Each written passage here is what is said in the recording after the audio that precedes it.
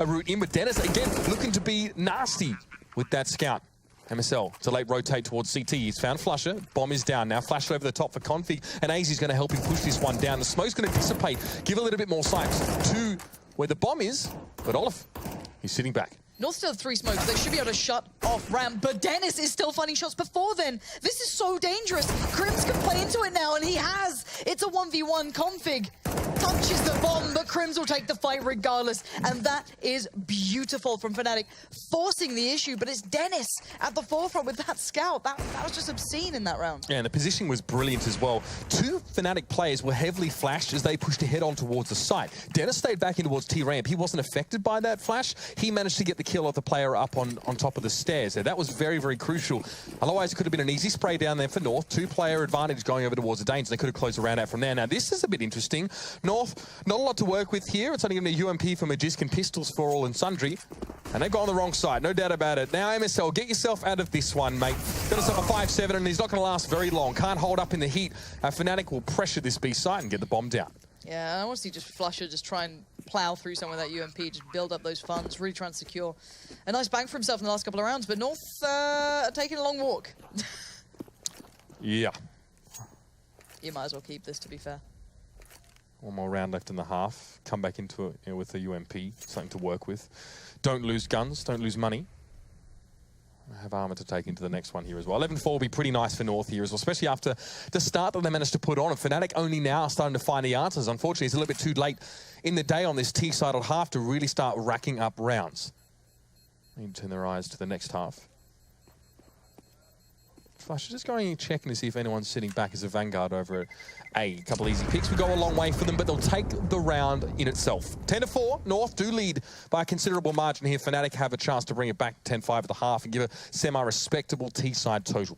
Yeah, it wouldn't be bad for them at all. You can't, after the start they had, getting 5 rounds at this point, perfectly fine. That's what you need. And they know you've got to know they're coming up against a North now that has really limited money. They've gone full force in on whatever they can get. Of course, it is the final round, but it's still not great. 2 scouts, UMPs, a deagle. It can work together, but Fnatic shouldn't lose out to this. Occasion be taking a lot of damage and gets really no info in mid either.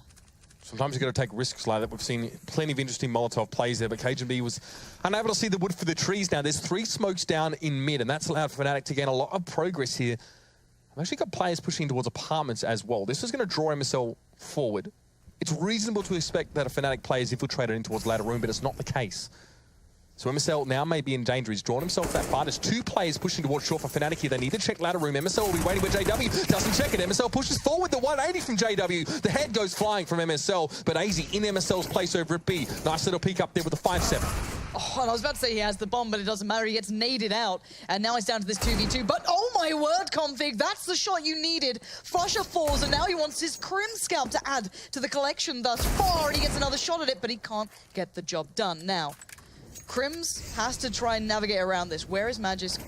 What's Config up to? And oh my. What? That was through the wall. He's tagged him so heavily, and I don't know if Config knows this now, but Crims is sweating bullets, and Magisk will put him out of his misery. And what a way to close out a pretty dominant first half for North. Starting off this matchup, they looked incredibly strong. Fnatic had a little bit of a resurge there towards the end, but still only 4 rounds. Yeah, a bit of a Dignitas throwback there as well from Config to finish things off. Whatever the aggressor, that player, it's 11-4 at the half for North now. We can go to a quick break, ladies and gentlemen, but when we return, we will see the conclusion of Mirage, our first map in this best-of-2 series between Fnatic and North. We'll see you in a sec.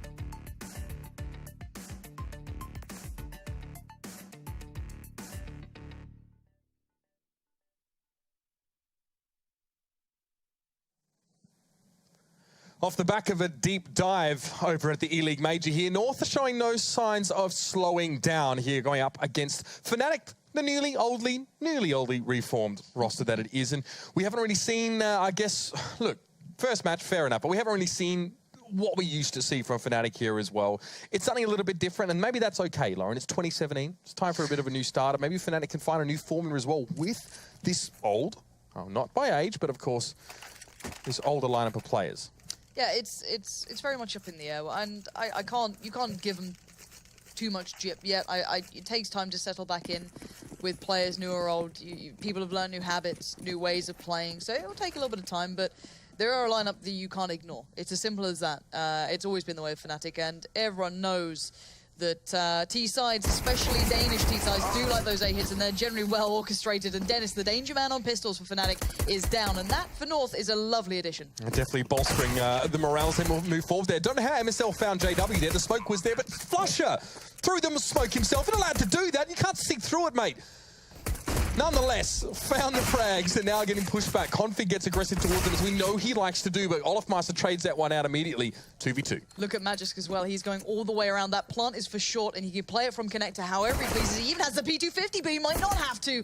AZ is putting up an outstanding fight already, buying time, and Crims knows the game plan from North, but that just might not matter at this point. He does have a kit, so there's still danger on board, but no bullets means no kill, and AZ reminds him of that. And some fancy footwork there from AZ as well. Strafe wasn't even there.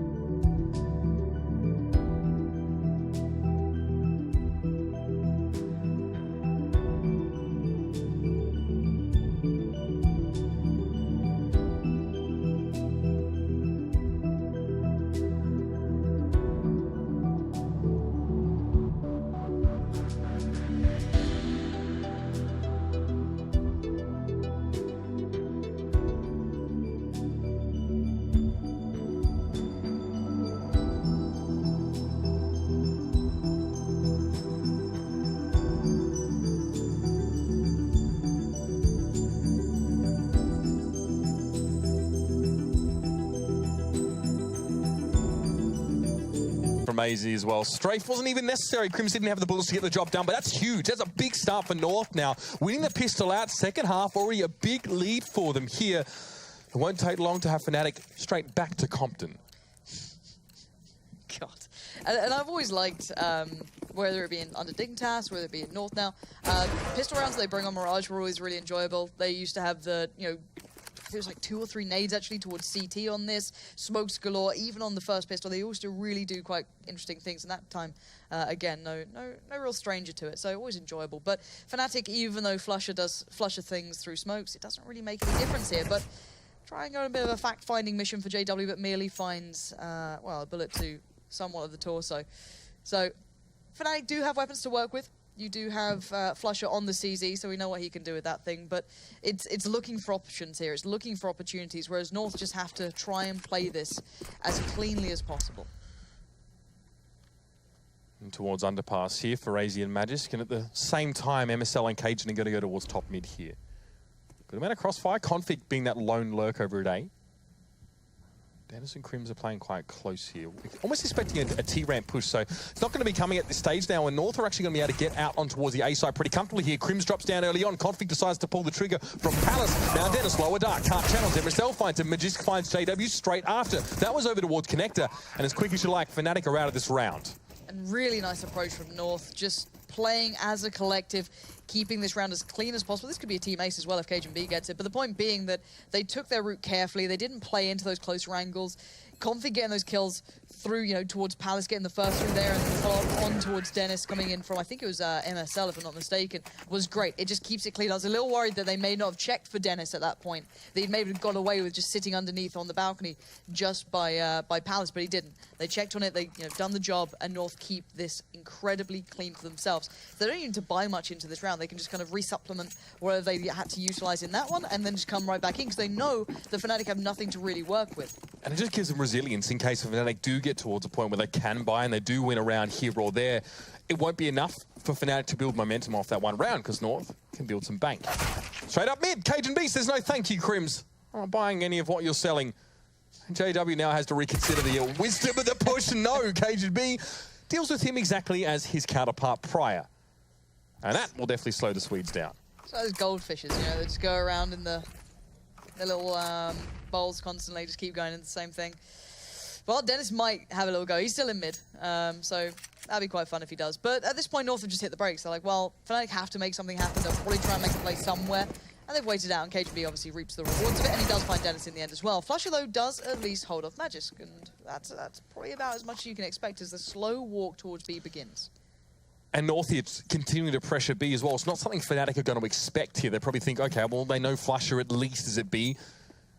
Reasonable to split, send Flusher over towards A. Leave Olofmeister to sort of flank around here. Now, he's looking for a gun, or someone hiding in the corner here. Maybe Cajun still goblining around the place, but won't be fighting. Now, Olofmeister only has a USP, no armor to speak of here, so this is definitely the weaker of, I guess, the two in terms of arsenal for Fnatic to send into this fight. Flusher now is going to know the bomb goes down. He's going to work his way in towards Kitchen, but North have so much time to establish incredibly strong positions. Cajun again, he's a turret. People just walk into his crosshairs. He doesn't have to go looking for the kills. They come to him.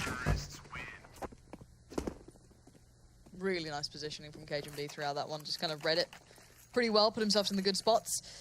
And now look at that money as well. Up to 7K on 2 after the reinvestments. They've still got a couple of UMPs here, but when you're on 14-4, you can do this, because even if you lose this round, you've still got so many to play off. And Fnatic, if they lose anyone here, you know, another couple of rounds, the game's over. You know, it's on to pretty much map 2 or game 2, however you want to call it. And now North can switch up the pace. They haven't had to give away too much here at this point. They've been leading in this one. They haven't had to really respond to anything Fnatic's put out. Now we might see a bit of a difference. Let's see what Fnatic can do. They've got the rifles at least, but such a limitation in every other aspect. No kits to be seen either, which is another big problem. So again, North have the upper hand. Well, let's see how they utilize it. Again, looks like they're going to pinch 2 players out of underpasses. They did 2 rounds ago.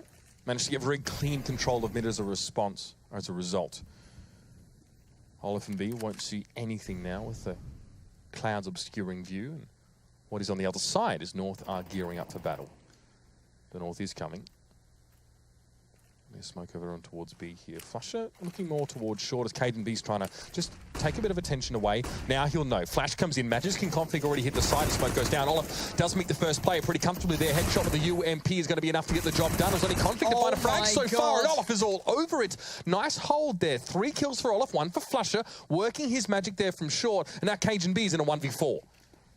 All right, Cajun, good luck. Olofmeister's just set the bar pretty high. You've got to go and beat that somehow, and I don't see it working out, especially with that start. But great stuff from Olofmeister. Just kind of cool, calm, and collected while all that mayhem was around him. He found the right positions to be, and he waited long enough as well. People were already out on the site. He let, I think it was Flusher take first contact there pretty much and just let him run with it, and then just came in at the perfect time, caught them off guard, came out from, it was just by the truck, but no one really checked on it. So perfectly done from him. Brilliant individual play, and that's kept them in this one. And that's the nature of that truck spot as well, Lauren. If you want to check it, you need to literally be on top of it. That's the problem. Can't always look for a Cajun. Great way to open the round up. Quick pick on towards Crims to start things off. Flash doesn't quite go where it was intended, but still, man advantage here for North. Yeah, a bit of a panic flash in case there was someone trying to chase him after that shot because of the deep molly. He couldn't back away, so looked a little panicked, but it's fine. It's done what he wanted to. He's got that first pick towards A, and it was a committed shot as well, going all the way up the ramp. But now, Fnatic have 4 players. You're on the CT side, and it's not fun. Cajun now as well. Moving to his position from a couple rounds ago, where he just managed to catch all of Fnatic walking into his net. Fnatic have tried a little bit of late round mid aggression if they're seeing that North aren't using it. Obviously a great way to flank around on towards any B pushes. Config again, not showing himself at Palace. Flusher is so screwed. Yeah, and we saw this earlier on as well. Two Fnatic players pushing this. This is double peak here, so Matt, there it is, okay. I was going to say, that could have been ugly. Yeah. They've got 2 players in underpass for that as well, so pretty hard to survive that. Such a nice pinch. You put pressure on Connector, you get someone like JW looking towards Connector, you push out Palace, and that's Config getting the frag. But Dennis is still in an interesting spot. Surely someone's going to keep... they're playing for sure anyway, but still, it's an angle that you don't maybe expect. Yeah, they really don't expect it, but I don't know how much this is going to make any odds. He's got 3 more players to deal with. He's got no kit on him either, and these guys still have smokes, still have mollies, and sadly he doesn't have his head anymore. Yeah, look, from my perspective there, he already lost his teammate there from over towards jungle, so very, very hard for, too much to be done there for Dennis. This was Olaf obviously earlier on here, so push on towards the side there. One player has to accept or trust his teammate to check truck, and then, the other has to push on towards the site. You can't just sort of wait and stack up. And if Olaf Master beats the truck player, it's going to take maybe 1 to 2 seconds before the site T player to realize that his teammate's gone down and respond. And North quickening the pace. Straight out mid, straight face, no messing around, not pulling any punches here. They're going to actually quicken up, if anything, really bring the game to Fnatic. Just remind them, guys, you've got 5 rounds, we've got 15. We're on the verge of picking this one up, and they certainly feel the pinch now. As Dennis tries to read the game plan, he's already pushing towards Palace over towards A, and you're seeing Olafmeister on B doing something similar. But on B, it's Magic to come out on top. Config's just stayed alive. Dennis didn't get the info he wanted, and now you're going to see Fnatic really being strained throughout the map. And that's one way to safeguard truck. Quick molly thrown down there. Magic taking his time, though. He's not pushing off the back of the utility he's used, hoping to draw some players across. Crims was angling towards B, but then thought better of it now and is staying towards mid. North of 1 minute and 5. A lot of time to work with here. Magic goes in towards underpass. So they're still using that double angle there. Dennis looking for Config. We'll find him there. That was the FAMAS push, and that's going to give his position away, though, and give North some time to get in. They don't really know where Crims is, but the flash is going to give it away, and MSL's going to come straight through. Dennis would have had to stand and deliver, but a little bit too much. And now Flusher, of course, with a CZ and Flusher, you never know what might happen. He's going to even be able to trade himself up to a UMP, but the bomb is down, and there's 3 players to deal with here for North. There's 1 in connector, 1 in T-ramp, and 1 close towards that A-site. Flusher, long-range stuff on the UMP. Took a while for Magis to realize he was there, but once he did, his shot rang true. And a very anemic performance from Fnatic on that particular map. And my fantasy team is completely screwed. Olafmeister, you've let me down. Lauren, not much to say there, really. Fnatic just haven't shown us much this game. Yeah, it's still early for Fnatic. It's still very early in the season. It's very early for them as a lineup. So we're going to have to wait and see what they can bring into the next map. All right, and before we get there as well, we're going to pass over towards the desk to put this game under the microscope. Thank you very much, Mitch and Lauren. Yes, is this what we expected? I think is the first question I'm going to be throwing over to Henry and Chad. Sure. Seeing Fnatic, of course, making 2 player changes, jumping into their first real official environment. Of course, we heard Zeus they were already fornicating with other teams, apparently, to summarize his tweet. Good. However, we are seeing this kind of fall flat versus North with that easy at the helm. It's kind of as I left it before we kind of finished the analyst section up. You could feel like North are going to be a lot more comfortable coming into this one. It's a lineup they've played with before at big events as well. AZ coming into this, he fits in very nicely indeed. He saw him taking over Rubino's spot, but pretty comfortable throughout, and just business as usual for them on the CT side of Mirage. On the other side, though, Fnatic, pretty much a similar story to what the demise of this team led to. They looked like they were relying very heavily on individual plays, winning a lot of ecos, not really bringing too much in terms of a tactical game there, and that's going to lose you big games like this against teams like North, who are just going to lock you down, be dynamic, shut things down in terms of setting things up towards middle, aggressive everywhere. And one thing as well I wanted to point out, MSL with a big game. I called him out for not being as good as Glaive, and he actually had a very good performance. He must have heard you. He was very aggressive at the B apartments. Caught out JW that 1 round, pushed for information, killed someone from underpass. He did good work, and he's making a lot of frags that you wouldn't normally expect him to. So good form for him, maybe more confident in the team. That's good to see. I do want to rehash something you just hinted at there, Henry, regarding Fnatic actually winning more rounds on Force or Eco rounds than they were with weapons. Now, what does that mean from the player's perspective of you first, Chad? When that's happening, I mean, that doesn't make any sense, like in a logical way, right? You have less equipment, less means to succeed, and yet you find more of it. You are playing CSGO, though. Okay, so on the T side, they won 4 rounds, 2 of which were mixed buys. Right. So they have lower money, obviously, and they're buying weaker utility and weaker weaponry. You aren't as scared when you have stuff like that. You're willing to take more risks. You're willing to run through smokes or maybe jump and try and do something a bit silly, and it tends to pay off because, it is CSGO. And when you play the game like that, you can catch the CTs off guard because you're not playing conventional. You know, when they have the rifles and they're doing the normal things, they're just going to be, there's only so many decisions you can make with a rifle. When you have like a Tech 9 or something, you can basically play all the play styles, right? You know, and we saw that the rounds that they won, they came down. They were still pretty close rounds. You know, there was a round where MSL had a smoke. He could have smoked the bomb. I think in most situations when you're retaking a site and you don't know where the T's are, smoke the bomb to draw them out. He didn't do that. They managed to lose. Yeah, they lost that one. It's just a different mentality when you have lower weaponry. Yeah, and it somehow leads to success. I mean, this isn't always the case, but it does seem that Fnatic and XXX Envy both fell into that category where it somehow works. Yeah, I don't know. This is really early days for Fnatic. We have to remember that. We can't expect too much. The lineup's just been announced. They've probably had a little bit of practice time here. We have to remember CSGO is such a difficult game right now in terms of the map pool. 7 maps coming in. Obviously, Inferno's being chucked into the mix next week as well. They've got to focus on what they're going to be trying to play. It's really difficult to actually, even though this has been a team that's been together before, just coming back in, the meta's shifted since 6 months ago. The game's being played differently. They have to readdress everything. Right now, I think they must be going with the fundamentals once again. Flusher in game leading, he must be trying to go back to the basics. And a team like North, very methodical, very good at working map control, and actually MSL as well. I'm actually a big fan of his. The way he approaches CT halves especially, I think he's got a very good observational eye of how he actually approaches each round and what the other team will be thinking he's going to be presenting, and he changes things up quite nicely. I mean, there's no doubt that currently if you did have like a kind of a visualization of the in-game leadership and it's a game of chess, MSL is wiping the floor with Flusher. There's no doubt about it. There's a whole lot more to work with there. I think with the meta shift that Henry's talking about, before you used to just do default strategies, right? And you'd be able to send all your pieces across the board and do what they needed to do on the T side and get map territory. And then after a certain period of time, start working together. Now what you're seeing is teams doing a lot more pack rolling stuff. You know, you're doing a lot of 3-2s or 4-1 stuff, where you're taking a lot of, like, taking one part of the map with your majority of your numbers, because CTs now, when you do a default, if you as CTs know that that's the strat they go to, you just kind of mob them, take out the members there, and then the rest of their round is kind of screwed, right? So you're playing a lot more, like Virtus Pro are an example who like to do like a 4-1 on A on Cobble. You know, they like to walk 4 in an area where you wouldn't normally expect 4 people to be needed. And once they make that frag, the world's their oyster. Yeah, I mean, it's a constantly evolving meta. That's the beauty of the game that we love. Indeed, Counter-Strike will be played after our break. In fact, before we take it, Overpass is coming up next, and we had a tweet from JW. Now, this is a quick insight into how he's feeling. He says, it felt nothing went our way, and everything went theirs. They play better. We won't happen 2 maps in a row. See you on Olof Pass. GG. More banter. It's good. Yeah, I like that. This is great. I love these little highlights. You get to see an insight into those players. He said it's not going to happen again. Chad says it will. You only find out if you come and join us after the break. We'll take a quick one. When we come back, we'll see if Olof Pass goes the way of Olofmeister and his bunch of merry men, or if we'll see more success from the Danes. Join us then.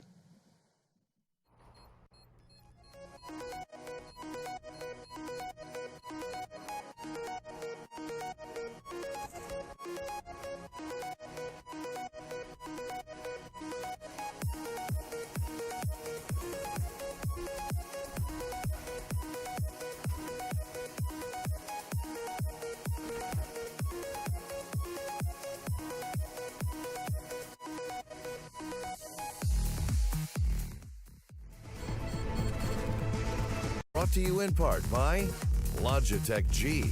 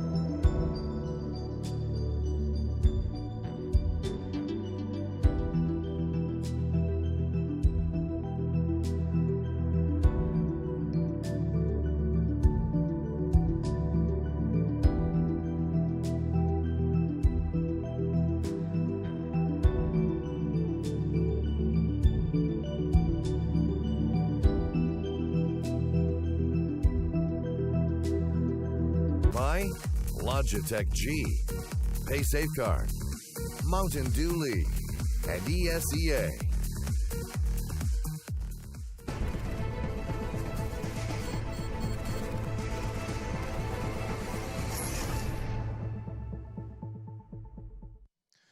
It has been a rather rough ride for new roster Fnatic. I say new roster, I should highlight new look Fnatic as 2 new names, or old new look. Old new names. I already made that one. Isn't this getting this is getting a bit silly now? But basically, the Swedish Shuffle has completely reverted, and Fnatic are back amongst with their regular 5. I say regular 5, of course. The only deviation you may be expecting is Pronex for that of Dennis. Well, Swedes are confusing. Swedes are confusing. Okay. Yes, but what we're saying here is that we are getting to see JW battling back alongside his brethren, as well as Mr. Flusher joining in. Flusher. It's actually meant to be Flusher. Is it actually? Yeah.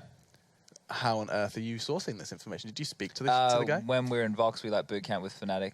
And it was like, it's Flusher. Yeah, but he doesn't care that it's Flusher now, but in Sweden, it's meant to be Flusher.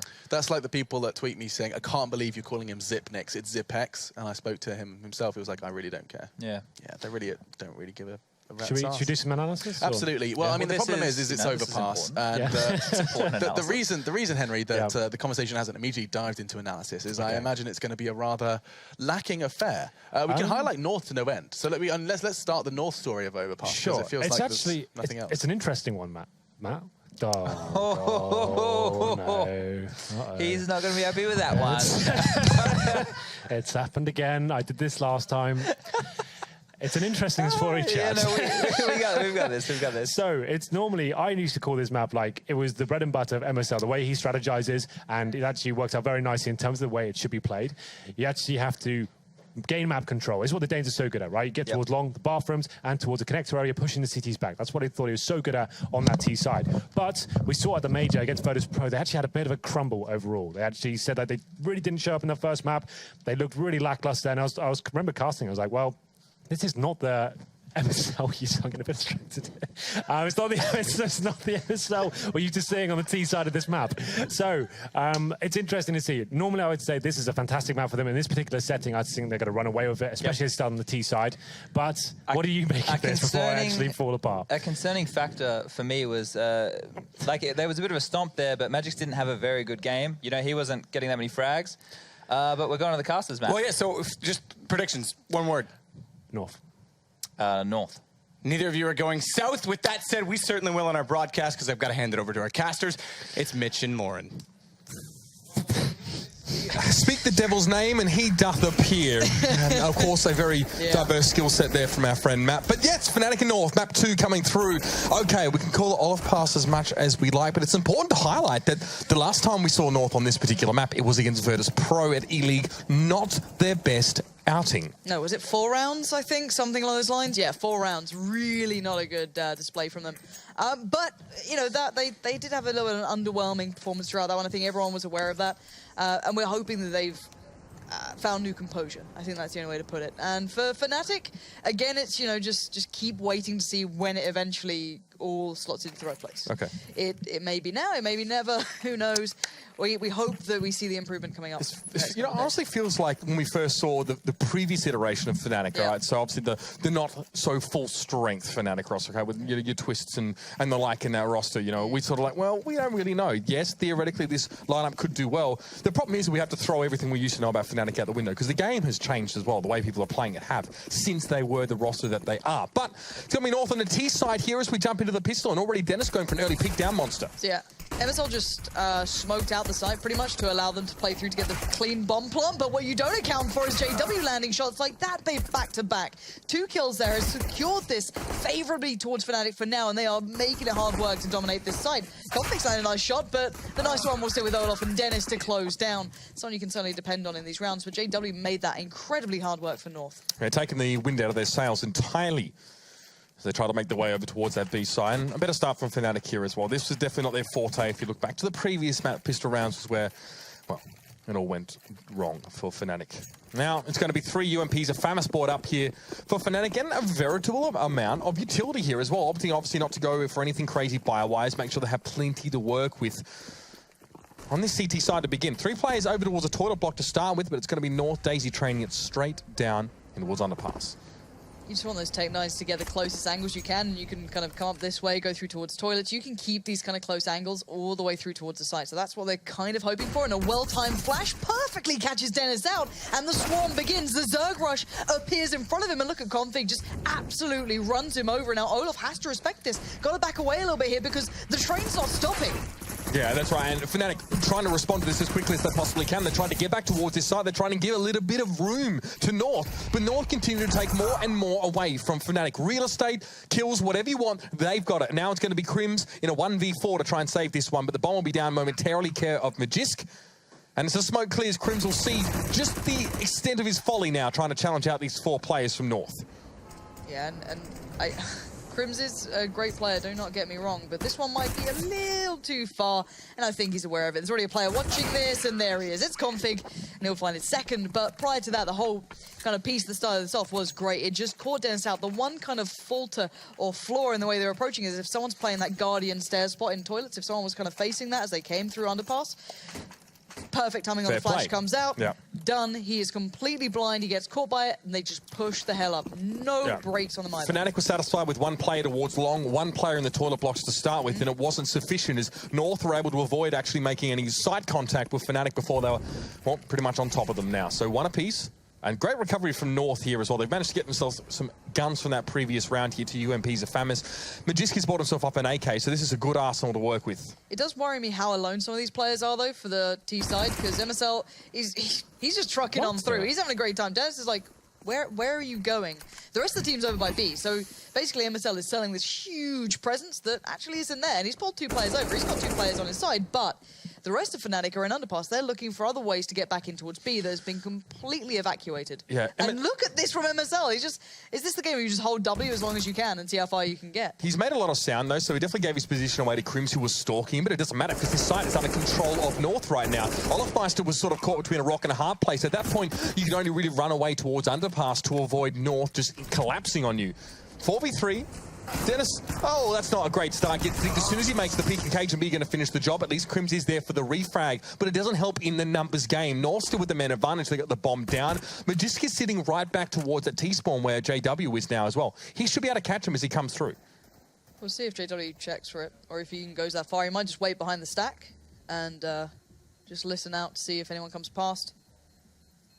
Don't know if they're going to exit that far. Magisk might need to be careful. They actually might do this. So he's got a bit of a chance here. I'm imagining they're going to check it.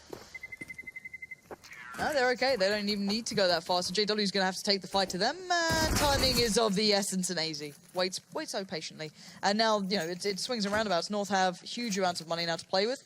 They know that Fnatic have pretty much sod all. Crims did get the UMP, at least with the armor still, to support it. But so little to be done with this. It's what happens when you win an anti-eco with so many men alive, right? That previous round, North bought a Tech 9 and an AK. That was it. So great opportunities for them to buffer their economy, which is so important right now at such an early stage, and on the T side here of Overpass as well.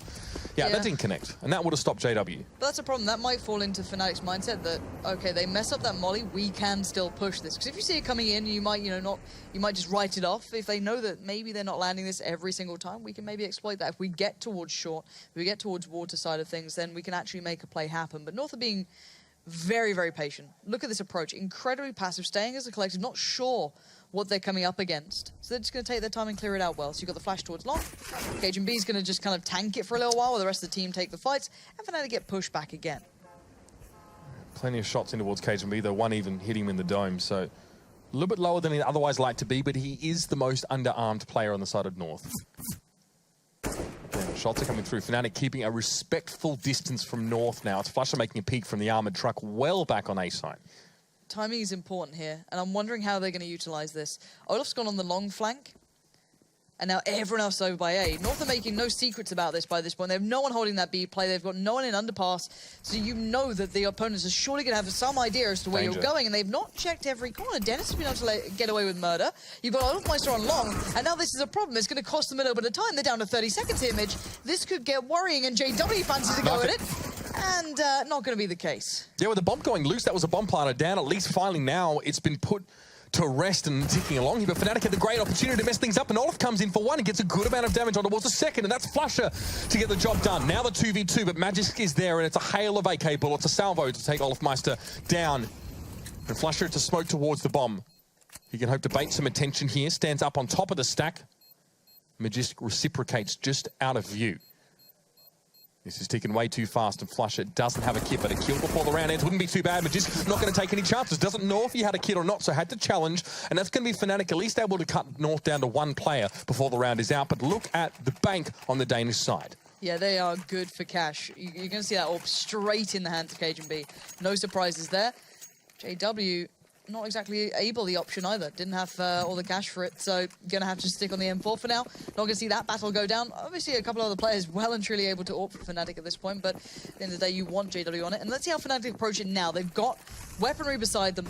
And we've got Dennis going straight towards underpass. You've got Flusher to support him from toilet, so he knows he can at least back away for now. But now he's going to be isolated. If Flusher falls back, he'll be very much alone. But still, at the moment, North, again, not taking any risks. No gambles here, really. You've got Config holding the push out by Monster. Over on that side of things, you've got Cajunby and AZ.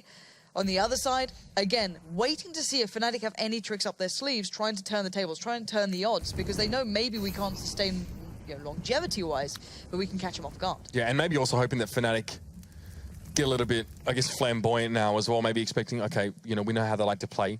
That aggression. Players like JW will always go for these audacious peaks. So we sit back, we give them a lot of space towards playground. Obviously, this boost here is allow Flusher to see straight into both angles, of course, coming out of underpass and into toilet block. Sees MSL come across. It's not enough to get the shot. And MSL, tough one to challenge there. He can't see much of Flusher's dome, and now he's forced to back away anyway by the Molotov. But you can see the bombs already heading over towards B. Spotting out those two players on the boost might have been a signifier they wanted to see. I don't know what they're reading into this just yet. And there's time of plenty. They've got so much utility still on board, and they don't yet have a pick. So maybe just trying to find something out here. JW better be ready for what's coming his way if they do commit towards this. MSL was trying to keep people from Fnatic towards the middle of the map. It hasn't really worked out, though. There's 3 players in attendance here at the B site for Fnatic. And JW unperturbed so far by the flames in front of him. Nade, the timing was good, but Crims is even better. Gets a quick double, and now Config, hardly any health left, and it's an easy job for JW to pick up, and now Magisk has to just walk, stand and deliver, but it's all but over there. Crims, very nicely done. The timing was definitely on his side, but Fnatic had 3 players over at B. They had the men to work with. Yeah, from start to finish, it looked as though Fnatic had a really nice read. The boost then gave them the information. Magisk not able to go any further. Kind of just tucked in after that molly. No one played up. I think they only left... I think it was only Flusher really was left towards and MSL stayed mid after the Molotov to try and keep them there or to try and bring some people back away from B, but it wasn't going to happen. Fnatic were adamant. Yeah, North running out of a couple of options at that point, kind of just forced to try and make something happen. And JW this time playing again through towards water, just going to try and make a play happen through short. Why not try and get an early position? Maybe watch some of the angles. He's got the smoke there for a couple more seconds, but by the time that dissipates, you've got someone like Config kind of waiting in the wings to go. You can see the battle's about to go down, and AZ's getting so much room to work with. MSL took this route before. Insane. And now Magisk just gets the drop on JW. That's a shame. Maybe hoping there's going to be a bit of a better angle they held between the two of them with Crims, but it's not to be the case. Now AZ can secure this side. The problem being, it was Flusher, but he predicted him. But I don't think the prediction's enough at this point. There's 4 players for North, but where does MSL take them toward? And that's a lot of information that AZ managed to gain there as well. A lighter presence, very much a deeper hole for Fnatic over on the A site. Less players, perhaps at B. And now that's what North perhaps want to even test. Olaf drops down in towards Pit. Not sure if he's going to receive a push from Monster yet or not. And North are taking their time on this one. They're bringing the bomb. MSL's joining the rest of the team.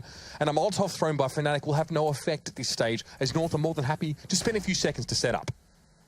Yeah, time's going to be a problem, though. You've got 40 seconds. Any kind of hiccup in that hit that you're about to plan is going to pretty much thwart the whole thing. And it's Monster that's going to be the main point of this position. And now Olaf is going to take the peak, but it's Cajunby who waits, and he gets the shot first. Now, Crims has to respect this, has to back away and hope that Flusher can help him out here. And Flusher is en route. With the bomb going down, there's limited options, and Crims takes the fight that he can't win.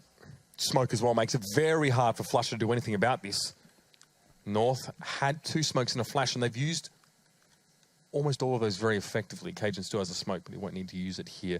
And look, pushing out a Monster, both angles were covered there by North. They had the players to give them the most robust approach. If there was a player holding close right, like JW was earlier on, he would have been down. It was actually a player left this time. Again, all covered. There was no utility from Fnatic. They couldn't get the timing cadence from North on that push to really do anything about it. Yeah, so far as well, Magisk is having a great game. His ADR's pretty high as well. He's going to be hitting up there pretty heavy, so above a kill a round at this point, kind of a kill and a half, if you want to look at it that way. So he's certainly doing well for himself. We'll see if that keeps up at this point. Again, this round should be a nice bit of farming for them. Where's this play? Where's that going to go from Config? He gets the molly this time around. No early push for JW. Flusher going deep. Now, this is kind of what North were waiting for in the prior round, or 2 rounds ago when they were sat just like this inside playground. Flusher has heard nothing, though, and there's no real reason for him to suspect anyone close. It's not uncommon to have an AWP player in playground for a while as well. Flusher is the only player at A, or over on the upper levels here, for Fnatic right now. Yeah, if you go towards water at this point, there's a lot of eyes on you. You've got JW, Olaf, and Krim. So North do like to fall back to B. We've seen that actually quite regularly, and now they're going to be encouraged, if anything, to do so. AZ falls, and that might quicken the pace that they're going to try and hit this site with, but it's going to be tricky. There's no one pushing up on short, and you've got 2 players there, if not more for Fnatic, and 1 on the flank. This could be huge, and North could be in trouble. There's not much weaponry with Fnatic, that's the one thing, but they can still make a good fight of it, and Krims is going to do just that. Gets the tag on 1 as well, so follows up nicely and leaves it in this 2v2. And JW, you know you're going to do it. You know you're going to do it. It was Config. He could have gone for that knife. That would have been so beautiful juicy. Irony. Oh, it would have been so juicy. It's a 1v2 situation. Magisk, though, now things falling apart for North in this round. 1 player in upper, and JW just on the other side. Magisk not able to get it done. And JW, sure, doesn't collect his 1,500 from the backstab, but collects the round. I just would have been so good, though, really. Like, humble pie to the max, served up from the man himself. Not to be. We can move on. No, it's 7 rounds in, 3-4 North. Marginal lead. Yeah, but North playing this kind of like really hyper-passive game at times and then slowly working their way in towards the site. Give up so much map control as well. We were seeing, obviously, Fnatic abusing that. You saw, you know, the push around, everyone on the flank reading the gameplay very early. A preemptive smoke there towards Monster as well coming through. So now a quick hit from North going to respond in kind, I guess, to Fnatic now. So they're going to have to deal with the pressure, but they don't expect the boost. JW gets a peek above, finds Config, and now the others start to fall. This is a problem. They got the bomb plant, but they can't contest this. And Olafmeister is controlling so well from upper now, and North are out of this round, essentially. Well, they've got a Mac 10 and a Tech 9. That's about it. So, with the bomb being down, North collect themselves a little bit of a sum, bit of a consolation, as it were. But for Magisk, who's going to be go to jail or do not collect 200. Or will it be? He pushes on the other side, gets 2. Not quite the 3rd, but close. Up close, that Mac 10 definitely doing a lot of damage. And now, Cbble, not nearly as lucky. None of his shots connecting, and that defuse will be coming through here from Fnatic. A moment, perhaps, just a glimpse, but Magisk was not able to convert. Watching Olafmeister play this map is always an enjoyable one. Boost or not, it doesn't matter. He's always just so crisp on that B side. Gets a little closer before falls the scoreline. This is nice from Fnatic. Good recovery. Money's decent. Now got the double up as well. Dennis sitting on that one and JW on the other. I'm not sure if they any have better spawns than each other. So JW is going to take it over towards B. You've got Dennis going towards long. So let's see what North have in store. They have so little to play with. 1 smoke on Magisk this time. No flashes to set up the play. This might be just try and go down long because they know there's been a weakness before. They've had AZ running and you've had MSL running it. Now there's someone watching it but doesn't land the shot. So now Dennis gets, you know, a second bite of the cherry. He doesn't hang around too long because he knows Flush is going to be here to clean up. Or will he? Cbble just barrels straight forward and able to pick that one up relatively comfortably. Now smoke in the way for Dennis. And a boost up for Cbble with his newly minted M4. Nothing to be found from the spam there, and Fnatic start to just group up a little bit on towards A. JW finds Config here as well. North obviously very lightly armoured. In fact, pretty much not at all with the exception of Magisk. I don't think they can rotate faster than Fnatic right now, but it's still a nice idea. If they can buy a little bit of time for those 3 players who are up on A, maybe they can possibly overwhelm Krims, but Krims is good at these sort of things. He was known for kind of being able to hold solo sites, and he's very much alone here. This is certainly not a solo site, but this is the type of player you'd want in it. Let's see if he gets, I guess, overconfident, over peaks. It's about timing now and how he reads this one out. If you're Fnatic, you're starting to wonder what's going on here, and he certainly does. He takes a bit of a wide step out by Monster, and this is going to surely be a plant. Depends on the timing now. 30 seconds left. Cbble does have the M4 still, but crossing towards the site is not going to be easy when there's still 2 orbs up for play.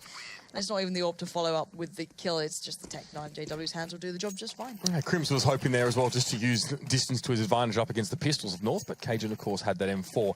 Still, not going to be enough. North able to inflict a little bit of damage there, maybe leave a scratch on Fnatic, but they are in the lead now. They maintain the double AWP setup as well. North coming in with 1 here for Cajun B. And we'll see if they want to speed things up a little bit here, or just they just try and play for picks, because they have been, you know, a slow roll into a build-up, into an attempt at taking sight so far, and not always working out the way they'd like. That's certainly not the start you'd want That either. hurts. Cajun on 67, but this time North keeping map presence, but it still doesn't work out. Flush has found one. He's going to follow up comfortably. MSL gets punished for that. And well, at this point, North are being shredded here, and it must be frustrating as Flush is going to close down, does not back away, does not step off from peeking out towards Party, and he's certainly having one. He shouldn't win that as well. If Flush is already backing off, he's backpedaling there as well, and then just plants his feet when he sees MSL go for it there. Realistically, MSL, you'd think, would be in a perfect position to get that refrag, but it was not to be. And MSL had an excellent first map of the night. Just a reminder as well, Fnatic now have strung 4 rounds together. They really are getting to the swing of things here. The start off was good for North. You know, once they turned that second round, that was the interesting factor, but now it's getting a little bit tougher, and these flashes coming in, the mollies are good for North, but it doesn't matter. They're not getting the frags, they're not getting to the site. Fnatic fall back well, they read the plan well, and they hit the shots even better. Crims and Olofmeister, the deadly duo, never really want to push into them in on any map in any situation, and well, this situation, no exception, I suppose. And credit to Crims there as well. Molotov was thrown pretty much straight at his feet while he was at barrels and hung around at least for that first frag. Took a appreciable chunk of damage, but knew his limits and knew when to back away, and let Olofmeister do the rest. All right, what's the game plan, MSL? How are you going to get around this one? Because it looks like they hit a bit of a wall for the last couple of them, when they've had money at least. I want to see how they get around. Now they've got money, now they've got the AWP on Cbble. How are you going to try and get this one sorted? Dennis going for a bit of a different approach here. Last time he was playing long on the AWP as well. See if he wants to actually take the fight here. He's now in a bit of a predicament. He can't comfortably back away. They could be close. He's not too sure. He's going to have to take a bit of a gamble either way he goes about this. And he does want to take the fight, and he wins it. Great stuff for him, and now he can try and readjust. You've got JW doing the same. We talk about aggressive AWPing generally from one player, let alone 2 now. And that's not even that aggressive by JW standards there as well. You see he's been trying to rush towards Monster, you know, or sort of in towards Canals most rounds. Sometimes North have got a Molotov there for him to catch him on his way through. This time he either waited or there wasn't one there. Either way, didn't get the kill from it. But the stacking towards long here, Fnatic trying to get a positive trade, but no. It's a 2 for 2. Flusher getting 2, but North had the players there to respond, and Cajun will step forward and scoop the bomb up. Now let's see how far Config can get. If he can maybe secure somewhere on B, this is great. But the problem is that Crims is still here. He does not want to let this go because there's still a chance this could happen.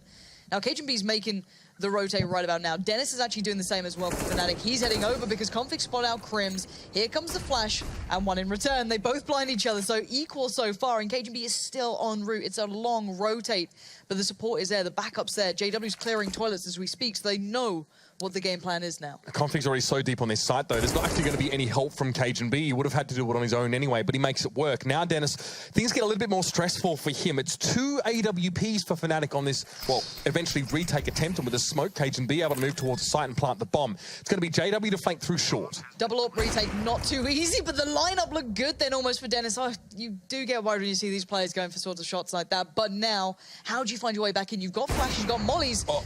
But still, the angle works for Cajun. The tag comes through. This is so tight. This is a ridiculous situation. Config's the most mobile of them all at this point, and Dennis slowly creeps his way in. He can't get the shot in time, and now it's JW in the 1v2.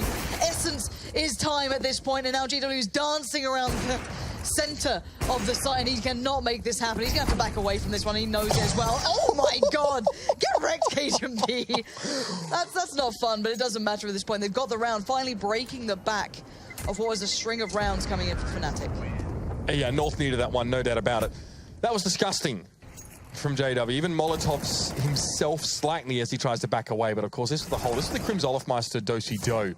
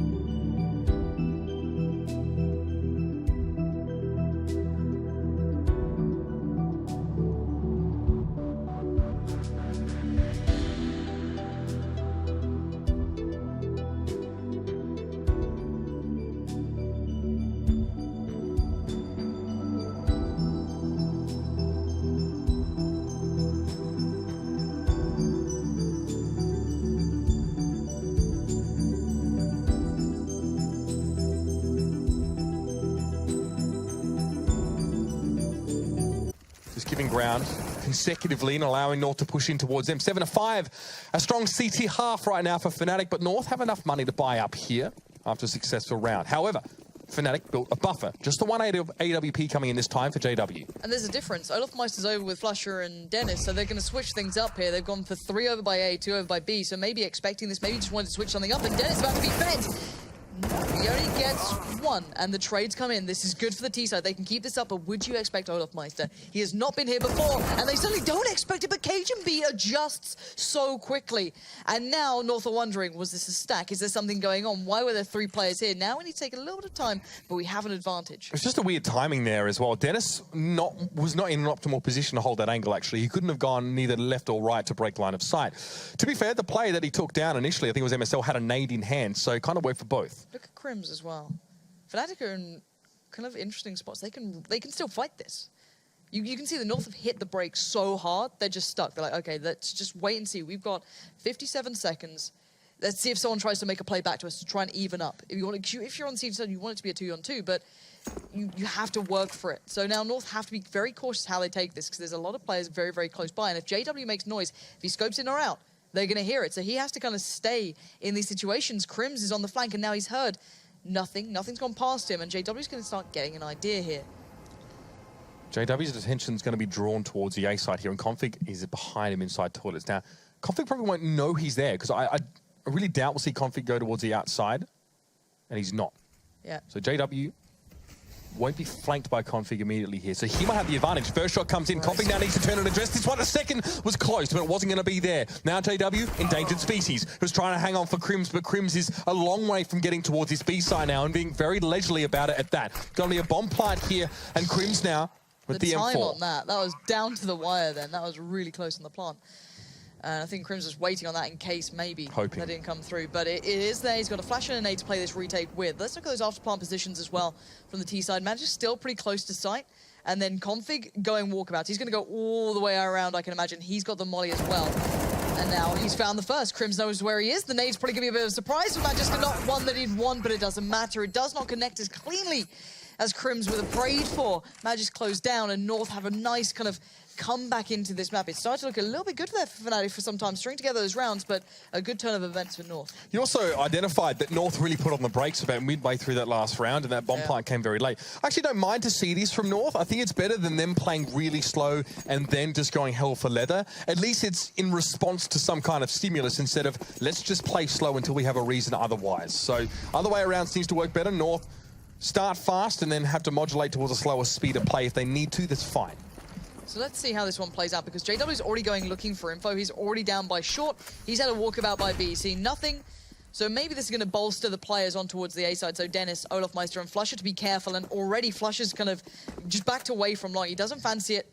And he's going to hear these steps. He's going to hear everything here. Dennis has been overwhelmed. So now he is in the last protocol. You still got Olofmeister on the flank, but he's the only one on the site. And this is a problem. If Flusher can't slow them down, do damage, do something, which he's doing now, may I add, there could be trouble afoot. Olofmeister's been found. The nade goes out. The Flusher, 2 big kills. And it allows time for Crims to come around and get the kill in the back, leaving Config in what is going to be an incredibly tough 1v2. I stayed alive so long at Optimus there, Flusher, and getting 3 kills as well. It's pretty much a round win in itself. North spent so much time corralled just outside of toilets, not being allowed to enter the site purely because of the presence of one player at truck.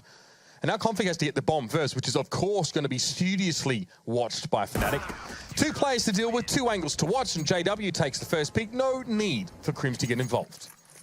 Flusher then, you know, what a play. He buys the time. That's the thing that's so important about that. Is 15, 20 seconds was there. And you could see them kind of halting. They couldn't get past it at this point. You can't get a safe plant. You still deal with the players in the background. He gets mollied out, pushed out, still gets the nade. Config found Olofmeister in the meantime. He was doing that in the background, but that little lineup there cost them so much time. And because North had all made their way through from long, Flusher knew where to stand. He knew he could position himself behind the Optimus and knew that that was the only sight line they had until they crossed. And North going back to something that worked for them before when Dennis got called out by all those flashes. Something very, very similar just came in. And North loved this quick hit. This was, just keep going, keep going, keep going, keep going.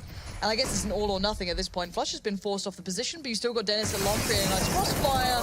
But nice. Flush has been overwhelmed. This is a nice hit. It's just so hard to handle with 5 players literally just running at you. And again, and this is the kind of map where you can get very, very close to the enemy team without them getting information, right? That's what North want to do. Now, this aggression North are known for, is it going to pay off here? Well, the Tech9 seem to be definitely leaving their mark, but it's a 3v3. JW who's so close through the smoke, and Magisk, no indication, no need to fire through it there. It was lucky. It was a wall bang or a smoke bang from JW, and he hangs around a little bit too long. Now, Fnatic only coming from one particular angle. They try and spill on towards the side as quick as they can. Crims across Optimus, and Magisk is there to receive him again. Tech9 gets the job done. Olaf just presents his head, and Magisk is more than happy to take it off. 8-7 at the half here. Fnatic lead by 1. Do you know what? It is way more competitive than the first map. I'll give them that. JW's words holding true for now, but whether that keeps up into the second half, we're going to find out. Well, we'll be back in a sec, ladies and gentlemen. A quick break for the half, and then our final half of the night, our second half of this map, Fnatic versus North. North already 1 map up. Let's see how this all finishes.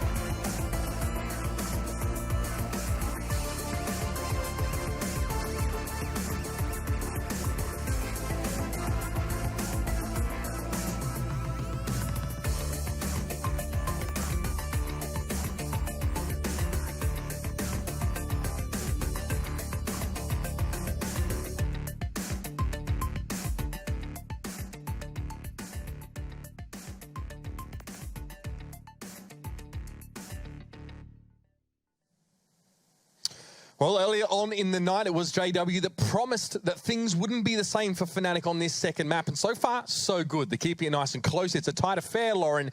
And at the half, Fnatic lead by 1 round here on Overpass.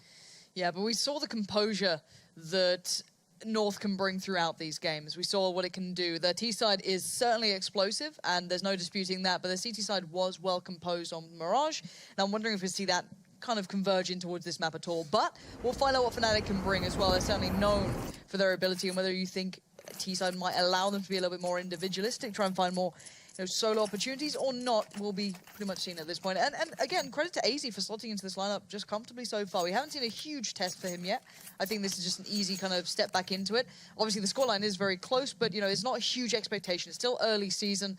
There's still a lot of games to be played. So for North, good game so far from them. We've got to see if they can really solidify this scoreline and take it back into their favor. For Fnatic, this has still been a very good game. And absolutely, and a good opportunity now for them to sort of do Fnatic things. And, I don't want to just throw that away as a line, but get aggressive, play on their own a little bit. But North, ESL and Config have heard all of this. They've heard everyone's steps then.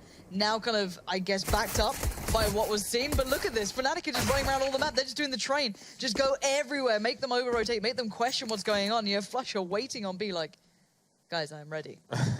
Return to me. I'd be so confused if I was North right now. This is matchmaking. This is what Chad said before, actually. He said it's really, really hard to analyze a Fnatic game because it doesn't actually make sense in terms of your standard CSGO principles. They just kind of run around and frag, and AZ's trying to reciprocate, but this is Fnatic we're talking about here. This is the team that sort of invented this kind of play, but it's a 2v2. Config, nice little catch to the head of Dennis. He falls. It's now Crims v Config in a 1v1, and Crims has got himself a USP and has opted to go for the other side. Now, Config's got to make up his mind. Is Crims playing a long game here? No, I've just heard him run. Okay, off I go. Right, time to try and play this one out. Crims is going to go for the plant by Optimus. Perfectly fine. It's, I guess, a safe one. It gives him a nicer position in the after plant, possibly. And it gives him this angle to wait for. And Config won't expectably adjust well. And now Config's HP is still slightly better off here. And especially now, Crims down to 7. And an easy cleanup in the end for Config. But a pressure situation nonetheless. But Fnatic doing the train around the map. Yeah, and getting them, getting some decent mileage, to be fair, with that one. Config actually expected that bomb not to be planted on Optimus at all. He checked, he was actually, that's dangerous because he checks boxes so confidently that he exposed himself to Optimus. If you were going to play that sort of 50-50 and say it could be either, you wouldn't pick that way. You would never do it. Yeah. So interesting there as well, and almost cost him, but USPs can be a capricious weapon at times. And well, it works out for North. They get themselves the pistol on this CT side to get it rolling. Double FAMAS here. MP7's in the mix, and an M4 for Config. All right, Fnatic, how much damage are you going to do? You've got Deagles, you've got P2 Swifties. I'm not sure. Swifty 5. Man, yeah. That's not about, that's childhood stuff now. Yeah, I feel old, man. I feel old. I am old, what am I saying? The point is, though, so far not a great beginning. The SMG already in the hands of MSL, claiming one person, that being Crims. And Fnatic, you know, you're just hoping people feed into it, hoping people walk into you, get a little bit complacent. And just try and, you know, pretty much feed. That's it. You don't want to lose these guns at this point if you're on the CT side. You do have, what, 3 rifles up and a lack of UMPs. Yeah, they're up for the MP7s and the FAMASs instead, which has been interesting. A lot of teams have really got on that UMP train saying, hey, yeah, we understand that obviously, you know, sometimes at range and the spread, but the penetration can give us so much and can do a heck of a lot of damage at medium to longer range. Still, it's going to be JW. Speaking of long range. JW, what is that? Yeah, we're back. Yeah, Cbble just crouch peek the Eagles, please. Do more of this. It'll make me really happy. But Manchester's holding on for now, and yeah, he's found 2 kills, which is really good. He knows where the bomb is as well now. Dennis, you know, it's like the Jaws music, just slowly building up a long. Not going to happen, though. Always get a little worried when it's Dennis with a pistol, no matter what it is. I wonder if it gets to him as well. You know, he knows that everyone expects him to perform on pistols and, you know, the pressure. I don't know. Still. Quite a name to live up to. When people call you Pistol God every time you got one in your hand, you're like, well, better keep the fans happy. Not this time, at least. So if Nico can do it. Oh, God. That was nuts. Remember that one on Mirage last season? Oh, absolutely disgraceful. Point being, though, North are stuck on the SMGs. So what are you going to do with them, boys? You've got AZ and MSL sticking on the old SMGs and maybe just going to go running about. Let's have a little look. AZ's already taken himself down towards shore. That's gone well. As JW's found him in an instant, having none of that. And it's a very stark buy, I guess, for Fnatic. They don't have a great deal to fall back on. No smokes and 1 flash. That's it. So they are looking for these fights. Yeah, the return on investment for the MP7 buys sort of remains to be seen here. Matchday, though, gets a peek on towards JW now. Cajun doesn't have to reveal himself for Fnatic to know he's there because you can't boost without another player. So KGB knows he's going to be in immediate danger now. Left and right, he's looking. Unfortunately, checks the wrong direction and Flusher is able to hit him in the blind spot.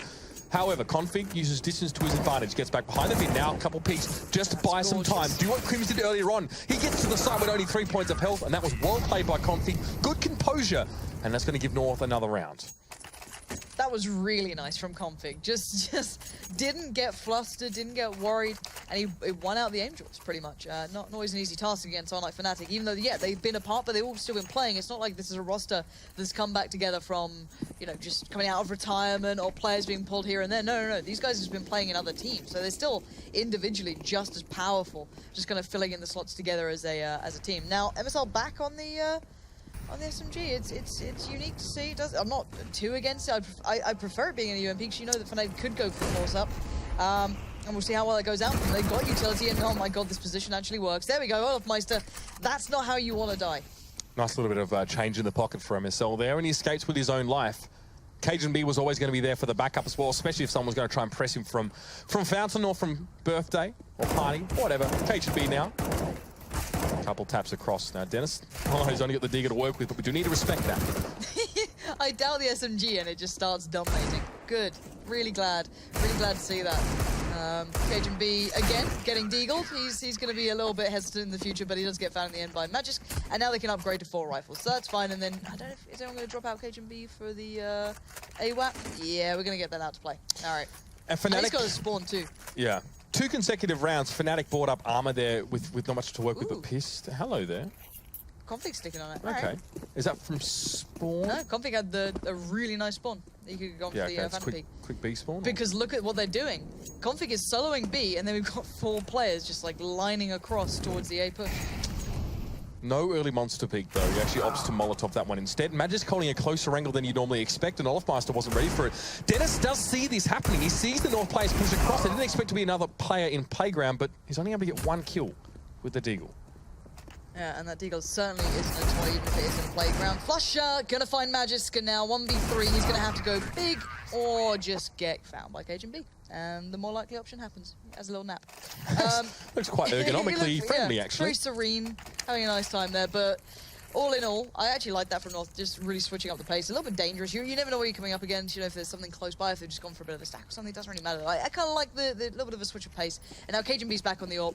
So we've just seen another kind of side of North there. Just something else they've got up their sleeve they want to bring out. But now JW's got an AWP on the other side. So he can challenge, he can take fights where he wants. And he's going to take a gamble towards underpass, but actually no one currently is. Oh, that's Grim's great foresight to check for the boost there. You pretty much have to do it nowadays. Yeah, it's like every time someone plays with Dupree against them, I just pray that no one goes up there, even just peeking it. The guy always re-aims it. He's ready for it this time around as well, was Crims. The op's not to really capitalise on that positioning there as well. Knew there was at least, again, another player on that site. You can't fan and boost yourself. They reverted that jump change where you could jump up on top of boxes and boost. That was a fun week. Especially inside Longhouse on Dust 2. Now things will slow down a bit. So North run into a roadblock. They lose config early, and they really just taking their time here, waiting for Fnatic to make their move. No early aggression. Didn't really see much CT aggression in this round. The prior one was a much better display from North with that long push. It's been a lot slower. Flusher very low after that exchange. So is Ace. Slowly getting worked down here. What? He fell down. Yeah, he dropped off the balcony at low health. It happens if you don't do it in the right way. You can take damage. Now the problem is that MSL is left really alone, horrifically alone, and they almost lined up for him. I almost believe something could happen there, but Molly goes out towards site. That does buy a little bit of time, but it's only going to encourage the push. But Cbble waits, and he does find Olofmeister, but the bomb goes down in a different spot. Now they've got to know where that is, but can they play the retake off here? You've got Magisk as well, but this is getting to the point where timing is going to be of the essence, and they don't have much time left. Yeah, and if you're North, how do you provoke someone from Fnatic trying to get a frag? Like, how do you draw them out of hiding? It's impossible to do. Cbble was hoping for something, but Crim's got a wallbang on him there. It's very, very difficult to play from that position in North. You've got good vantage points, but you need to be the ones to make the move. And Fnatic knew exactly how to play that one there as well. So comfortably going to be able to buy themselves up fairly well. North had a buffer to work with, so no harm, no foul in the grand scheme of things. It'll be Cbble to buy up an AWP again. JW... Okay, just checking. He has an AWP himself. Both sides of the map. 3 rounds in it. Still close here. All right, Fnatic, where's the next step in the plan? Dennis is going to take what looks like a quick fight on long. Yeah, he is. He is so deadly when he gets confident in this guy. You always just start to believe that he's actually going to do these sort of things, but the bomb is pretty far back. Just being picked up by Flusher now. So it looks like a bit of a posture towards the A side at the moment. 3 players towards Longwell. I guess Dennis in between by party. You've got JW and Flusher working through underpass. And then there's about 3 players in the way to the site. You've got MSL, you've got Magisk and Cbble. Now timing is not good for Magisk there. He gets stepped down. He wanted to take the fight. You could see him kind of looking towards trying to find it, but it just doesn't work for him. And then Crims is there quicker. And now MSL wants to respond, but now he's got players to worry about on his right. Oh, he gives away the position as well. He's shot, but he does still find Flusher. That's good work. It allows Cbble to be a little bit more secure in his position. Has to back away now, though. MSL could have done so much there if he hadn't fired. I thought he would give more ground here, given that Fnatic are at long. Okay, fair enough with the smoke. Now we can reposition, because where he was standing at Optimus gives him no angles whatsoever, but he doesn't move still. Gets himself now AZ into that spot. Cajun backing away. Oh, that's dangerous play. Olofmeister saw just the pixel was enough for him to get the shot. But will they check on AZ? I don't know if it's a position he's going to check on. It's a weird spot, actually. Yeah, he does eventually check it. It would have shown up on radar anyway, but nicely done to keep that one in mind. But now Crims is the only man standing. Now with 19 HP, he doesn't have much room to make mistakes. He has no form of smoke, molly, flash, nothing margin to try and create that 1v1. Now he's picked up a molly, that's great. Now he can lock off one of these positions. Look at the timer left, 8 seconds. He's gonna have to go for the plant here, surely. He does go for it, but he knows where to focus now. Assuming that they're both going from the same place now. 19 HP, Crims, what can you do? Absolutely nothing. Not bad from Crims, though. That Molotov was thrown in the perfect location. Without that, he wouldn't really have had much time to plant the bomb. AZ had to back away, go back around towards the bin and peek from there. So that's fine, and that obviously caused both North players to actually have to peek from the same spot, ultimately, which is a very good thing for a T after that bomb plant's down. However, not enough. 4 rounds in at North, get one back. They were starting to lose a bit of money here. Fnatic frustrated. A good first half from them, but only 1 round for this half? Call that a capitulation if they don't recover. You've got to feel that some of these rounds have still been pretty close. Fnatic are bringing a good game, and considering North are I say a full team, of course AZ is now in the roster. It does seem a little bit more shaky, but still they have got way more of a ground back towards, and a bit of aggression now could really switch things up here. Config being in that spot is so uncomfortable. Crims is going to have to check on it. I think he does. Really nice mind game from Crims there, knowing maybe that molly, maybe heard the damage coming in, maybe he understood position, and wow, AZ just gets absolutely dominated by JW. Yeah, absolutely no ground to be gained for him there, and this is a B site completely open. Now, Cajun and Magisk in a position where they don't have the money to spend. They really don't. After this, it'll be on a hard save, and if they can at least keep the AWP in their hands, that would be good. Dennis kind of knows this. He knows that they've been really taking chunks out of North's economy round by round, and this would be a good time to really put it to bed. On towards long, there will be Cajun be waiting for him. Oh dear. Pig doesn't connect. Maybe the nerves, but the AWP is going to be picked up happily, gleefully, in fact, by Dennis, but then back towards Magisk. Got to put it to the ground. JW wants it too. He's not going to get it. Fnatic really want themselves that AWP, but Magisk is absolutely adamant in keeping it for himself.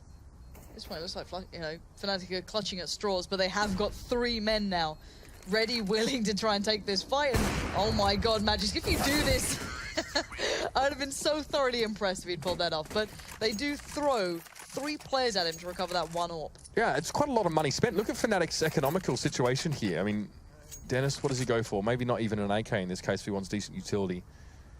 So he can get it. Not a bad plan. You don't want to allow too much confidence to fall with the Fnatic boys. You want to start them to get their minds whirring up, and you highlighted it, and it's certainly stayed true. The point being that North have so little money now. They're down to almost double eco territory at this point, so it's going to be a rough ride going forward. Maybe just to soften the blow, talk it through, keep in mind what's been coming their way, try and understand what Fnatic are going to bring. We'll find out in a second what they do actually run with, but at this point it does seem as though Fnatic have spread the wealth pretty well. It's a technical pause apparently. Yeah, we get those every now and then, Lauren. Online CS and all that. Yeah, my mouse stopped working.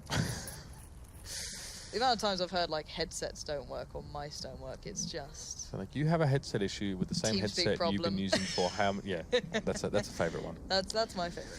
Oh dear. Well, ladies and gentlemen, if you just joined us, this is the last game of the night. If you didn't actually notice, the first map on the other stream actually that featured, I believe, was it FaZe and Heroic went to overtime, and ultimately it was FaZe that took that map, even with obviously Jacob coming in as a stand-in. It's not a substitution necessarily. It's not him joining the roster necessarily, but they did manage to get that first map out pretty comfortably there as well. So they're continuing still on train for the second map. We'll try and keep you updated with that as we go. It's 6-3 currently in favour of FaZe. Or at least according to HLTV. And apparently Rain's playing well, so that's good for Alex. I think he's in his fantasy team. Olaf's in my fantasy team. You know what? I really could have thought this through a little bit better. You know, yeah. I literally went as far as he's not calling anymore.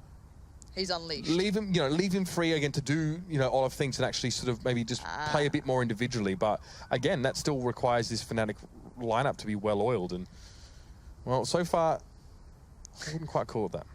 Rush. Is this Rush observing? It's knife time. Checking it out. It is Rush. Okay, find me a nice pair of gloves. Do you like them? Not really, no. The default. Thank you. Gloves. Really? I don't know. Like some of the gloves even have things written on them that I don't understand. Like that don't actually make any sense. Is it Tor something? I can't remember what it is. Either way, this was earlier on. This was obviously Olofmeister and Crims holding down that B site. Crims actually got a first frag initially, then backed off after getting a little bit singed over at those barrels. He hung around, went down to 36 HP. Then, after getting that kill, he backed away and let Olof do the job. So, I mean, this is what we're looking forward to seeing. It's what we love a bit of Crims and Olofmeister, you know, combining up on a site together. You know that 1UP is a famous piece of graffiti in Berlin? Isn't it a crew? Isn't like a isn't it a gang? Well, not a gang, but like a crew that make artistic sprays in Berlin. Your 1UP crew. Yeah. And I think there's Portal music as well. If you go down to the White Rabbit thingy. Oh God, you can find it. Yeah. Music from Portal in the doorway. I think it's Portal. It might not play if it's not live. Does the train run if it's not live? I don't know, actually. These are these are things I want to know now, actually. I don't think it does. I don't think so, no. But still, no, this has still been a relatively interesting game so far. I'm not sure what to make of Fnatic. I'm wondering how long it's going to take them to get back, because I don't know if there was bad blood at the end of their roster either. You know, people want to play with other people. You know, they're looking for different lineups, and you know, when you depend on things like communication and just kind of this natural intuition between each other, if you're not gelling as a team, can you fall back to that? That's what I'm kind of curious about, because it's that awkward thing where you go on that break, right? And most people never get back together after being on a break. They have, and now they're just trying to like repair the relationship. Here's the thing, right? If you're a team that maybe doesn't have a great chemistry or a great atmosphere at the time, winning prolongs any sort of roster changes that you might have. Right? It really does. Like, you might be going to an event saying this could be our last event as a team. If you win that event, you're going to forget about that really quickly. And even if you rock up the next day, I've seen it in teams, I've been in teams and I've seen that situation as well. You know, sometimes even the day after, it's back to business. But that win is what keeps you going. You know, and so these issues for Fnatic, you know, if they did exist or however severe they may have been, could have been existing for quite a lot longer than we realized, and only actually became a problem when they started to lose games and lose tournaments. I mean, remember the big BM timeout of Astralis versus Fnatic there. I think it was in Columbus, was it, between that? Either way. Well, we'll reminisce a little bit later on, but we are going to throw it back to the desk, if I'm not mistaken, just to have a little bit of a chat. Are they ready? Are they ready, boys? Are you ready, boys? Yeah, let's send it over the desk. Cheers, dude. Henry's just getting closed. How you doing, all right? Woo. Nice work. He likes to watch the games naked, in case anyone was wondering what was happening there. He cannot absorb the CS unless completely nude. Right, so we have to quickly just go ahead and analyze where we got to so far. North 3 rounds away from completing the set and getting that 2-0 on the board to jump on in. To be made. There's something really important to me that I have to talk about. Okay. Okay. For me... Come on, Alex. I'm so sorry. What's the point you want to make, mate? UMPs. All right, now the harp at the moment is the harp at the moment is they're very powerful. We'll talk about this later. Don't worry about it. Let's just go back into the game. Okay, so it sounds like come on, Chad, that was like so passive aggressive. Yeah, come on. God damn. I thought I had time. It's a long point. Alex, Henry, back to you. Thank you. All right, so it sounds like Chad is going to be passive-aggressive for now, but the point about UMPs will remain. We'll let the casters explore that a little further. North close to closing this one out, but JW's tweet does still stand. In case you forgot, he went out to say, we felt like we were never in it, and they got all the luck they needed. Now, it looks like he's turning a little bit around. They've got themselves double digits, something they were unable to do on Mirage. Let's see if they can complete the set on Overpass, or if Fnatic are going to bounce back. Over to your casters, though. It's Pansy and Uber. It sounds like things are getting back underway over there. It's still paused for us, Alex. Yeah, but the look on Chad's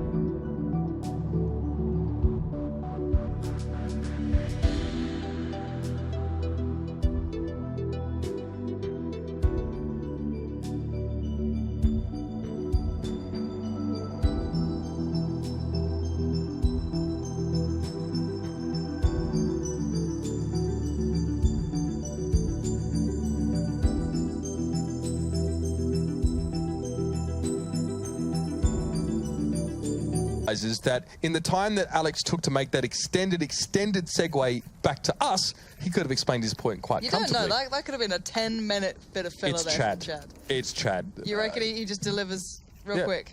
He says he's like one of these guys getting kicked off the roster. You know, he's straight to the point. I like that. Not too much flowery language. Something I aspire to and never quite managed to reach. But we're back in the game anyway. 13-10. North lead by the 3 rounds. And I do hope we get back to Chad's little analogy about UMPs later on. Oh, we've got Magisk on one right now, so we'll see how well it goes for him. He can be living proof of the entirety of Chad's point if it works out or not, all right? That's how this game works, if you don't realize. You can just tell him he's incredibly wrong if it doesn't. I kid. 13-10, though, and now North's money is in the gutter for now, at least. Only the UMP, a couple of upgraded pistols. Beyond that, on the other side, pretty decent buy, though. No SMGs to try and farm up some cash for them. They're just going in with the rifles and the open JW. Just a peek above the stairs, and Olafmeister is felled in one blow. And even Magisk was there as well to follow up. Crims falls down. MSL gets himself a little bit of an upgrade there. Magisk goes over towards the AK. Huge start to the round for North. They have already taken the wheels off the Fnatic cart, so to speak. And with 3 players left now, Fnatic need to, I guess, recalibrate and make a push to a different site even. I can hear Alex so clearly right now. That's okay. His voice does carry. He's got quite a timbre. That's true. However, the one interesting factor as well, they've just thrown away the AK over the top towards long, so there's nothing left for North to pick up if anything else gets missing here, so that's pretty interesting. And just well kept, I guess, by Dennis there, who did that, and actually picks up the frag too. This is now interesting. Oh JW, no! This is not how it happened! Cajun B, you know you are not pleased with what happened with the knife. Why do you not live by your own standards? And now Config does have a chance. Oh my word, all right, bombs down, he knows where Dennis is. This could be big for Config here. He's got 3 bullets remaining in the clip, and now he's got to utilize them. He spotted the head, he takes it, and now 1v1 up against Flusher. Gets the reload, but can he read the position? Flusher didn't choose to push that there at all. You notice that there may have been a chance if he'd known a little bit more, had a bit more information, he could have pushed through the smoke with the AK and felled him, but wasn't to be. Bomb's still ticking along though now, and Config does need to remediate this particular issue, so go for the defuse, hope for a peek, but that flick is hard to hit with the deagle. Now, with the AWP, it's just a grain up version of that pistol. Config still looking for it. That was going to be his best chance, and he misses out now. Having to satisfy himself with maybe even the kill, but he won't have that either. And Fnatic take that round back into their favor. Looks like we've lost a couple players here, so inevitably we're going to have a pause. Hey, well look, maybe Chad can discuss UMPs at this point. That's the next big thing. Ah, they're back in, that's right. It should just catch up and continue. He's going to get more and more upset the more of like a glimpse of his opportunity you give him and then snuff it out. Well, it's even better if at the end of the show there's no time for him to do it and they just close out really quickly. That would be absolutely phenomenal. But apparently it does get on pause pretty quickly, so the player's already back in the server. But again, that got so close with Config then. Yeah, it's a struggle. Obviously, as well, in the case of Config, when he's going for the defuse and holding it down, you're defusing, you need to flick upward there as well, single shot. Yeah.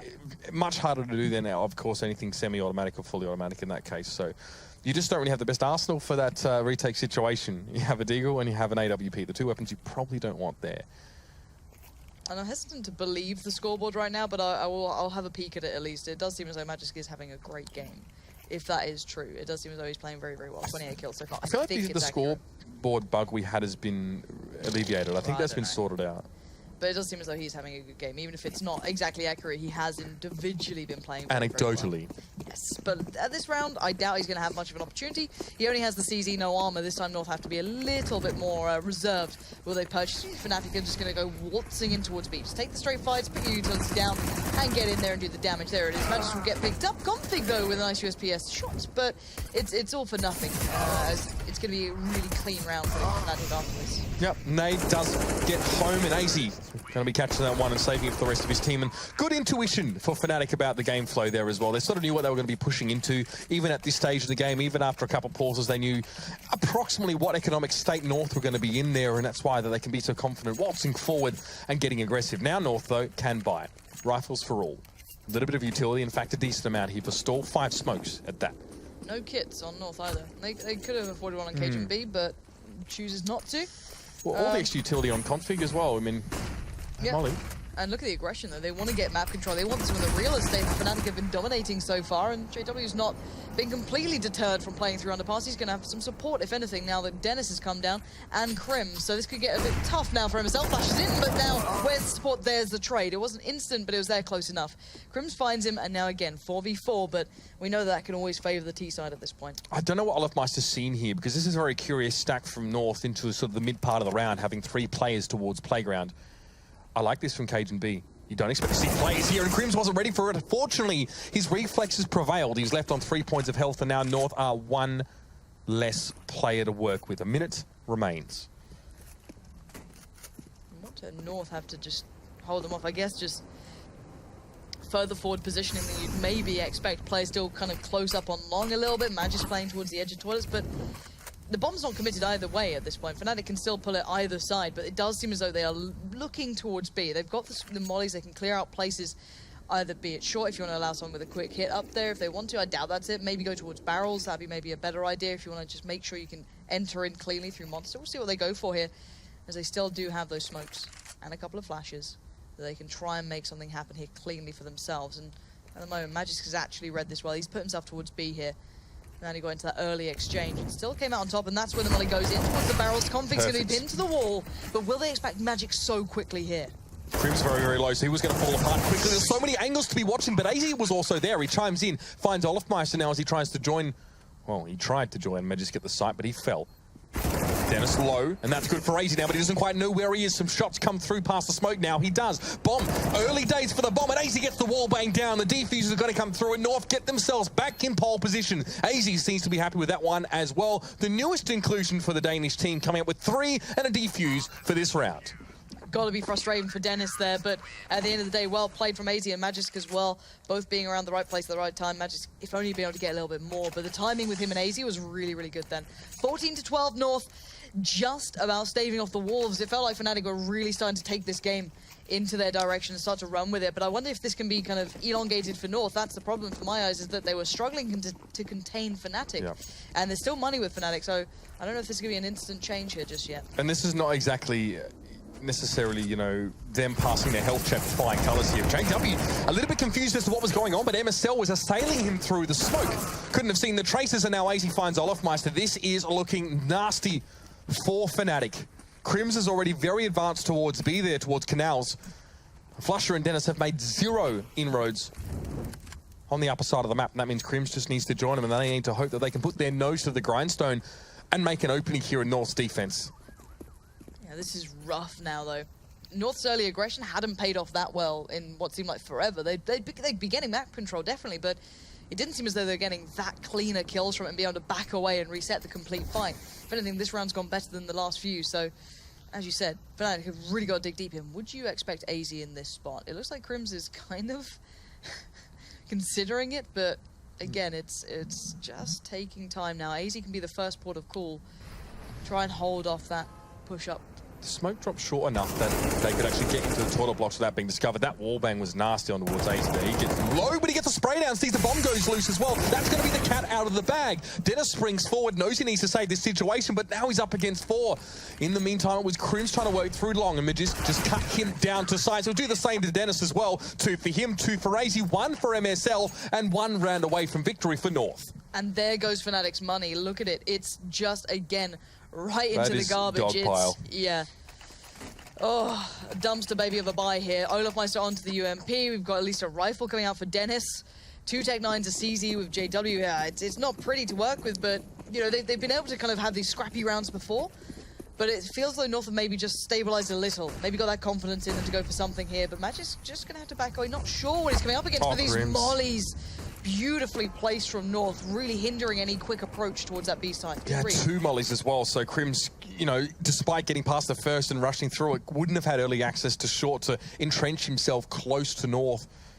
Now he needs to sort of sit halfway between, which sucks for him now, especially that he's only got a Tech 9 and a third of his health remaining. You could see maybe Fnatic would set up trying to get that B hit going early. You had JW watching towards here. You had Dennis holding back in case anyone tries to rotate. We saw early aggression from North, so maybe a nice bit of positioning trying to respond to that. If they showed presence at B, you'd hope that North would take those rotates, but it's not to be the case. North are not allowing this. They're playing very, very patient, playing very reserved. Constantly re-smoking short. That's the third re-smoke to short we've seen this round. Fnatic, you're getting frustrated at this point. You do still have your smokes to fall back on, though. That's the main thing. And Dennis is always your kind of, I guess, your danger man, right? He's the one with the rifle. He's who you want to be simple in that round, the guy who can go off, even though the rest of the team aren't in an ideal position. Continue the recting, as it were. JW with his favourite yellow jacket. Cajun just around a corner here as well. Beautiful flash. It's just so easy. I've taken candy from my baby there as he just peeks around the corner. Config has the long angle there through Monster and it works out. And Easy able to get one. That's going to be enough and that'll get the job done. North will take both maps here against Fnatic, who started to show us a sign a little bit of a team returning to health, Lauren, in that second map, but it's going to take a bit longer. Yeah, there's glimmers of hope there, and I know everyone will be looking at Fnatic going, yeah, not too surprising that they've been able to do individualistic sort of things throughout this game, but to come back as a collective is going to take some work, and North, even with the addition of AZ, seem to be able to get themselves in order. Yeah, that's right. Newest edition looking reasonably good, but Magisk there as well. Big performance from him, but I'm sure it'll be mentioned on the desk as well as plenty of points that came up through this game, so Alex and co, take it away. Thanks you two, of course, Pansy and Uber there guiding you through the action as we got to see North strived to victory. Oh, yes. Oh, yes. It did happen, of course, Fnatic. It was outlined that they had a lot of, I don't want to use the word excuses, but they had a lot of room for improvement. Given the roster changes, they had a bit of a period where they can grow. And so seeing them take, double digits and making North sweat just a little is probably a good step in the right direction, Henry. It is better. It was definitely a more convincing map for them. I had a bit more confidence in them actually winning that one. Came down some tight clutches in the end there. But to be fair, North, they looked a little bit more rattled than I expected. Like I said, in the build-up, I expect them to be really methodical and kind of slow pace and have a lot of control on the T side. They actually looked a little bit lost in the gun rounds, I have to say. That the defaults weren't working, the executions weren't really on point. That is to be expected with the addition of AZ coming in. Yes, he's played with them before, but he's not going to have the same tactical depth when they had Rubino. You could see towards the end of their T-half as well, almost calling the kind of Hail Mary plays, right? It's like, okay, you know what? This isn't working. 5 long. Let's just take the duels, see if we can get exchange frags. It was a really scrappy T-half for them. They managed to get to 7 rounds. Comes down to a Tech-9 force buy to win the 7th round at the end. But come back strong in the second half. And Chad, I believe you have some nice specifics for us that you're going to break down and elaborate on those points. Well, we're talking about nice. all these new roster changes, right? Everyone's in honeymoon periods and stuff. Well, I think everyone needs to go to marriage counselling because I have an issue here. On the second round, and we got a little clip that I want to bring up here. Oh, on the second round, I'm seeing this from so many teams. You're seeing 4 UMPs. Look at this. On the second round, the arch nemesis of UMPs is Tech-9s, especially on a map like this. You need to put in a lot of work. You have to make sure that you are buying the right weaponry and playing the right positions. You can't just go, well, the UMP is the super weapon. Let's just get that. Because when the terrorists get up in your face, they have those Tech-9s. They're going to chase you down. It's an even duel at that point in time, and I've seen so many teams, it's failing for them, a little bit more structure on these anti-ecos, please. It's absolutely true. It's something I've been commenting a lot on my casting as well. I feel like the classic, like the 2 rifles and 3 SMGs, like you feel like that's a strong rifle. You can have the anchors on either side. The UMPs can work as a tighter fragging unit. I feel like 4 UMPs, yes, it's a very viable weapon right now, but it's still a high risk, especially against the Tech-9. I still completely agree with Chad. We're both very vanilla CS players, I guess, in our own right. But it certainly says something that I find too much is 4 SMGs, and that's going to be some downfalls there. So it's more 4 SMGs than it is 4 UMPs specifically. So this is the clip as well. AZ was actually very quiet on this one, like we said. Understandably, one of the first showings for this team, but he actually stepped up tremendously here. This is one of the pivotal rounds that I would say actually won North the game in the end. It crippled the economy of Fnatic. It was a big 2 versus 1. He gets information with the final player as well, takes down Dennis, and that kind of actually gets North over the finish line. Yes, it's not match point or anything like that, but breaks the money and makes them look like they gave a lot more confidence and they had finished things off from that point. We use the buzzwords all the time, but that's a prime example of impact frags, right? That clutch impact frags late in the game, getting them across the line. Really important play by AZ there. Yeah, I mean, I'm sure there was some criticism to be held towards North as well for that game going as close, right? I mean, these guys were a team to be reckoned with, a team to be feared coming into the major. Everyone expected big things, and of course that's going to be the primary basis for a lot of our discussions early here in the Pro League. It was our latest viewing of these teams. North, do you think they disappointed, and do you think they're gonna, or do you think they kind of got what they asked for? I think it's a fair enough performance, all things considered. AZ joined today. Let's remember that. No, right? I meant just at the major. I see what you mean. Okay. They were obviously they got to the semi-final, right? Like that's a pretty. If you look at the beginning, they looked so torn up. If you look at the beginning of like when Dignitas kind of transitioned and like the kind of lineup changes they had have always just been the farming team for Astralis, basically. No one expected them to be making a semi-final, right? And I think it's like, in terms of the trajectory, it's just been going up steadily, and it looks like they'll be getting better and better. I think with the addition of AZ, I think that they can be world contenders now. And their standings have gone up as well. I mean, we can bring them up. They've gone to go 2 to start off the Pro League. They're going to be happy with that one. Yes, indeed, Mirage and Overpass, they find success versus the Swedish battalion that is none other than Fnatic. And Na'Vi VP splitting series. Train going the way of Na'Vi and Cbble going the way of VP. If you weren't watching the secondary stream, you want to see which VOD you want to go check out, it looks like FaZe pulled a monstrous comeback. I know if you had an IP on your fantasy, like every single one. Forest, my boys. Oh, I'm so sorry. This has gone horribly wrong. Yeah, their most recent results, I saw a recent post, I saw an image just showing how poorly they have done it. It doesn't look like they've got a win on the board in a while. Can I just point something out right now? Look at the caliber of Counter-Strike we have going into this year. Virtus.pro, Astralis, Na'Vi, North, now the new G2 and Fnatic super teams. That is high caliber Counter-Strike coming at us. That's some nutty teams. Some nutty teams both in Europe and maybe, just maybe, in North America as well. Because coming up later Renegades. on this night, it's none other than Renegades, the Thunder from Down Under, going up against the OGs. Going to see them in Vegas, boys. The Thunder from Down Under. Third time saying that? Yeah, let's go for that. We took it in turns. That was lovely. Yeah, and we get to see the Selfless Pride clash with the guys who have no logic, or at least counter logic, and they play games as well. Over on the secondary stream, you get Rush going up against Misfits, and we get to see Immortals fresh off of their demoralizing defeat versus, of course, SK, other Brazilian side. They're going to be jumping versus Luminosity themselves. And coming up tomorrow, we have our final day of our first week here for the 5th season of the ESL Pro League. And we get to see more from Virtus.pro. Now, this could be great. The Polish clash. This is always a great game, Alex. We saw this actually recently at WESG, and Kinguin came out on top and actually looked like a much better team in that matchup particular. That's actually going to be a really sick game, so do not miss that one, I think. You don't want to miss that one at all. So there you go. Pop it in your diaries. We'll be seeing our faces and, of course, the guys you did just have you guiding you through the games all coming up tomorrow. Same time, same place, this channel. No jackets, though.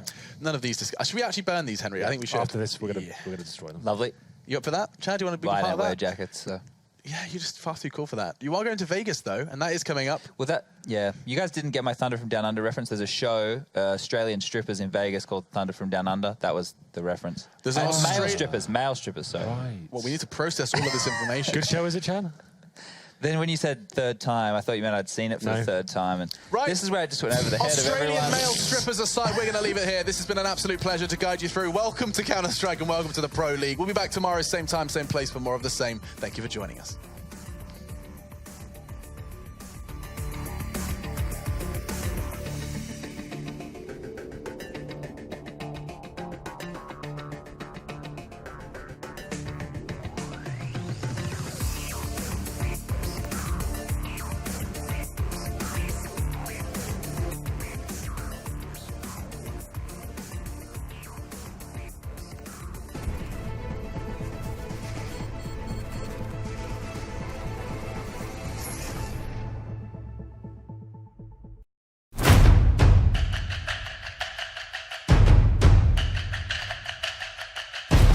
Opens up the play potential. Watch Kenny drop down. Hit 6 hit up. 1v1 spotted up. Oh, Kenny! Once again, very quickly trying to score. Then epic shutdown time after time again. Automatic.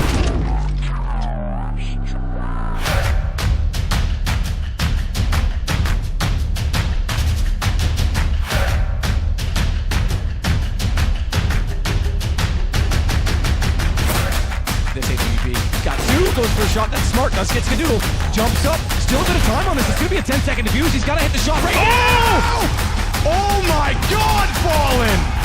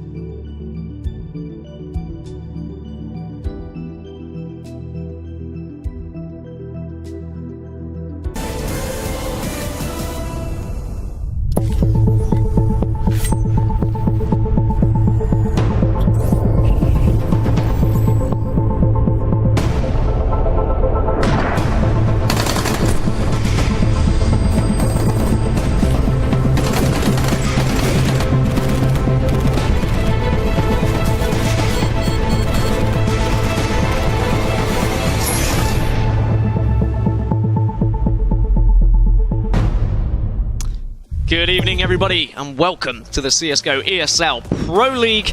My name is Dan Gaskin, joined on the desk this week, of course, with Jackie Peters. Once again, we had some absolutely incredible games yesterday.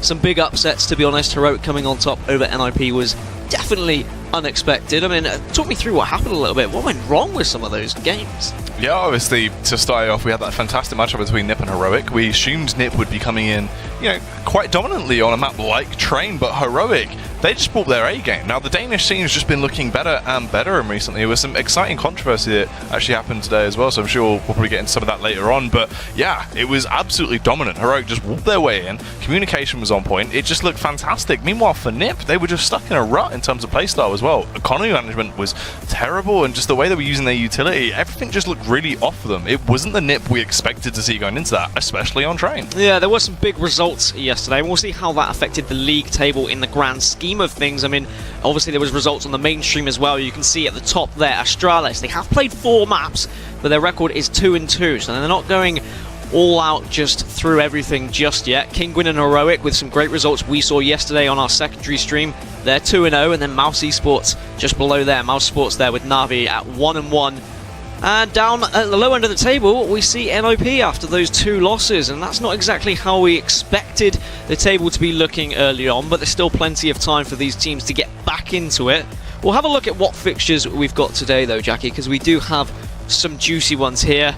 You can see over on the mainstream, it's going to be Na'Vi versus Virtus Pro, and then North versus Fnatic. But over here, we have NIP versus Mouse, and FaZe versus Heroic. So big matches, as I said. NIP are going to look to make up for yesterday after that loss. And I mean, let's just focus a little bit more on NIP versus Mouse here, because NIP are on a 5-loss competitive streak. Like, they are just without a win at the moment, which is unheard of. I think there's a lot of NIP fans who are quite outraged, really, that they're not performing as well as they should be. And then they're coming up against Mouse, who had decent results yesterday. They went 1-1 against Astralis. They managed to get 3 points on the board against, well, major winners, so pretty good for them. How do you see this playing out? Yeah, I think this is really going to be an interesting matchup, to say the least, going into this. Obviously, there's been a little bit of a tweak in the Mouse lineup with Oscar returning to the active squadron, and we have seen the departure of Chris J.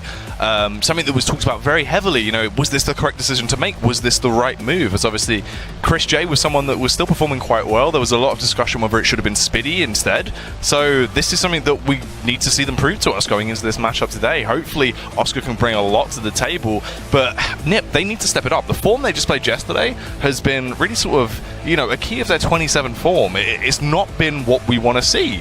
NiP have just looked sort of sucking her up throughout the period of this year so far. They need to step it up. They need to bounce back and return with a little bit of that NiP magic we're so used to seeing. And the only way they can do that is if they start to tighten things up. Because across the board, it just looks sloppy. Communication was down. And the biggest thing we saw was just in terms of site takes, using that utility was just really off. It was odd. It was just not NiP we expected to see. And Dust 2 is going to be the first map of the day. It's going to be a very interesting one. I mean, if we look at last time these guys played up, there was no Dust 2 between. Oh, yes, actually there was. There was a 16-7 victory for Mouse the last time these guys faced. That's back in November, though, so that is a slightly different lineup. I mean, thoughts on Dust 2 in general? Obviously, it is rotating out later on in week 2. Do you have to lean towards either of these teams for that matchup? Yeah, it's interesting what you're saying, because obviously just for the fact alone, like the plot point that it will be gone in the rest of Pro League Season 5 from next week onward. So this is kind of our last chance to see people shine on it and see what they can bring to the table. Now, Mouse for me will definitely perform quite well on Dust 2. And Oscar was always someone that was very flamboyant on the map. He knows how to play it to the best of his ability. He is one of those very aggressive players. He's a mad fragger when he pops off of his own, right? He knows how to wield the AWP efficiently, and if we see him really coming into his own, Oscar can cause some damage. I want to see how much of a leash they're going to allow him to do so, because you do have those impact players. Nico as well, it's the Nico show 9 times out of 10. He's the reason Mouse Sports is so famous. He's the one that always brings to the A game, and we just need to see the rest of Mouse Sports stepping up. Spiddy hasn't had the best sort of time recently. Dennis as well, I feel like, has been lackluster, and hopefully they can just step it up, come back into their own form into this matchup on Dust 2. But NiP as well, it's going to be the same story for them. We need to see a lot more. Get Right was playing out of his mind yesterday in quite a few critical rounds, but he seemed to be the only one really to form. Forrest did very well in a couple of pistol rounds, working his way through, but it seemed like Forrest was hit and miss throughout both of yesterday's games. He had some impact frags, but that was it. He then went quiet in quite a few important rounds as well. So it was odd. The NiP squad just seemed down. Yeah, they did a little bit. I mean, it wasn't like the NIP of old, the NIP that we were expecting to see. Map 2 is going to be Train, and we look at yesterday's results. Obviously, NIP did lose 16-11 on Train against Heroic, which, I mean, kind of blew us out of the water, really. And I don't really know what went wrong for NIP. They kind of were very late with their executes. They were wasting a lot of time, but they weren't doing anything with that time. I think you said earlier they weren't really drawing out the utility of their opposition of Heroic. When we do move into Train, what has to change for NIP if they are going to get any sort of result against Mouse here?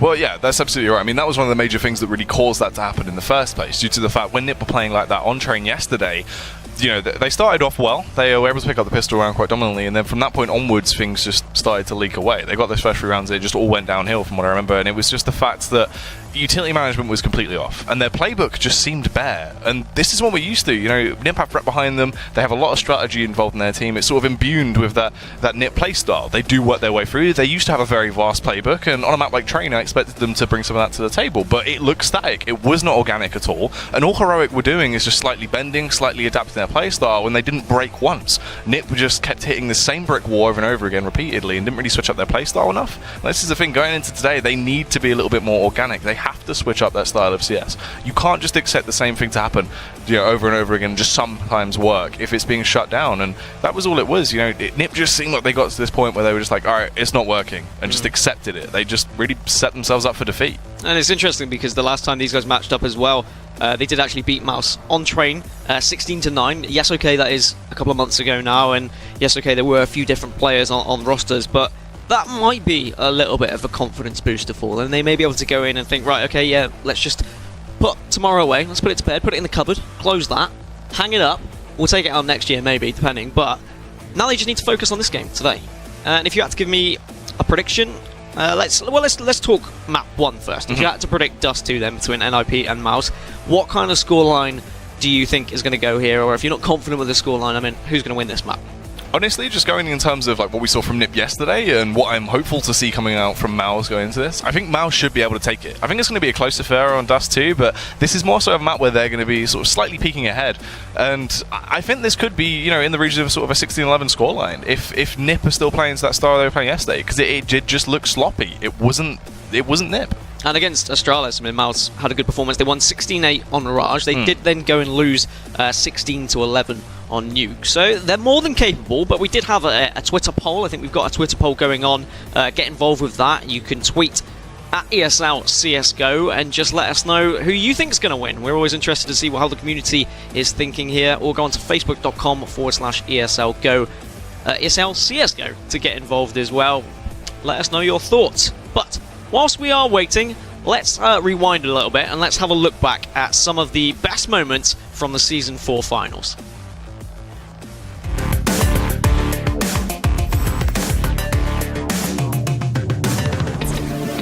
To the mega city of Sao Paulo.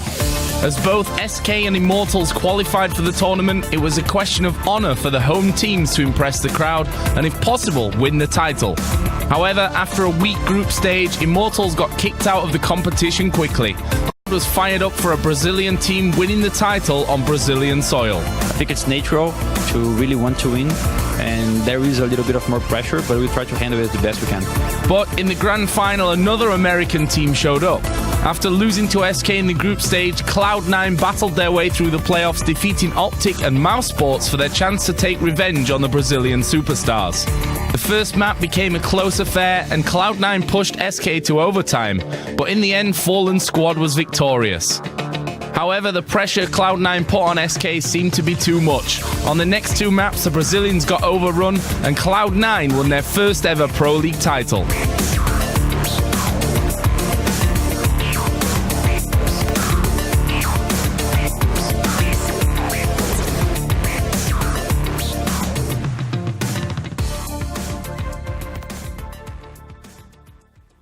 So that was what happened in the Season 4 finals. And I think I would be asking you, Jackie, realistically, can we see NIP or Mouse making finals themselves, like to the grand final? But after what we saw yesterday from NIP, I'm struggling to even make that question for you, to give you that question. So instead, I'm going to ask you, what is the realistic expectations for both NIP and Mouse after the results that they had yesterday? I mean, this is the thing. I think for Mouse, they definitely have a good season ahead of them, but there's still a whole lot that needs to go on. I mean, you know, I personally still don't agree with the decision they made with the cut of Chris J. Oscar is a talented player, but I feel like he's too volatile for that lineup, and there was issues in the past. You know, that was set precedent off the basis of what we saw when he came into the team, and I just don't know how it's going to go with them. I feel like they can definitely, you know, really achieve something this season, but they need to bring their A game to the table. As for Nip, I feel like it just looks like it's kind of too far gone for me. It's really odd. It just seemed like even though they had the passion, you can tell they're a team that definitely had that behind them. You know, by their reactions post game after, you know, they realized what happened, they were just like, okay, we don't know how this happened. You know, we just got beat straight up. And this is the thing, Heroic definitely, you know, they're not a bad team. It's not like we're sticking our noses up at them. It's just, this was an upset. You know, this was straight up the underdogs coming in massively off the back of relegation. They look dominant. They've been improving and improving more and more, and it's great to see, you know, Heroic in that position, but it was definitely odd. So it's going to be a hard one to call, but I definitely think there is a good season ahead of Mouse Sports. But for Nip, I just don't... Semi-finals last season, I would expect them both to be up there. NIP definitely have what it takes to turn this around. I mean, I don't want to count them out just yet. They could come out and completely... know where they lie right now. You would expect them to, you know, be posting better results than what they currently are. Considering both today, and we'll be like, okay, NIP are back, that's fine. Yeah. The fans will be like, yeah, this is great, NIP are back. But we spoke about Dust 2 a little bit, and you've kind of given me your prediction then. Okay, let's move over to Train, where NIP really struggled yesterday on Train against Heroic, losing 16-11, as I said. There was a few flaws in their T side, but there was obviously flaws in their CT side as well. You said Get Right had a lot of important decisions to make when he was down in Pop. Who do we need to be looking at from Mouse, though, to kind of change the game on Train? Where are they going to be able to exploit the weaknesses from NIP? It's going to be interesting for me because I want to see what Oscar's going to bring to the table on that T side, especially when he has the AWP in his hand, as he's going for, you know, a lot of aggressive style of CS. There is a lot you can achieve with the AWP on, you know, on Train. It's one of those maps that is scope heavy on either side, depending on where you're playing, you know, from that CT half or T half. It can be very effective, and it is needed to be brought out. You know, we see double AWP setups being donned fairly often, and it's just how vital the weapon can be to stop pushes, really give you those opening frags, and allow you to set a precedent of how you're going to take this one and set the pace of the game very early. So Oscars should be quite important going into that matchup. But obviously Nico as well is always that star player. He just has so much individual skill. He's very talented, and he just has a great understanding of the game in terms of his, you know, his own restrictions. He knows when he should back off from a fight. He knows when he should take a confrontation. He doesn't really overextend too much. You know, in the past that used to be slightly an issue, but you know, he's very tame. He's tame, but he's also very volatile. So he's a great player to watch in those sort of scenarios. I feel like it is going to be reliant on those two in Mouse. And if you had to go for a kind of score prediction on Train? Obviously with Train, it's hard to call because Train is a map that NIP are superior on. I feel like, you know, NIP used to have a really great Train, so it was weird when we saw that result coming in there with Heroic, but it just looked sloppy. You know, there was nothing in there at all. Their T side looked barren. There was nothing they brought to the table. It just looked like they were banging their heads off the wall over and over again. So I feel like NIP really, if they want to come into this, need to roll back the years. They need to, you know, get that confidence back, come in with a reset today. And that's one of the things as well we need to speak about is the fact that yesterday they were just absolutely defeated. You could tell, you know, how effective it was after Heroic just dominated them going through those two games. So they need to snap out of that, come back in today fresh, and really bring it to the table. Because Train is a map they can win on, and, you know, I'll be surprised if once again Miles are able to overpower them. Because if you know, if they go down 4-0 already this early on into Pro League, it's going to be a bit of a shame for them. It would be more than a shame. I think there'll be a lot of unhappy fans, and they are obviously a huge team with a massive fan base. And a question I'm going to pose to you is, if they do go 4-0 down, if they've lost 4 maps on the trot, I mean, at what point does a team like NIP even consider making a roster change? I mean, is that something that may be going through kind of managers' minds, coaches' mind, even players' mind, if you have lost 4 on the bounce? Bear in mind, they're also losing elsewhere as well. It isn't just in Pro League that they've lost. They've lost in other tournaments. As I said, a 5-match competitive loss streak. What's your thoughts? You know, I don't think it'd be anything as drastic as making that sort of player lineup right now. It would take a lot more of that. Obviously, you know, getting Pitt to sort of stay around for this long, you know, he's been molding with the team a lot better recently. You know, there was that issue where I believe that they, you know, Disco Doppin was stepping in for a little while, but that was quite a little while ago now. And you know, it works. It just isn't working to the best of their capability. I feel like NIP right now they're just all off. They just need to come back together, get back on form. As we saw moments of individual strength that was coming out from them. Forest was sort of rolling back the years. It was vintage Forest we saw in a few of the rounds of yesterday's games, but we just need that more consistently. And that's what I feel like is the biggest hindrance to NIP right now. There is no consistency. There's no texture. It's just all falls away. No texture. There's no texture. Just need to get a little bit of product. A little bit of wax. Unscrew really buff it in there. Get it in Get Right's hair, and then he'll be ready. He's also, I think he's got rid of the mustache now. He was donning that mustache for a while. Didn't look fantastic. He looked alright. You're not a fan? Of mustaches in general? Yeah, or? What are your thoughts? I mean, I can't grow facial hair, so... Me neither. No? No. What is that on your face then? It's caterpillar. Okay, great. I think we are almost ready to get going into this game. It is going to be Dust 2, the first match between NIP and Mouse. I'm excited for it because I think this is a real chance for NIP to turn things around. Obviously, after an unsuccessful day yesterday, they can put that to bed, and now they can come out against Mouse, who had, well, a relatively good game yesterday. And if NIP can beat Mouse, then they can be like, okay, they took down Astralis. Astralis are major winners. Yes, we could just ignore what happened to Heroic. We can move into this, we can move on, and we can start looking towards finals. We can become the NIP that everyone knows we are capable of. As we are getting into the first game, as I said, Dust 2, NIP versus Mouse, and this is going to be an exciting one, as they're going to be a very aggressive push into B, but Forest, Vintage Forest, with the one tap. But thankfully, Loa will come in to get the response, and they do have control of this B site now. Yeah, he knows how to hold that USP, so it was a great opener for Forest. Lau firing back very heavily, though. He's one of those massive explosive players as well. Mouse Sports have an abundance of talent on that lineup, and you're going to see that just in terms of individual strength. They're all mad fraggers. They really can pop off. Oh, Spiddy is going to chime in. Luckily steps up to the mark as he takes down Exist, and it falls to get right on Freiburg. The bomb hasn't gone down, though, but the bomb site is completely in Mouse Sports' control. Well, they can just hold out for now. They have the kit on Freiburg. They don't need to charge their way in all heavy-handed. They can just bide their time. They're making Mouse a little bit nervous here, but Freiburg very low on health. They are going to jump up, they are going to challenge it, they're going to have to back off because they're low on health as well. Bomb now goes down, and get right here. Trying to get an angle on anyone. You can see Lowell is there, very low on health. Just trying to tag anyone, but he's... Now that's Freiburg down, so it just leaves Get Right on his own. Just go for the 1v3, but Nico walks around the corner with the one tap. Mouse get the pistol, and they can start things off in style. And NIP starting things off how they ended it yesterday, to be honest. They had a few opening frags. I thought it was good as soon as Forest got that one tap as they started rushing in towards B, but he wasn't able to follow up. It's almost like they were caught by surprise. Weren't expecting that fast B rush from Mouse. And that was just nice play from Lau, though, really coming out there. You know, he was able to get that double kill. He was sort of the gel in the round that really broke down the armaments of Ninjas in Pyjamas. Oscar as well. He will go for the Scout by a weapon. He's very favourable. That's the thing as well. Scout is a great weapon you can utilise on Dust 2. It's one of these maps that complements it very nicely. You're able to roam a lot with it. You can be quite organic. And he is going to get a massive tag off early into the round. Dennis is going to try and capitalise off the back of that. Will wander his way out. Takes down Piff very easily. Quite early on into the round, but already damage has been done to the side of Nip. Yeah, smoke at the ready, but they're going to get charged by Forest, who picks up 2. And this is the perfect way to get back into the game, but it is a 3v3, and Forest has to back off to CT. Knows that there is someone on A site, that's why he's a little bit worried he's going to get dropped from behind as Nico is creeping and crawling onto the A site himself. Does check all of the angles. We'll give a shout out to Oscar to come and plant this bomb, and NIP are going to have to retake once again. Planning it for good visuals from long here, as Lowell is now just in middle, trying to one-tap through, finds Get Right and Freiburg. Can he find the third to finish things off? Yes, he can. Great stuff with the AK. It looked like NIP had a chance with those 2 frags from Forest, but thankfully, good AK work to keep Mouse at a 2-0 lead. Yeah, great way to work your way through it there. They're just going to try and keep this ball rolling, secure all 3 of those rounds off the back of that pistol round win. Dennis, reading the economy as well. And we'll go for that Mat 10 so we can try and rack up a little bit of cash.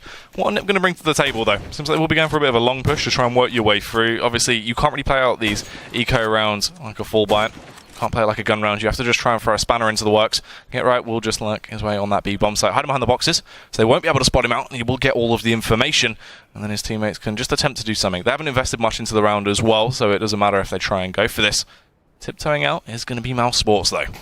And when does Get Right pop out? Then he goes. Lowell is having none of it. Takes him down. They'll be able to put this bomb on the B site, and everyone else is at A. Freiburg gets a pick onto Dennis, though. That might be a weapon that they are able to recuperate and fit into their push, but they do have the advantage. Mouse here. And it should be very easy for them. It's just pistols to work for. No retake coming out of NIP. They're just going to try and get some weapons for themselves. And I wonder whether Oscar is going to walk into Freiburg's trap here, but even if he does, still felt like it's going to be difficult for him to pick up the kill. Forest. Yeah, has been doing an efficient job with that USP so far into the game. Unfortunately, he isn't going to be able to take down Lau. That has just been tearing Nizam as a new one so far. Oh, Freiburg as well, nearly getting chopped up. He wanted to try and take him down with that knife. Unfortunately, won't quite be able to do so. Freiburg firing back with a scout, but will be punished by Nico. That is so cheeky that he's gone for that. Just great guessing work. He was thinking, oh yeah, there's probably a guy here in A-Long. We've checked pretty much everywhere else. I don't think he had the information just yet. And look at that being highlighted loud.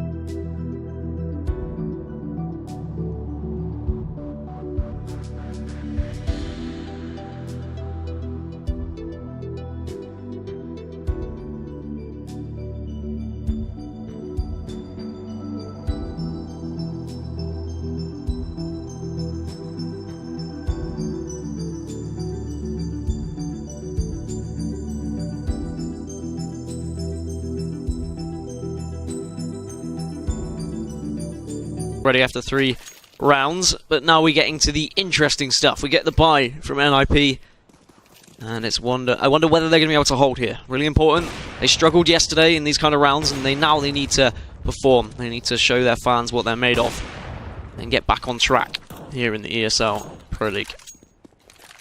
Yeah, this is going to be a massively important first full buy coming into this.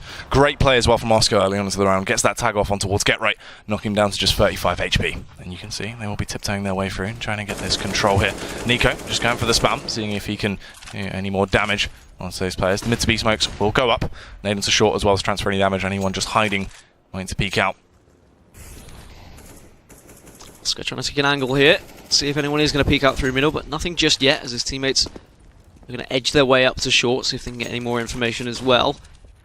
There is going to be a couple of members of NIP on a site that will be more than ready if they do push short here. Grenade will come out as well. Oscar now just down to 50 HP, but Nico is going to be the entry fragger here. He's not so sure about it. He's going to line up a smoke instead. Does look like it is going to be in a slight execute. Well, as I say that, he's just going to smoke and back off. They fake, they wait, and this is like Train yesterday, to be honest. Wasting all this time, but not drawing out much utility from Mouse. Yeah, just on their angles for the meantime on the side of Mouse. They are going to be waiting before they go for this mid to be execute, slipping their way through. Exist will chime in though, is able to eliminate Spitty very quickly. Nicely played, actually backs off through the smoke as well, so he's going to stay alive into this. And this forces the hand of Mouse now. They don't have too long to play with only 26 left on the clock. They have to sprint their way towards B. Forest will take down Oscar. The Battle of the Orps commences there and ends very quickly. Fires again through the smoke, eliminates Loud. Juicy stuff on display. Nico is on the scene of the crime, but will get taken down as well by Freiburg. And that is a nice round from Ninjas in Pyjamas. Just what they needed to get back into the game. Exactly what they needed indeed. Good work. And it's always nice hitting those shots through the smoke as well. It was a little bit fortunate. We'll even watch it twice. Why the hell not? Great double kill from Forest. And now we move into round number 5. There is money to work with for Mouse as well. They're going to try and get an AWP down here. See if they can find anything through middle as well. But Forest is going to be the challenge that they have to try and overcome. And he backs off to B site here. And what kind of difference do we need to see from Mouse if they're going to be able to do anything with a buy round? They struggled last round. They didn't really know where they were going to go. Jackie. Yeah, I mean, that's the thing. They wanted to try and just go for that fake play towards the A-bomb site. Smoked over and then backed off with that mid-to-B strike. Exist did a great job of getting that frag off as well. You know, it slowed them down for long enough. And Forest just went huge towards the B-bomb site after they'd forced their hand. They had to push out. Time was limited. They run straight into his crosshairs, and he just took them down one by one. Into this as well, once again. Going to be getting that map control very easily. Lax played towards mid, and they are just going to be watching it from that B-bomb site. But short play will be coming out. Dennis leading the charge here, just scoping in, checking in case anyone is playing from Gandalf. The smokes will go over. Why is it called Gandalf? See, no one knows. I've asked so many people that question. No one knows. As I said, people just pop out and say, "You shall not pass." That's my only reason. That's all I can think of. As the flashes will now come out, and Mouse are going to gallop towards the A side. Freiburg has had to back off the long. He has got a teammate there with him. They're just being wary of that backstab, as Freiburg will get a nice headshot onto Dennis now. And they're just going to wait around, as Lowell is the man they are worried about from pushing A long. They do have the man advantage now, Mouse, though. Thankfully, Nicotech gets the frag on to exist. The bomb goes down. So Lowell with a lot of responsibility. I wonder how long they're going to wait at A to see if anyone is going to come through these A doors. Yeah, they have all that information as well. Lowell will try and strike now. Great play from the man, as you see him sliding his way through. Takes down Freiburg, Spitty as well. One off on towards both. Forest will take down Nico, but it's short-lived before he gets traded out by Oscar. And Mouse Sports bounce straight back into it, busting the economy of Ninjas in Pyjamas. A lot better from Mouse. They still took their time, but they were able to get onto that site. I think the important thing was they were able to push NIP back to long, and they waited so long at long, watching A doors, and as soon as they turn away, that was when Lau came in with the strike. And it is just going to be an eco for NIP now. A chance for Mouse to create a very nice cushion early on in Dust 2 here, as Oscar still just trying to find anything through mid doors. Nico's found his way onto B site, and will also find the head of Forest. Get Right's having none of it. He's backing off. Doesn't want to take the fight. Does try and go for the jumping pistol shot. It's not going to happen today. No. Look at this mid-aggression coming out, though, from Nip. It will be Exist leading the charge all the way through. Lau is aware of the positioning, though, and just lines it up and takes him down very quickly. And now falls into the last two remaining members of the side. Ooh, Get Right. Snapped his neck there, clean off by Nico. It's just Pit left all on his lonesome. Coming up long, and the bomb will go down. Such a difficult round for NIP, though. They tried to get a little bit over-aggressive. They extended into both mid and A and tried to find any sort of information, but unfortunately for them, Mouse were more than ready and punished them. And look at that. Wow. 12 kills. Pyth, though, doesn't have any yet. Needs to find one. Needs to get some confidence. Needs to inject that confidence into NIP. They look a little bit lackluster. This is their chance to get back into it now with some money. And Pyth on those 0 kills has an AWP. Perhaps this is his chance to put some points on the board. Yeah, there is that possibility. Towards B bomb site, though, you can see 3 players grouped up in upper times right now as they just hold their own for the meantime. Aren't going to overextend too far and burst their way into the site. Get Right is there, just holding the angle. Nice little double boost being utilised on towards short. You can peek over the top of the smoke and look out, see if anyone is going to be there. But no one was around, I think, to be seen. Waiting for the smoke to disperse now. The Molotovs will go in, the flashbang into the site, and then they'll explode their way out. So much on Get Right here. He can get 1 or 2 as his teammates do finally join him. He gets the first onto Dennis, but they are going to continue with their push, but they're going to meet Forest as well, who gets the second. Spitty takes down Get Right, so now it's just Forest as the only point of defense, and the M4 won't quite be enough as Oscar picks up the kill, but now Forest comes in and gets one thanks to Exist, who just has Nico to work against. And he's on short, so he wasn't involved in that push whatsoever. And he's going to be thinking, what went wrong? It was looking like there were some good trades going on as he's going to push mid, try and find Freiburg, but Freiburg's just got a pistol to work with, so Nico should win this encounter, which he does. Gets him through the wall, and now it's a 1 versus 2. Yeah, Nico, the one-man army of Mouse Sports.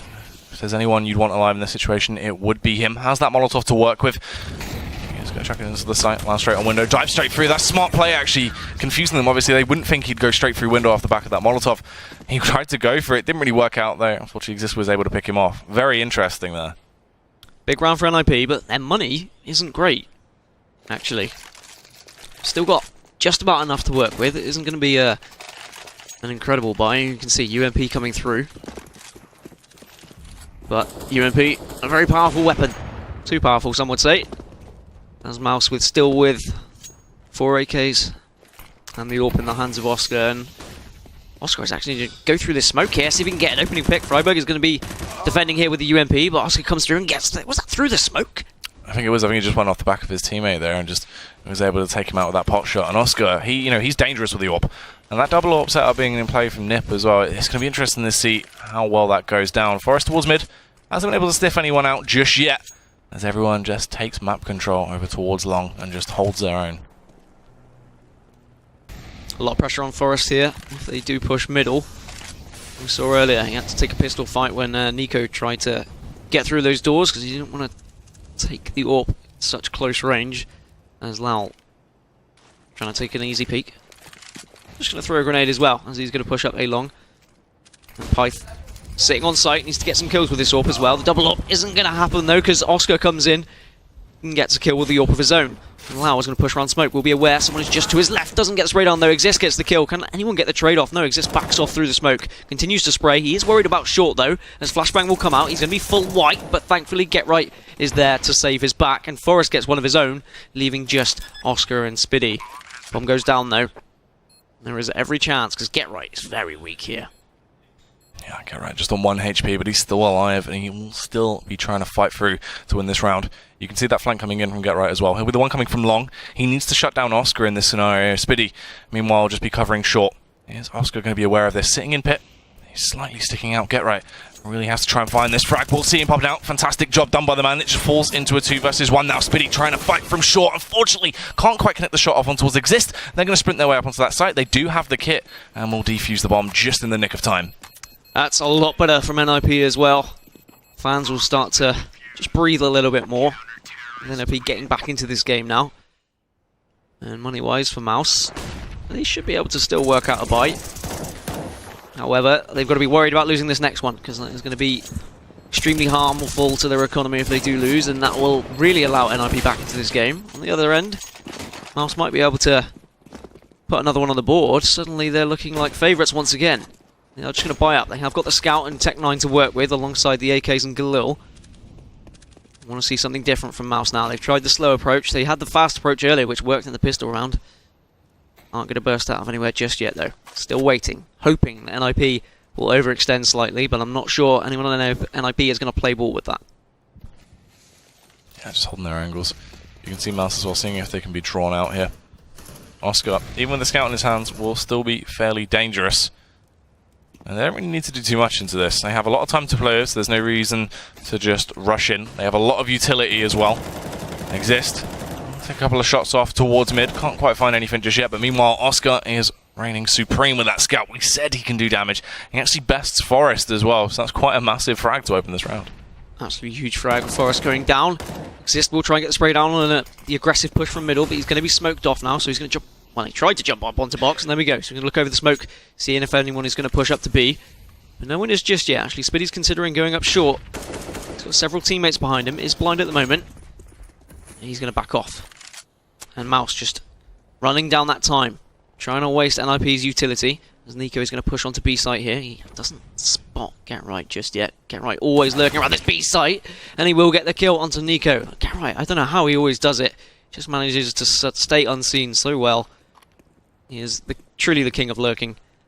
And now the push onto short is going to happen. Oh, there you go. Pyth will kick it off as he comes in with that frag off on towards Dennis and doubles it up. Takes down another man in Lau. Exist is there fighting through as well. Pyth can't quite connect onto the third one, but matter as Freiburg was on the scene and will reign supreme. Does eliminate Spiddy. Very nicely done by Ninja and Palamas there. A whole lot better. Mouse Sports, also the economy being broken. They're going to have to try and work their way through this just on those measly pistols. A good time for Pyth to pick up his opening frags of the game as well. In an extremely important round where now, as you said, Mouse struggling for money. It's just going to have to be a full eco, so I wonder if they're going to go for anything a little bit extravagant, a little bit different, or if they're just going to try and hope, once again, NIP will get overzealous as Forrest picks up the opening one onto Nico. Nice early kill for them. Nothing crazy is going to happen just yet. Dennis does take the fight lower tons, but Forrest once again is there with Exist, and that just leaves Lowell, and this is... Well, it was going to be a formality anyway. I wasn't really expecting anything too crazy from Mouse. They didn't go for a fast B push or a fast A burst. Instead, they just walked in to the SMG. And look at that. 12 kills for Forrest here. And he's built up a bit of a bank balance by getting those kills as well. Yeah, that's nice use of economy management there. You know, you get that MP9 out. You know your opponent's on lesser weapons. You can just really rack up a lot of cash with it. Sticking with it as well into this. Going to use it as a little bit of a scouting weapon. Knows it doesn't matter too much if he dies. Not going to see anything too flamboyant from there. I thought we might see a bit of an aggression coming out. Towards short though, look at this. Once again, going for that boost. They can speak out, get all that information on mid. That's going to be in that elevated angle. Just looking down. Really useful to, you know, bring this into the table. You get a lot of information off the back of it. And they will spot out 2 players towards lower as well and fall back. I wonder whether Forrest is going to peek. Yes, he will, but he is flashbang, but he gets the kill onto Nico. Speedy trades. And now Dennis is going to be smoked off as well. As soon as he thought about making a step forward through middle, the utility comes out from NIP once again. It is a 4v4 situation, so an advantage, I would say, to Mouse here, because NIP are having to split up, as Lowell is now considering pushing through A long. Will be greeted by Freiburg, as Get Right gets a kill onto Oscar as well.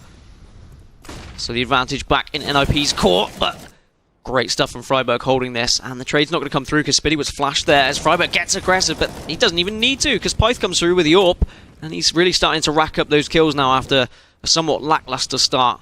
As Dennis is creeping onto A site, he has been spotted by Pyth, who adds another one to his tally. Yeah, this is really, you know, a big step up for him as well. 4 kills on the board now. It was a long time coming. He wasn't performing too well early on into the game, but now, since he's got the AWP in his hands, definitely started to bring a lot more to the side of NIP. Our sports as well, you can see that economy is still broken as they just once again return to the wise with the pistols. They do have some damaging pistol players on that side though. Nico and Lau with those double deagles. Those might be interesting to see what they can bring. It's scary how often the deagles work, but you're not going to get the chance to if Forrest is hitting headshots through smoke like that, as they're going to take an aggressive stance through short here. Are Molotov'd off, so can't get as quick as they would have liked.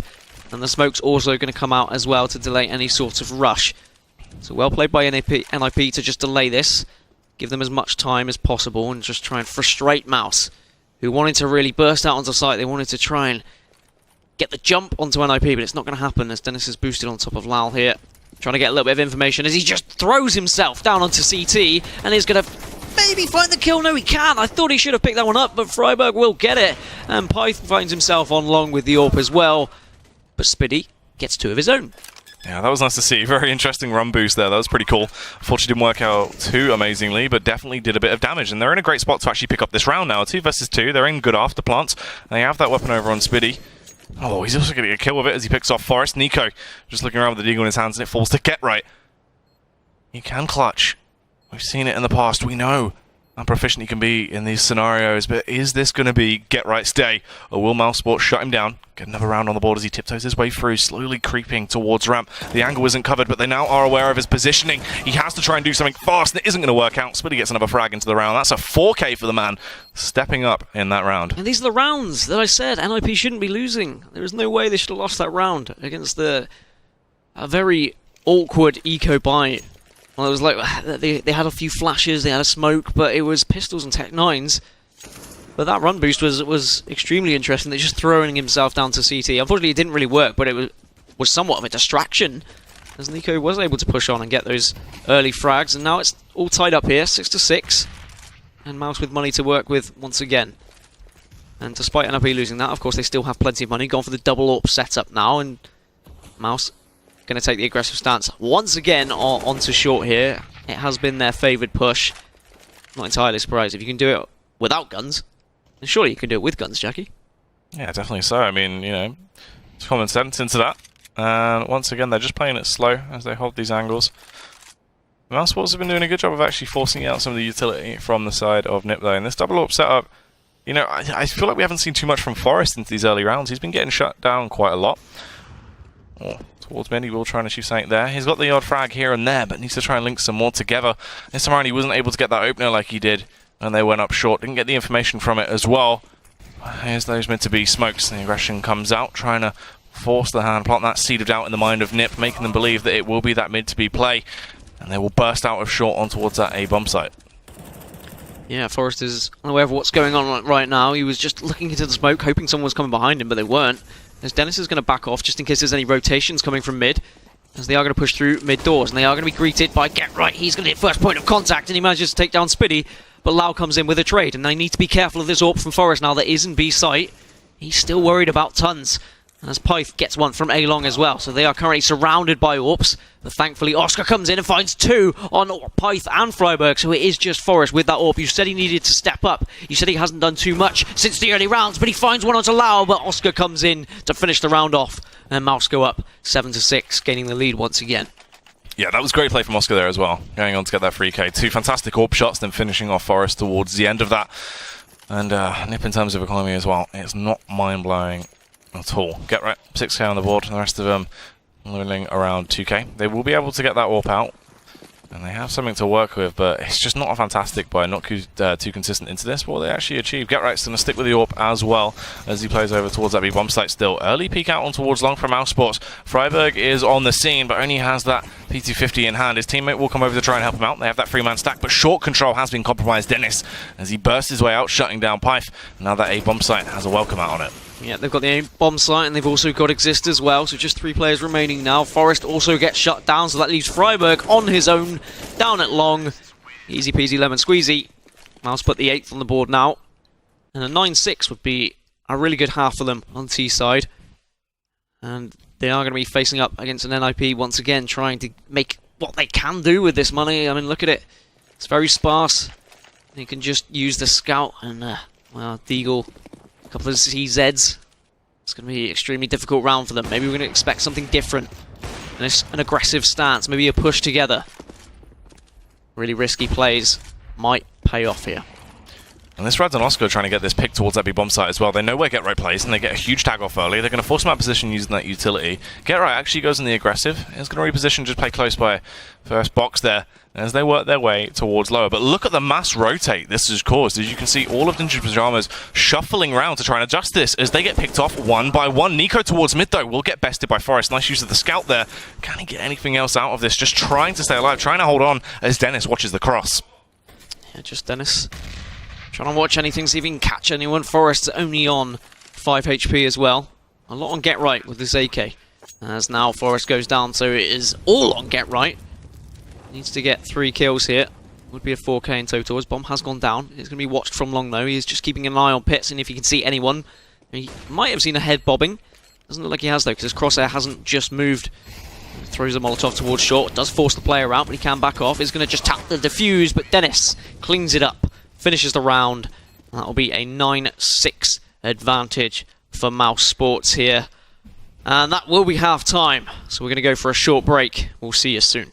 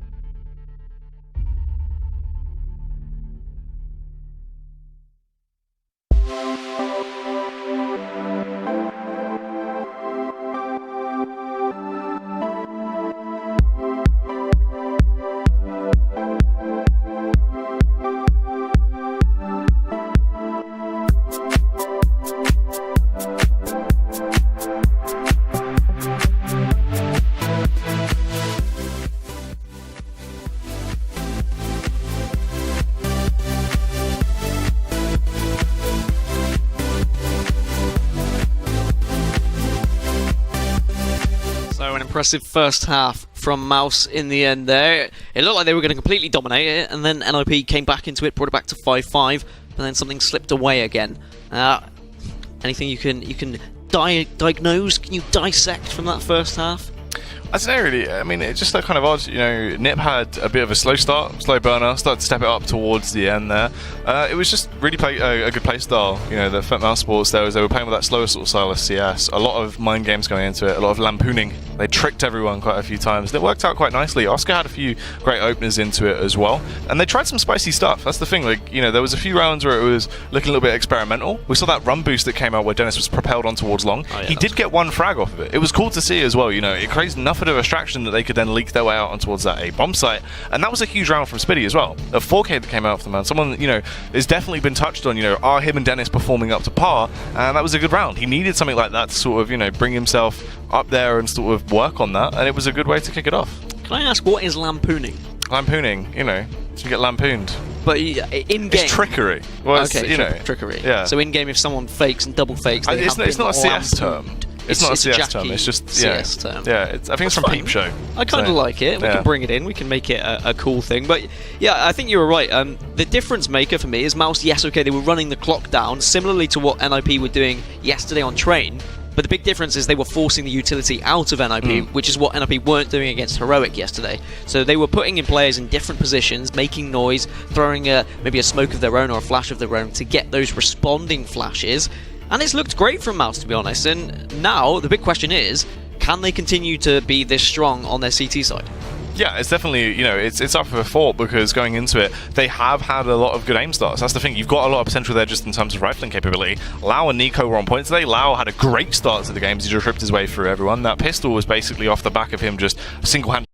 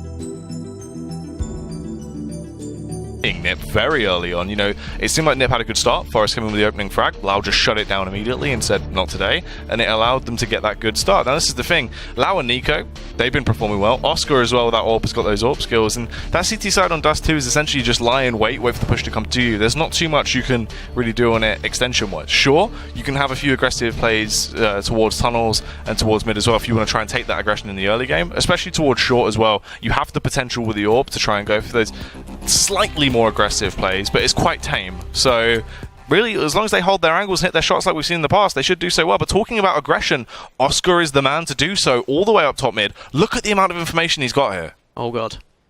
This could be ugly if he's able to get through long and find some of these players. It depends if they dilly-dally and bide their time going up A long. It does look like they are making a relatively quick move up A long. They're trying to not make any noise, but now here comes the movement. The pistol sprays come through as the push through middle happens at the same time.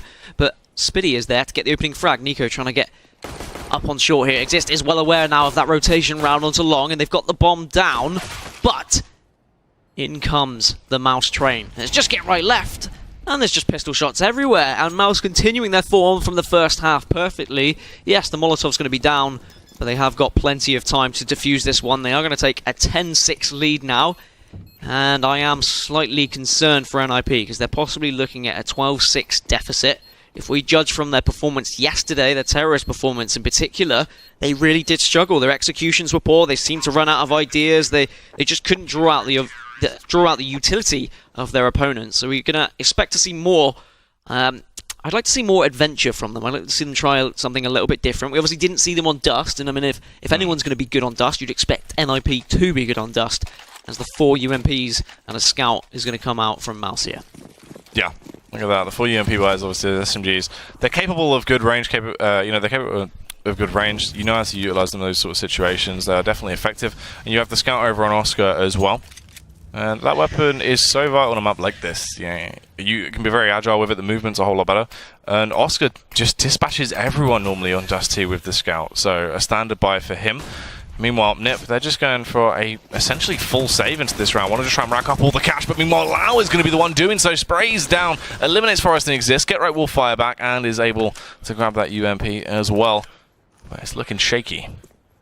Yeah, at least they've been able to pick up that one opening frag. Now they've got something to work with at least. Freiburg might find a rotating Dennis, but nope, Dennis says no. He is going to get that, and now he's going to push behind them onto A-Long, and he should be able to pick up both of these if he plays his cards right, which he does.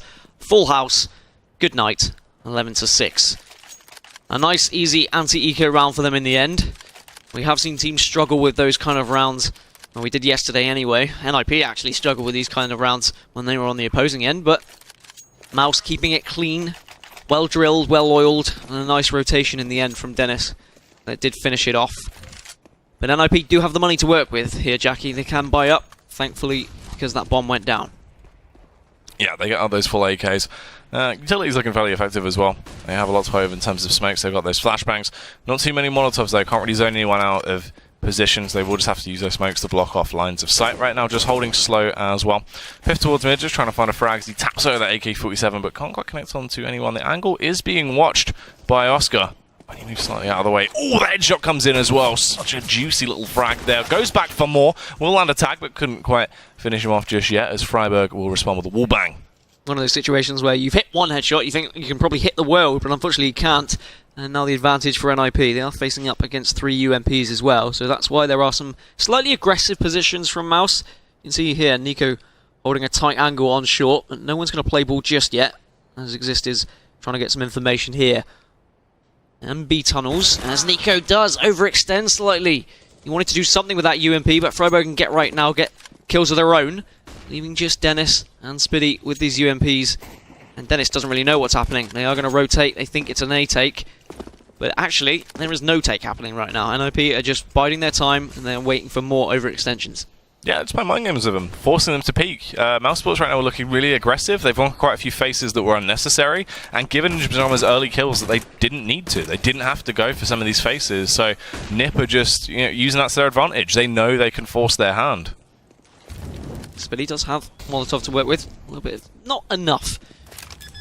Utility though, as bomb finally goes down, and they will force Mouse out of hiding.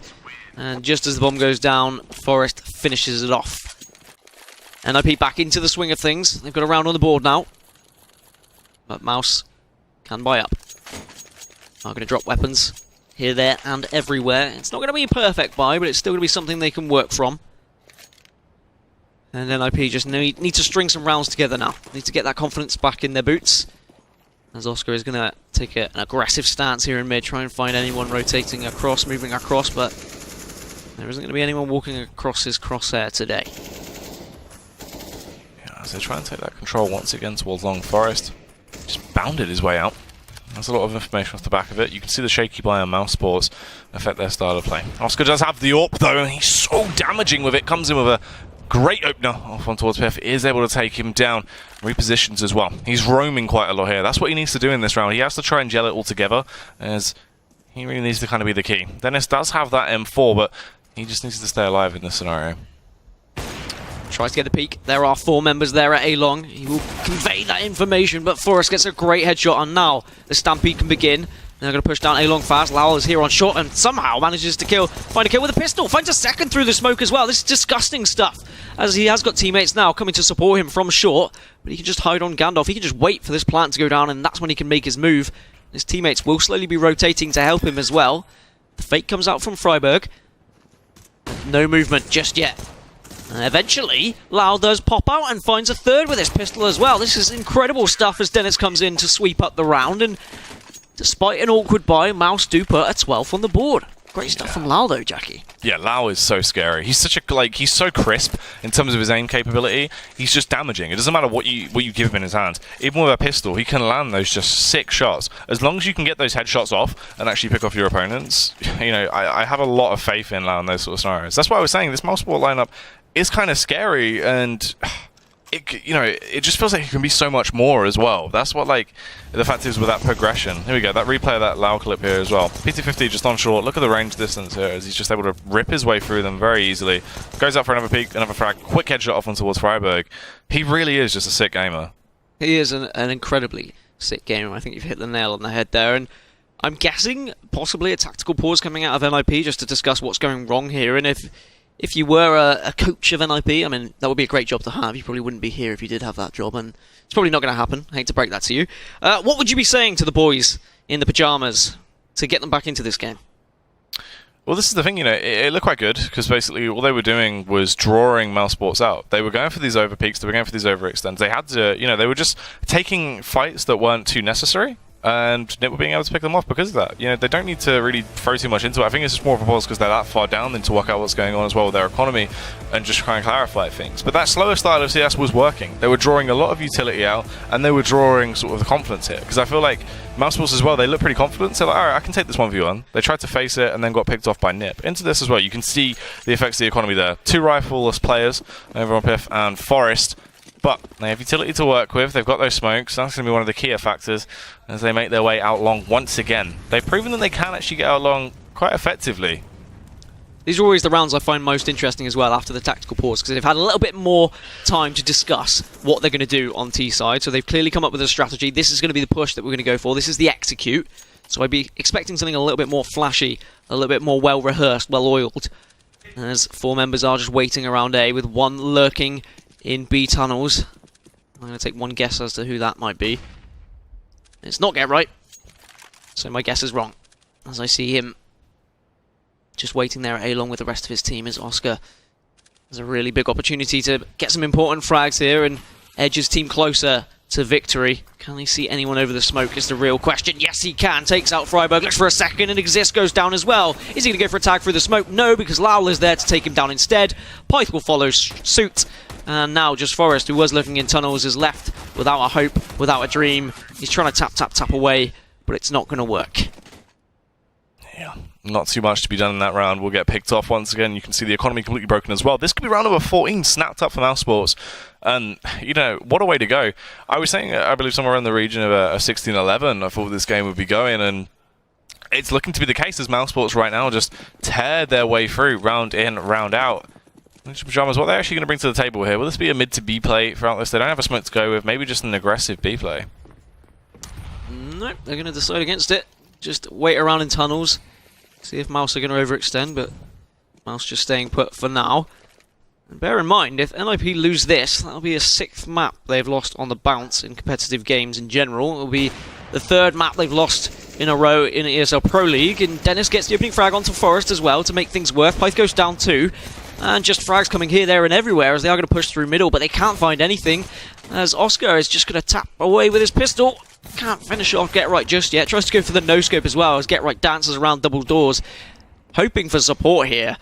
Mouse, as it's just going to be a formality of finishing this one off. I want to ask you, Jackie, I'm going to ask you an interesting question here. Is it Pyth or Pith? I think it's Piff, as far as I remember. Because I don't really know. Someone told me it was Free Barge recently, and I'm not sure I agree with that, but I thought it was Pith, and then I heard you say Pyth, and it made me double guess myself. It's my accent, and then I just commit to it. Accents are a terrible thing, aren't they? So sorry for being from London. It ruins everything. Yeah, it's a terrible place. A lot. And we are up north. That's true. Here in Leicester. I've come a long way. Oh, Oscar as well, looking like he wants to go for an aggressive peek in towards tunnels. This could be quite interesting. He could pick off Piff very quickly here as that scope in. It's going to be tiptoeing his way through. The angle is covered though. This is massive for both sides. This could really decide things. The angle was covered. They're both going to double peek into it. Unfortunately, he'll only get one. Oscar was able to duck under the bullets and take him out. Pick off Pith. It's hard to say quickly. Say that 5 times. Don't actually try it. As now Exist in tunnels. Seeing if he can scout any information. He's going to be the lurker as the rest of them are going to just move towards A long once again. Or perhaps they'll go for a short push instead. As Exist is just going to wait, see if anyone's going to push through smoke. But no one is going to be there. He will back off soon. Just 1 minute left now for NIP to do something. And they need something to happen. They need it to happen quick because they are running out of time. Not just in this round, but in this game in general. And that's what they needed. Freiburg gets the opening pick onto Nico. Well, actually the second one, should I say. And they can push in now. As they do have the 4-man to 3-man advantage. Looks like they are going to go up short as well. They have preferred A rather than B. I wonder why that is that preference. I guess it's just slower, more methodical. And well, as I say that, they smoke off, and it's going to be a mid to B. They're just second-guessing everyone. Yeah, Spiddy's playing close by those doors, but they will be aware of his positioning. Actually, Freiburg, as he bounds his way into the site, takes him down very quickly. Aerial combat. And it will force Lau and Oscar to most likely just go into a save into this. Lau Can just sit in T-spawn though and try and find them as they go for this exit frags. Most likely exiting together. Shuts down Freiburg. Nice little headshot there. Very snappy stuff. Yeah, I wonder whether that... He was thinking, oh, with that frag, do I push in? But no, they don't need to panic, Mouse. They have so much rounds to work with. They have such a big cushion. They've got room to breathe here. As Get Right will find Lal, so the save won't come through. And NIP will put one back on the board and start the possible comeback. It's definitely going to be a rocky road. But if anyone can do it, I'd like to think NIP can. But I don't know if that's the NIP of old I'm thinking of, because the current NIP do not look like the NIP I'm used to seeing, to be honest. It's very difficult to watch for all NIP fans around the world. It's probably difficult to play as an NIP player, Jackie. Yeah, and it's it's just really coming down to just damaging play from Mouse Sports, but also they're working together quite nicely in terms of structure now. It seems like they've toned down those overextends that we're going for in a couple of the earlier rounds. They also go for the double up setup here. Nico will have the other one as he goes for that aggressive push towards long, and here comes Oscar. All the confidence in the world as he just watches towards lower right now. Should be able to get a frag off on towards Piff here if he goes for the peak. The flashbang will go in, doesn't affect him at all. There's the opener, falls back straight away, and that's a great way to kick off the round. Just edge them closer to this victory. Now a lot to do for the 4 remaining NIP players. As they've always waited in this B tunnel, they hope that Mouse are going to push out, but Mouse have been reluctant to do so. The only time they did actually overextend was when they had those UMPs and they had like a reason to overextend. But I say that, now they come forward and eventually it's paid off as Exist picks up 2 onto Spiddy and Dennis. And they are going to be moving quickly onto this B site, hoping that no one else should be there. As usually, you'll only get 2 holding the site, but instead they're just going to throw a few Molotovs, see if they can force the rotate. And they are going to back off. Whereas really, I would have liked that quick, aggressive push into B, to be honest. Yeah, but this is the thing, we touched on that. Mouse, they throw away some of these rounds with these aggressive faces. And Dennis waddled his way in there, just gets picked off. Spiddy's also going to fall asleep, but it doesn't matter when you've got a player like Oscar on your side. Has now into this round a 3K on the board, takes down Exist. He's looking dominant, also going towards long. If he peeks here off the back of his teammate aiding him, he could be on for the ace as he goes for the wide face. It's just going to be waiting for them to peek into him. They have utility to work with, but they try peek, it shuts him down. That's the quad kill. Once the ace fires, can't quite connect the shot just yet. Is forced to fall back, and his teammate will boost him up on towards the bomb site. He's in that elevated angle. This is great teamwork coming out. There it is. Oscar claims the ace, and Mouse Sports take the 15th round. Absolutely disgusting stuff from Oscar, finding himself the ace and putting Mouse up to 15 rounds. And it was just that early aggression as well to kick things off. And it was interesting with NIP able to get these 2 picks here at B. I was thinking, yes, bombard yourself onto B site, but instead they decided to throw a Molotov, throw a smoke, expecting NIP to rotate round, but NIP didn't rotate round. They stayed put. 3 of them were still on A site. They just sussed NIP out completely. Yeah, straight into this round as well. Oscar gets the opening frag off on towards Forest. Now, this really could spell the worst-case scenario for Ninja Pajamas. This could be curtains for them. They have to try and pick this one up to stay in the game. They need to have a flawless game from now on. Exist will lead the charge through mid. Actually gets tagged down once again by Oscar. The man of the moment, just been dealing so many damaging blows to that Ninjas in Pajamas side. Nico with an AWP of his own as well. Seeing if anyone is going to be pushing up. But no one just yet, as NIP at the moment really struggling to decide what they want to do. Are they going to go through middle? They are flashing, and they do try it, but Exist is there to stop any sort of momentum coming from them. Freiburg thankfully responds to give them a chance in this round, as he now aggressively pushes up short, looks down to CT, and does find Oscar as well, so this is still winnable, but Lau shuts him down, and now it's a 3v2. And Lau should be able to get into position to take anyone on short, and that is a flashbang player. Pith goes down, so does Get Right. Mouse take the game, and the woe continues for NIP. It looked awful yesterday, let's be honest, and it's still not looking fantastic. Something is wrong with NIP at the moment. Yeah, that's very true indeed. I mean, that's the thing, It was weird as well because Mouse Sports, they were going for some aggressive faces. They were going for some plays that weren't overly necessary, and we saw Nip being able to counter that in a few of those scenarios, like Exist towards upper tons when Dennis and Spiddy walked in, takes them out quickly. You had a 2k. You're now in a scenario where if you want, you're back into an even playing field. You can try and explode your way out towards that B bomb site, but they just stuck with what they knew, and I don't know, they just threw away some rounds where they had a lead, and it also just looked like, to be honest, Oscar was just playing his own style of CS. It's what Oscar does, right? He's this organic powerhouse that basically is a one-man army, a lot like now Nico, but he roams. He's one of these AWPers that will, distribute himself, sprinkle his way across the map, and just leave a rain of destruction behind, and that's all he did. He was dismantling Ninja Pajamas early on their T side, round in, round out. And this was the thing, last time these guys did face up, these two teams, I mean, Oscar wasn't there. It was Chris J instead, and now with the introduction of him, they look like a powerhouse, to be honest. I think they really could be like contenders for winning this whole Pro League. They took down Astralis yesterday as well in a map, and that's no easy feat. I mean, Astralis just won the last major, so amazing stuff coming out of Mouse. There is still questions to be asked about NIP. They did really struggle, and perhaps they'll come back into their element on Train, but judging on what happened yesterday on Train, I really worry for NIP here. They could be looking at a 0-4 deficit after the opening week of Pro League, which is a worrying thing. And what do you think's got to change if they are going to move on to Train here and take anything away against Mouse? I don't know. It's looking scary because this is the thing going into Train as well. A map where they should perform better on. A map, that they used to be very dominant on in the past. They have been able to overpower Mousesports, obviously, with that altered lineup. And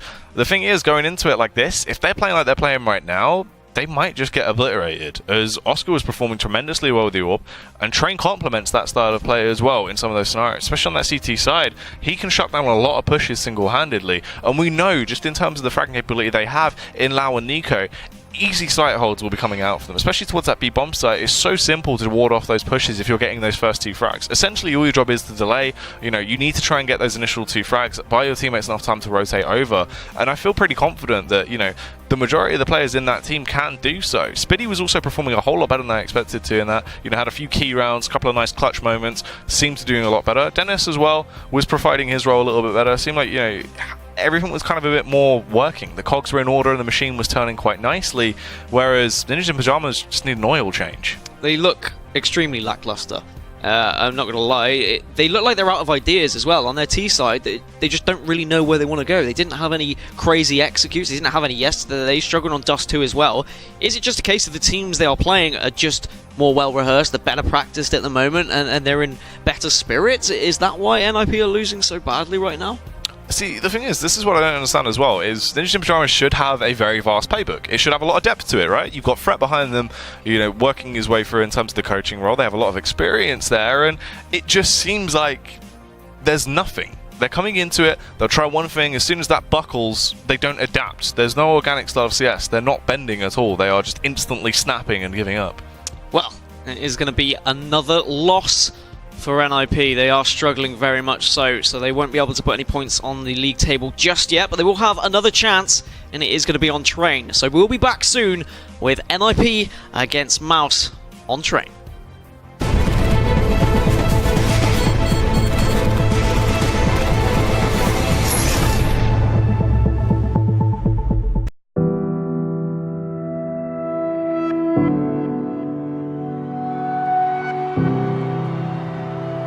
Ladies and gentlemen, welcome to ESL One Code! 2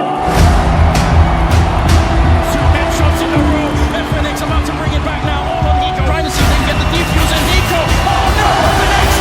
Has to keep Virtus Pro alive. Taco once closer. AW getting done. He's looking for a look. He's going to get a hit by headshot again. Oh my god.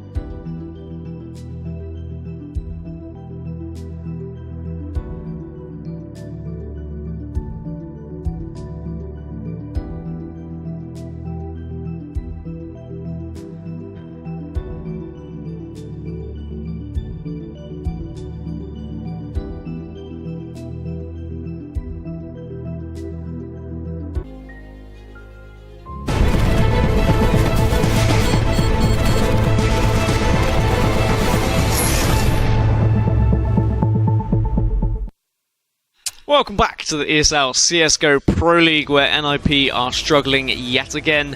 They have fallen on Dust 2 16-8 to Mouse Sports. My name's Dan Gaskin, joined by Jackie CSGO. That's your Twitter handle, isn't it, nowadays? It's true, mate. It's true. I mean, at least it is what it says in the title. It's like a can of baked beans. It's the package. Don't want to talk about that on stream. But anyway, we have got a good game ahead of us. We'd like to think. NIP really need to come back into things. The map is going to be Train, but they did lose on Train yesterday to Heroic. So I'm not going to get too hyped up for NIP here. I definitely think they've got potential against Mouse, but to be honest, from what I've seen, I think they look a little bit lackluster, and I'm worried for them. I mean, what are your thoughts right now?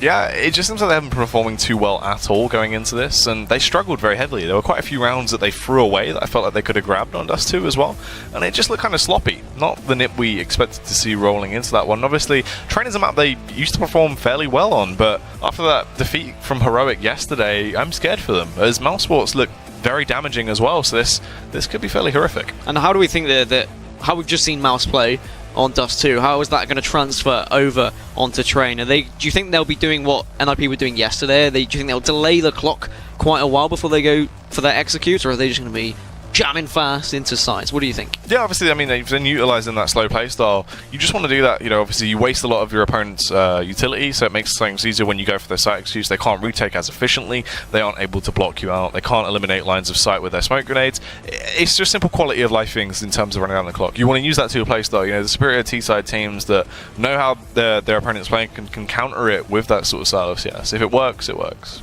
Yeah, well, hopefully it can work for NIP, because at the moment I am a little bit worried, and I'm sure NIP fans around the world are as well. And we spoke a little bit about how NIP, yes, okay, they were delaying the clock, but they weren't able to draw out that utility from their opponents. What have they got to do differently today on Train to be able to draw out that utility if they're still going to go for that slow, methodical approach and waiting so long into the round before they go for an execute?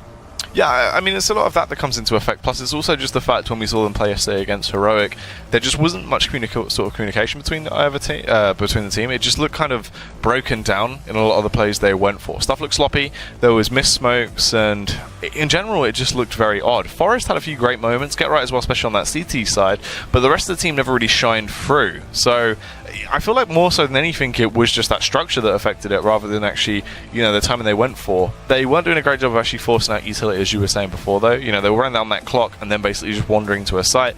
But Heroic just played very patiently in that matchup. That was probably why. So how do they change it? How do they draw out that utility is what I really want to know. I mean, it's going to be interesting because that's the thing. It's sort of that Na'Vi style of CS. You just want to force your opponents. You simply use your utility and make your presence known. You basically just have to sort of play mind games with your opposition. So you force them to use that utility early. Yeah, well, hopefully we can see some sort of utility being drawn out, because that was really the struggle for NIP. But whilst we are waiting for these players, we have a little video for you guys about the rewind of 2016.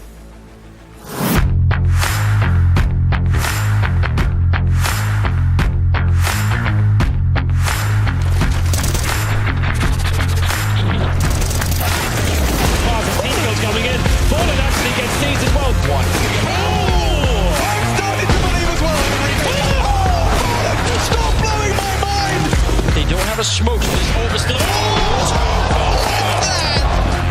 play. Very fast play. There it is. Oh my gosh. G2 certainly has to be convinced. It might be the absolutely perfect round. Nice shot on Fern. Hit the ground and Taco low on HP. Easy to pick up again. It's all on shots. He picks up one in overtime. Here looking for the shot. Shot's going to pick up one more. Triple wave. Oh, yes, the quad kill. Are you kidding me, Shoxy? That's going to be all off. This gives away the indication, though. They should know he's here. They do with the knife. Cbble. He goes through. In the same place there. Simple just jumping. Catching into the side. He's going to fall down again. Why is it tough? Snacks. Does find one. Does he dances back and forth between the box? What a shot. What in God's name is that from Snacks? Carrigan drops him and Fallen. Turns back on. Takes a second as well. And a third. That's going to be the quick go there. Oh, what are you doing? These opening smokes are going to. They are putting one down at the very start of the round, but it's Config just greeting it. Oh, switches up! Config! They're going to move in, and once again, very quickly, they try to score. They're going to shut down time after time again. Automatic! Fnatic. The left side, first shot's very easy. Knows that they're on the right. Lovely shot and get right with the aim. Challenging towards Connector. Sick shot from Kenny. And again. The opponents were being that passive style, but now you can see Scream doesn't care anymore. Scream's doing the no respect. 4 quick headshots and the ace. That's beautifully done. That is sick.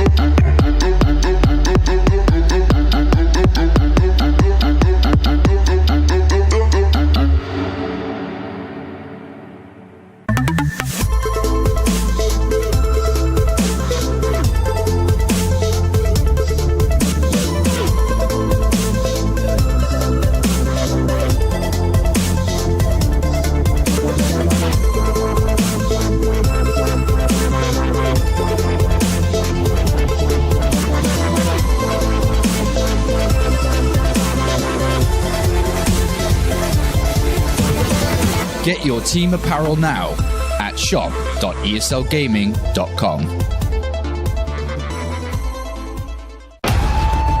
Counter-Strike is sharing incredible moments with us and will return to a memorable place.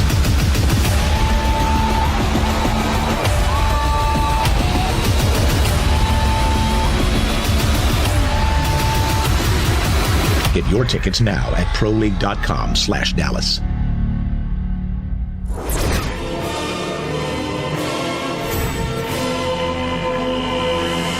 I think you're ready for Skadoodle here. He has the angle with the AWP, the Molotov forcing anyone away from swinging wide. Grabs a second kill. Great, and a third one. Skadoodle, what a recovery and a hold. All 4 kills for Skadoodle. Slow down, and here he is again. He's to hit the second. You better believe he will. Now a third. Twist is going to take the fight, and he hits it as well. Kenny is just raining down terror. 2 more to find, and they're cowering in drop room, fearing what he could do with his Zoom banger. Finds a little bit of a respite for a moment. This could be a full ace. Kenny is going absolutely nuts. Plants getting guns away.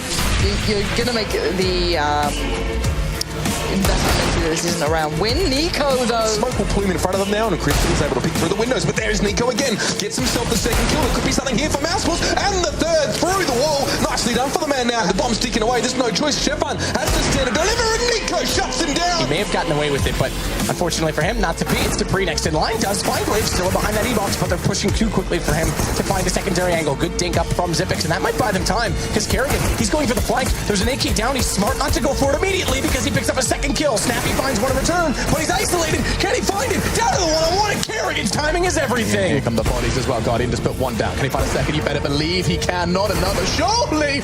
Guardian, stop it! Guardian shuts down 4, and the dream is real as he melts all 5.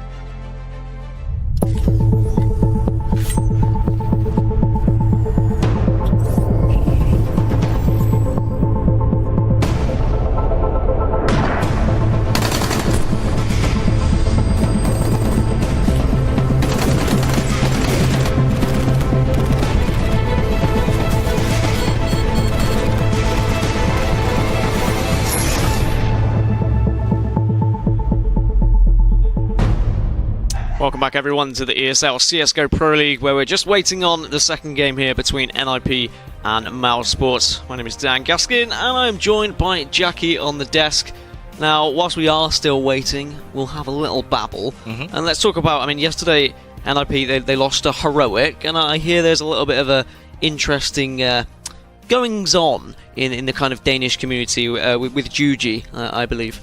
Yeah, Jugi. That's the one. Jugi? Jugi? Oh, you put a J or a G? Yeah, but yeah, obviously it's quite interesting because Heroic, you know, they wanted to pick up that new fifth coming into there to replace Freeze that's departed from the team now. And Lom's been standing in as the coach. And obviously, you know, sorry, not standing in as the coach, he is the coach. He's been standing in, playing with them in their active roster throughout the first week's games. Now, obviously, they want to snap up a new fifth, so they look to Jugi, someone that has really been a fantastic warper. You know, he wants to come in to fill the boots of Freeze, come in with what I'd say is one of the highest talented AWPers in the Danish scene. He genuinely can bring a lot to the table, very powerful, he has lots of power behind him, but he's playing for Tricked Esports. So obviously they came to an arrangement where he would join the team, but they wouldn't come to an agreement on it, so he cannot join the team until the 1st of January 2018, and he's locked into that contract, but he won't be playing with the active Tricked Esports roster either. So it's a bit of a shame, because obviously, right, you've got this really great talent that now isn't in an active roster and cannot join Heroic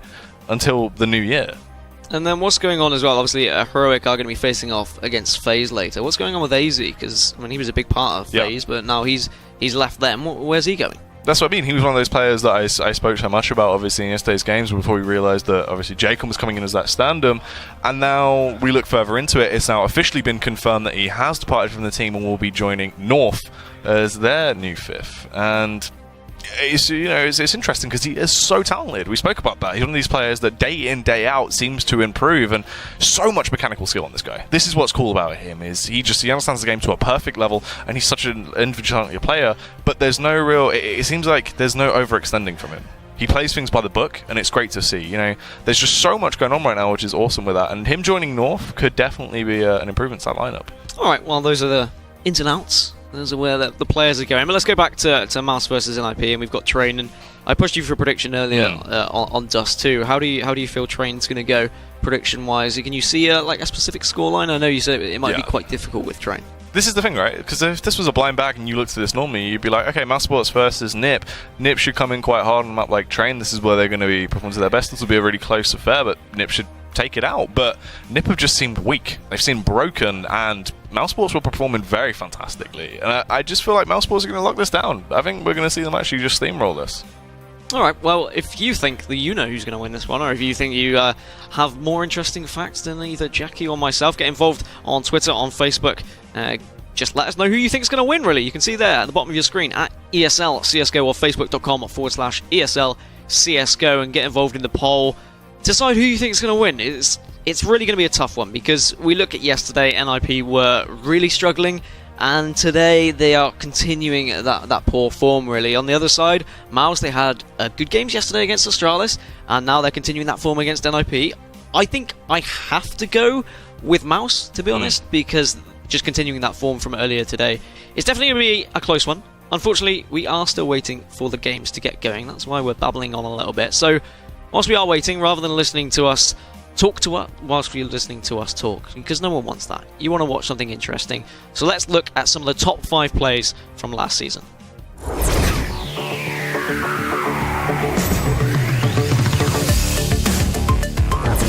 Holding off, not fully committing. Those players are in front of him, finds a kill on the lead, maybe a seconder as well, there it is. And now the third with the pistol. Lovely. Oh, fourth as well on that by 2 guns, Henry. That's what I always say, but inside of the site, Rush has got something better to say. Down goes Zeus, down goes Henny, and already OpTic. Oh, Rush! They're going to be going massive inside of the site. Bolt's caught off in the back corner. They're going to move in, and once again, very quickly, they've tried this before, then it's been shut down time after time again. Automatic, absolutely destroying it.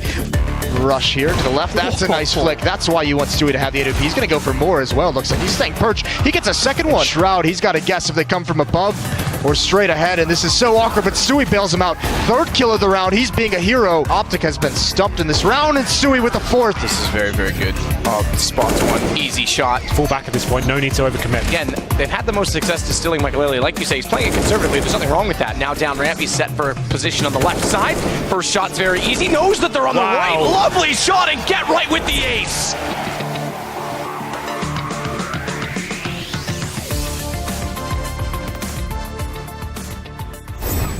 Need to see a little bit more of that from NIP if they're going to get back into things. Whilst we're waiting though, let's focus on the later game today.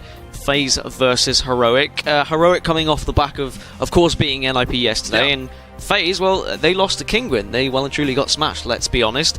So how do you think that's going to go? Obviously, we can go in depth a little bit later, but in general, do you think Heroic are going to continue their form, or can FaZe finally bounce back? Yeah, I mean, Heroic were playing great yesterday, right? Like, they really seemed on point. Everyone was popping off, and it was cool to see. Now, that's even with Lom standing in as their 5th player there, and it was cool. Everything came to fore, and that's what you sort of want to see coming out of those players. It's been a long time coming. They're finally started to get themselves up there, back from relegation, doing damage.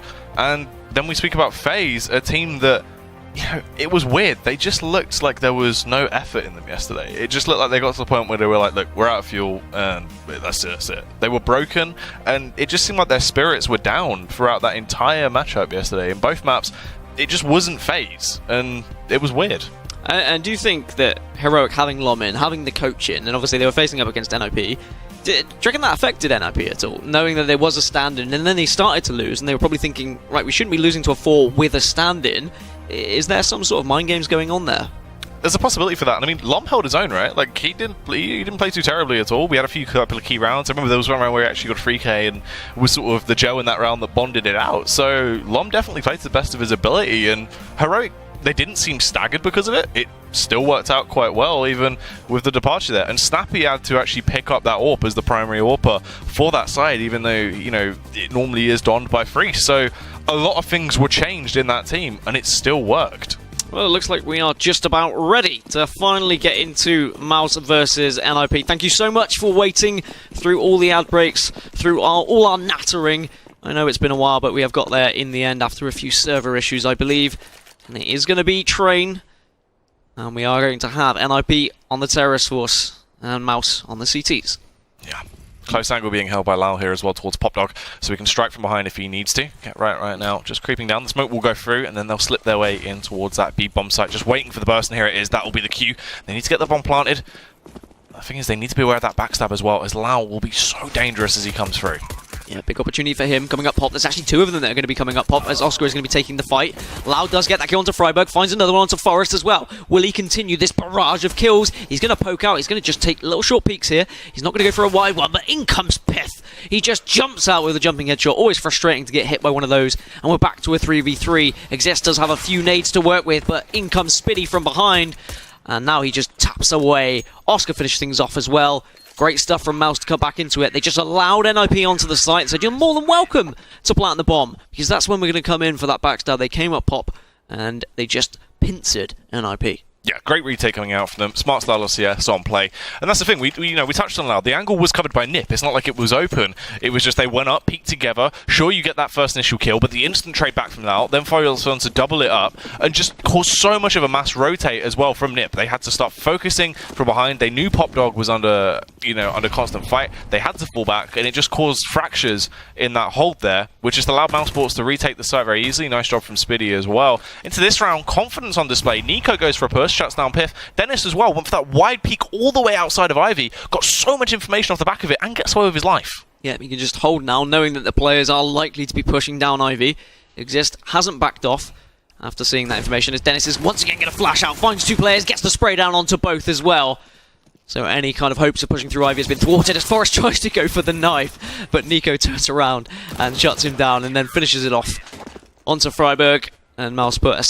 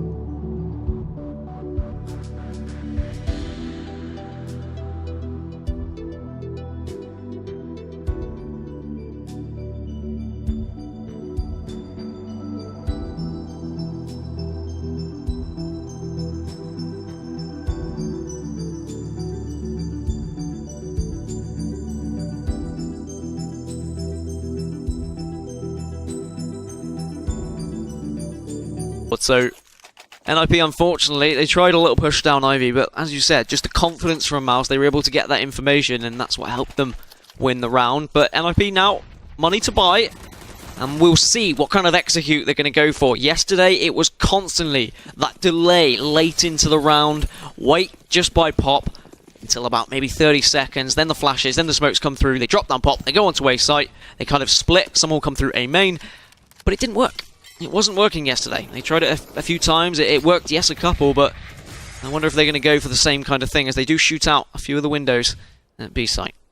Yeah, that pincer play potentially going to unfold off on towards the A-bomb site. Nico, throw that smoke up, is going to try and go for something a little bit sneaky beaky as he works his way up to the top of pop. Get Right has got the first frag into the round as well as he took down Dennis, and here we go. Nico slides his way through, bounds out, but unfortunately Exist was able to pick him off through the smoke.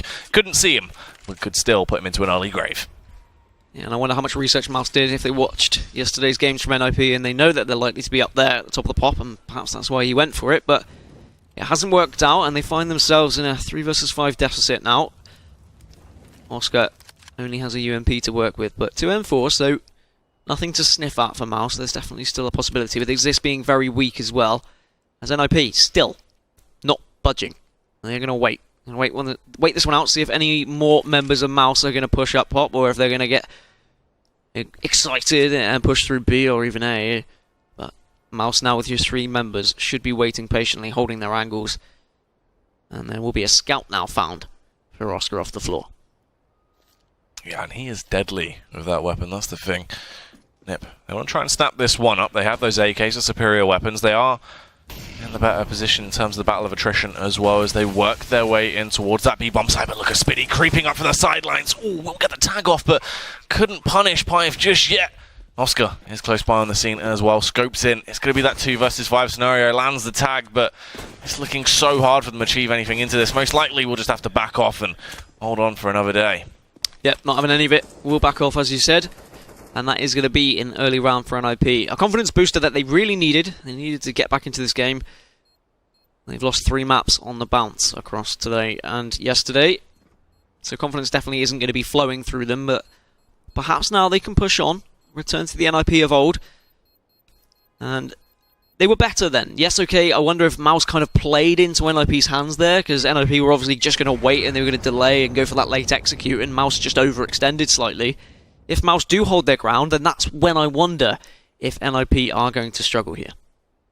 Yeah, I mean, this is the thing. There's potential to that, obviously. Mouse into that scenario as well. You know, they didn't invest 100% fully. They still have cash to work with into this buy. They are going to go for the double scope setup, and you can see Nico will be sticking to the south. Oscar is going to go with the big boy itself, the AWP. Up against those 5 AKs on the side of Ninjas in Pyjamas. Aggression coming out heavily towards Ivy early into this round. Looks like they might just go and bombard their way through, try and burst out, but Oscar claims the first souls. He takes down Get Right with that wide peak. Dennis is there to aid him as well if they try and overpower him. The smokes will come in as they set themselves up to try and go for this face. His teammates start to fall all around him. Nico hits the deck. Dennis also goes down. Oscar doubles up his frags now as he takes down Freiburg. But Ivy has been taken. It's been compromised. He wasn't aware of the positioning of Piff. He's picked him off from behind. That has got to be devastating to him. Lau tries to fight back as he gets that pick off on towards Forest. It's a 2 versus 2 scenario now, and it's getting better by the second. Lau will take down Piff. Exist will fire back onto him, and it falls just onto Exist to try and win it, but it doesn't quite work out. Spitty was quite speedy and picks him off. It was looking so good as well. I thought that NIP were going to be able to do that one once they got through Ivy, once they were able to flash out and pick up those kills and get Oscar from behind. And Oscar was one of the key men in the previous map, but with him going down, I was thinking, yep, they can push onto the site, but fortunately there was some crucial kills coming out of Lowell, just hiding around on bomb train there. Very fancy footwork from him as NIP find themselves 2 rounds behind once again, but still money to work with, 5 AKs. Not sure they're going to go for that fast push down Ivy again, but at least it was a little bit different from yesterday. It wasn't that slow execute, just waiting to try and get onto A site, go for that split down pop. As now NIP slow things down once again, and I wonder if Nico is going to do what he did earlier, go for that smoke, see if he can catch anyone out. He's very aware they are up there, and they obviously are spraying down, but he's just going to hold an angle with his UMP. Yeah, just covering it daintily. Doesn't want to extend too far. Dennis, nice usually to then Molotov will go around, try and burn anyone out of position. Get Right is tucked close into the angle though and won't be affected by it, but the peek comes through. Oscar Slow and steady, but stable as he picks off Get Right. The rest of his teammates are just doing work as well. Nico actually playing a little bit of gun games. He got the first frag with the UMP, switches out to the AK, and picks up another. Yep, he obviously just pushed up Pop like we thought he was as he gets another one onto Forest now. So just Freiburg left, and suddenly NIP are looking behind, and Nico just jumps and one-taps Freiburg. 4-1 now, and that is going to be dangerous waters for NIP as they're going to have to eco. Obviously, it is a CT-sided map, but NIP are going to have to start putting them on the board at some point. One was a good start, but they were just allowing themselves, and they were just waiting in Pop once again. They tried to get through Ivy, but that peak from Oscar, I mean, such a crucial player Oscar has been. And just the thought process to be peaking that angle was fantastic from him, to be honest. Yeah, but I mean, especially you've got to highlight Nico in there. The finesse of this man is just ridiculous. That was such a highlight play. His movement is just unbelievable. Such a sick play throughout that round that just really was able to pick him up. Just beautiful stuff. Great understanding of game mechanics, and wow, that was nice to see that. Anyway, into this one. Slow stuff from the side of it. They've already taken some damage and now have worked their way back up Pop. And they will just be holding out. They don't have a lot to work with. It has been the full eco into this round, so they have cash into the following one. And what are they going to try and go for here? Will they bust their way out until it be bomb site, see if they can grab something? Or with that first bit of confrontation, Piff has seen one player just on the top of the smoke. That's Lau getting knocked down to 5 HP, but he is going to be able to stay alive. I mean, you say what they're going to do. I'm not even sure any NIP know what they're going to do. They all dropped into Pop, and then they all went back up. Like, oh, no, actually, we've given up too much information here. We're going to back off. And they're just trying to make Mouse try and second-guess themselves, but no one budging just yet. Spitty taking an angle here on upper. And he should be able to get a couple of kills here. They are just going to walk into his M4 crosshair. Finds one, finds two, should find the third as well, but has to reload, so whips out the USP instead. Going to try and tag someone as the bomb is going to go down, so that's going to be some extra money for NIP. Spith going to push through smoke, and will be eventually put to bed. As Mouse put another one on the board. An expected round for them. NIP, I wonder if they sussed out any sort of information. I wonder if they have found a weakness yet in Mouse in their defences, if NIP know really what they're going to go for.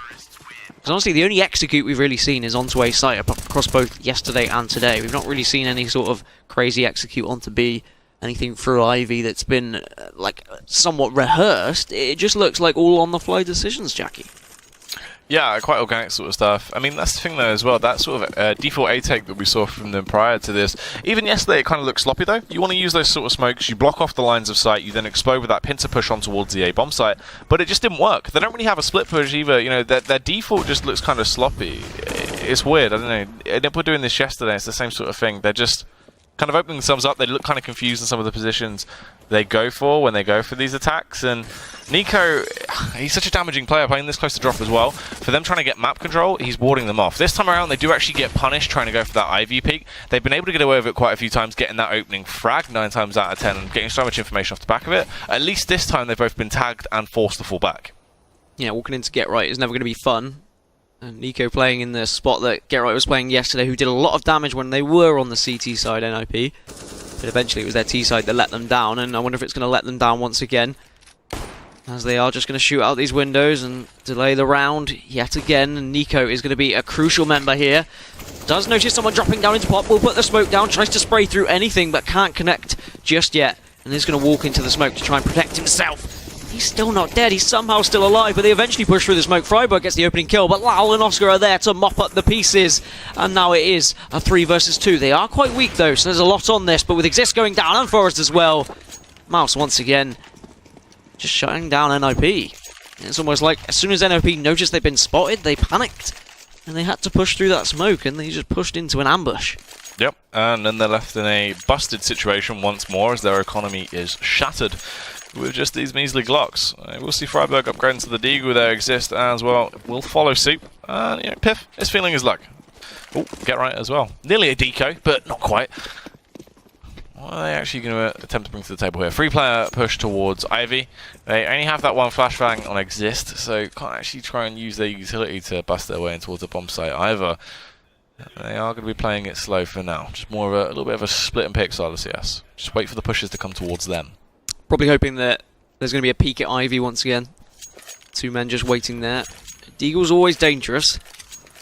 As Forest is going to rotate it around as well, or at least he was considering it. And then NIP just going to wait and wait. continue to what they've been doing yesterday and today. Not trying anything a little bit silly as Exist does pop out. Can't quite finish anyone. Does take them down relatively weak, but Oscar and Lau come in with 3. And now it's just these 2 players left. With Exist going down, it's all on Get Right, but good night. Pith. That's all 5 members eliminated. But NIP will get money once again. And this has to be the turnaround for them. They need to put a round on the board now. They need to start getting back into things, or otherwise we could be calling GG already. Yeah, the cash flow has come back into effect though. As you can see, Forest will be donning the AWP once more. He can get some really sick openers on this. We've seen him perform very well in training in the past, and he's able to crack things open. But will that be coming into fruition this time around? As they set themselves up in Whitehall, just holding that default slowly for now. They actually get the opener, and there it is. That's what we wanted to see. Forest, he's that key piece. He shuts down Oscar. Best the man that's been causing Mousesports to have those early leads in terms of frags. And this is where things could get better. Yeah, he's been the nuisance maker in Pop. He's been the first point of defense waiting there, but after getting that frag, they are now looking towards B, which is where obviously the AWP went down. And Oscar with that decision maker now lost his AWP. And they have managed to find their way onto the B site now. Bomb does go down, no one going to be able to challenge them just yet, and the retake is going to have to happen from Mouse here. They're going to try and take any angles, and the angle is good from Spitty. Finding Get Right, is just going to tap away at upper, see if he can find anything. Gets another one as well, and Lau chimes in with one of his own, and it's a 4v2 advantage. And what can they do with this? NIP, they're really struggling here. Lau on this elevated angle though, raining hellfire from above as he eliminates Freiburg, and it just falls to Exist. Essentially, when you get that B-bomb site planted, you just have to sort of retake your own site and try and ward off your opponents. And he will be holding it. Will come in with a nice little headshot off on towards Nico, but what more can he achieve? Spitty fires back, kills him. There's going to be that defuse coming in, and Nip, 8 rounds down now. Wow, Mousesports, they're on fire. I mean, I was going to ask you, Jackie, what is going wrong for NIP, but I don't even think NIP know what's going wrong with them right now. They're just getting simply like they're getting outclassed a lot of the times. You know, that was better though. That was the round where we saw the opener coming with Forest. He needed it on the AWP. He was able to get a massive frag on the board, and then they should have worked in off the back of it. But they're just sort of they're slipping here and there. There's slight things that are going wrong. But Mousesports have just looked so on point with their retake. Communication is looking key, but not only that, everyone's looking crisp. They're firing from all cylinders. They're not missing shots. Obviously, Nico, a difference maker as well in Pop, has just been creeping up. He obviously knows, he's researched, he's thinking, right, well, they're going to be waiting. This is the default they're going for every single round yesterday. So if I just bide my time, if I surprise them, throw a smoke, throw a flash, I may be able to catch them off guard, which he has done in several rounds. And even the run, he doesn't have to go up Pop, even when he just waits and they decide to push around B. He is then that late game element. He comes up Pop, comes from behind, gets the backstab, and they don't really have an answer for it. And I'm just scared for Nip. I'm wondering where they're going to find their wins this season if they're not even able to take out teams like Heroic, and they're losing to Mouse as well. There's something needs to change for them, and I think it's just about practicing more, to be honest. They've taken a tactical pause now, so they're obviously discussing with their coach, look, what needs to change here on our terrorist side? Can they even get back into things? And honestly, I just think they need to try something a little bit different. Maybe just some 5 stacks. Rush through Ivy, rush through B. Just do something a little bit different, because these defaults aren't working right now. And honestly, they're just playing into the hands of Mouse. Mouse are just having a whale of a time, just more than happily waiting, and then saying, okay, we know exactly what you're going to be doing, so we can send someone. We can peek Ivy if we want to. We can peek down or up to Pop. And if we catch one of you, that should be GG. But I think you're right, the rotates have just been absolutely fantastic. Yeah, it's been looking absolutely on point. Spitty as well playing on this close angle by the ramp here. If they push into him, he's actually been doing a fair amount of damage. He's been getting quite a few tasty frags here and there. So I wouldn't put it past him to definitely throw a spanner into the works and delay them enough. Essentially just getting 2 frags towards that B-bomb site would ward them off by his teammates enough time to rotate. But they back off, deciding upon what could potentially be a pincer play here towards that A-bomb site as they line up those smokes here just outside of A and burst their way down Pop. You flash your way through, flash down Pop, burst out onto the site. There you go, they seem to be getting ready for that now. And look at Nico changing up his positioning as well. Isn't going to be so close into Pop. Instead, he's back on the A site as flashes will come in, smokes as well. So are they finally going to find their way onto A site? Yes, they're going to come through Pop. Nico isn't going to be up close and personal. He's blinded, so he needs to back off slightly. And I wonder if the rotate's going to come through. And they shouldn't do, because it is going to be a fake from NIP. So they have tried something slightly different as Nico picks one up, but he is well aware that it's going to be B site now, so he's going to rotate accordingly. And just 3 members to try and defend this bomb here. Yeah, that was good enough. You know, they were able to keep him on the site for a little bit of time, but Spitty did his job well. He got 1 frag. Sure, it would have been better if he was able to pick off 2, but still did the damage. Oh, Forest should have gone huge there. He's in a prime time angle to tear them to shreds, but couldn't quite dismantle them as he just got picked off. So unfortunate. That would have been such a different round if Forest would have been able to get those frags. And that's the thing. I mean, 3 months ago, Forest would have got both of those. Probably all 3 of them. And we're looking at an NIP team that won a major 3 months ago. Looked absolutely incredible.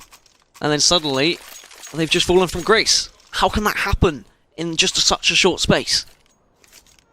Yeah, I mean, it's odd to say the least. Definitely not performing to the best of their ability from what we've seen them do in the past. Oscar now. Just going to take his spot at A once again, and Nico now switching it back up, going for an aggressive approach here in Pop. We'll get flashed off though, as the boost is going to come through from NIP. They're going to change things up. They're going a little bit quicker into A site. They're not going to wait until those last 30 seconds, but they will be greeted by several members of Mouse, and Get Right gets the opening kill. That's what they needed. Get Right can make the difference, finds a second onto Nico, and perhaps this is the round that they can get back into the swing of things. He's well aware someone is at Ivy as well. That's why he's taking that one, and Freiburg takes down Spitty as well. With Oscar going down, it leaves just Lowell left to defend the site himself. He has seen Pith as well, does take him down, and now looks across. Can he get Right, who's just hiding around an electric, but Get Right completes his triple. And I think that's a difference maker, is Get Right just getting those opening frags. Someone needs to be getting the entry frags, because it's not been happening for NIP. Forest, yes, he got that 1 pick towards B once, but even then they weren't able to do something. The pick towards B isn't as good as getting that pick onto A. It is very vulnerable if you can get one of those picks. There is always an angle that you can get onto that isn't going to be watched if you're able to get that early presence. So good stuff from Get Right. Need more of the same if they're going to get back into it, though. Yeah, definitely so. Look at this position though by Piff. He's been able to slide his way out very quickly, quite agile. Should have the drop on them. Oh, Oscar will come in with the opening frag though. Lau as well can eliminate Piff. It's not looking too grandiose for the side of Nip, but they make it better as Exist and Freiburg go blow for blow, take down Lau and Nico. Freiburg will eventually be traded out though. Oh, Oscar, he had the higher ground, but unfortunately Forest will prove he's the stronger Jedi as he cuts him down. Exist will chime in with one off on towards Dennis though. Spitty, the auto sniper of all weapons, will be what he has in his hands. Can he find the frag though? Tiptoes out towards the bomb site. Easy pickings Exist. Trapped underneath Heaven there as he was just looking out, trying to find him, expecting him to come from drop down or connector. He had the drop on him. Interesting decision, taking the auto. But it worked in the end. He's going to carry it on through as well to this round. It can be a very scary weapon to go up against, as it is going to be a slightly sporadic buy from NIP. You've got Tech 9, Deagle, but 3 AKs to work with, so a lot of responsibility on Get Right and Pith here. You'd expect them to be entering fast, trying to get some information, trying to do a little bit of damage, and then let those riflers come in to mop up the pieces. As Forest will get the drop into Pop. No one to contest him early on, though, as Nico taking an aggressive approach towards A main this time. Oh, Nico rattling away. We'll get the opening frag and the follow-up as well. The spray transfer over on towards Exist. Piff fires back as he finds that Deagle frag. Dennis will chime in, though, utilising that M4 to pick off Freiburg. 4 men left standing. Now, Spitty, that auto sniper can be very, very useful on a map like Train. Range capability is so useful to have, as you can hear him hammering on the trigger. But it'll be Dennis and Lau to pick off the dynamic duo in Piff and Forest. And Ninjas in Pyjamas, still only 2 rounds on the board, just getting manhandled by Mouse Sports that now lead with 11. Lead with 11. And look at that bank balance for NIP as well. Not pretty whatsoever with that force up in the previous round just to get 3 AKs, 3 rifles. That's why they find themselves in this situation. But they had to try something, so I do commend them going for it. Unfortunately, it seems whatever they try, they are thwarted by Mouse, as it is going to be an early presence onto the site from Exist, but he's going to be greeted by Dennis's AK right to the nose. And back to just 4 now for NIP, as the rest of them are heading towards B. I don't think this is going to be all too pretty, though, Jackie. No, definitely not. It should be an absolute massacre. Spitty comes in as he just rattles down that trigger. Get Right was actually able to eliminate with a Deagle, a long-range shot, but it doesn't matter when you've got someone like Oscar who can just slide his way in and single-handedly tear you apart with that AWP. The hand cannon it is. There's the follow-up frag off on towards Freiburg. A free K for Oscar into that round. Knows how to wield that sniper rifle. Bomb goes down, a little bit of extra cash going into the final round of the first half. And somewhat of an ugly first half. Well, a very ugly first half, like the stepsister that you'd kind of meet. There's a bit of a mole on the side, hair growing out of it as well. That's kind of the first half that we're seeing right now, Jackie. And NIP need to turn it around. They need to dab a bit of makeup on that stepsister if they are going to be able to get anything from today. They could be looking at 0 wins and 4 losses in the Pro League. Yeah, that's very true indeed, and especially with this flamboyancy that's coming out from Nico. Look at him as he sprints his way up with the AWP, gets the opening frag off onto his existence, able to reposition himself as well. Great play there as he gets the opener, but isn't overconfident, and the backstab is also coming in. They're pincering. Ninja Pajamas are trapped. They're caged in like an animal. Lau will get picked off, though, by Freiburg. They were aware that they were starting to converge on top of them. Nico, small pixel angle as he went for the shot. Couldn't actually connect onto it, but he knows they're trapped. Just dancing around the ladder as well. As Dennis is going to come for the backstab. Can he get anything through stairs here? He's going to smoke off and probably back away. As he knows he doesn't need to take that fight.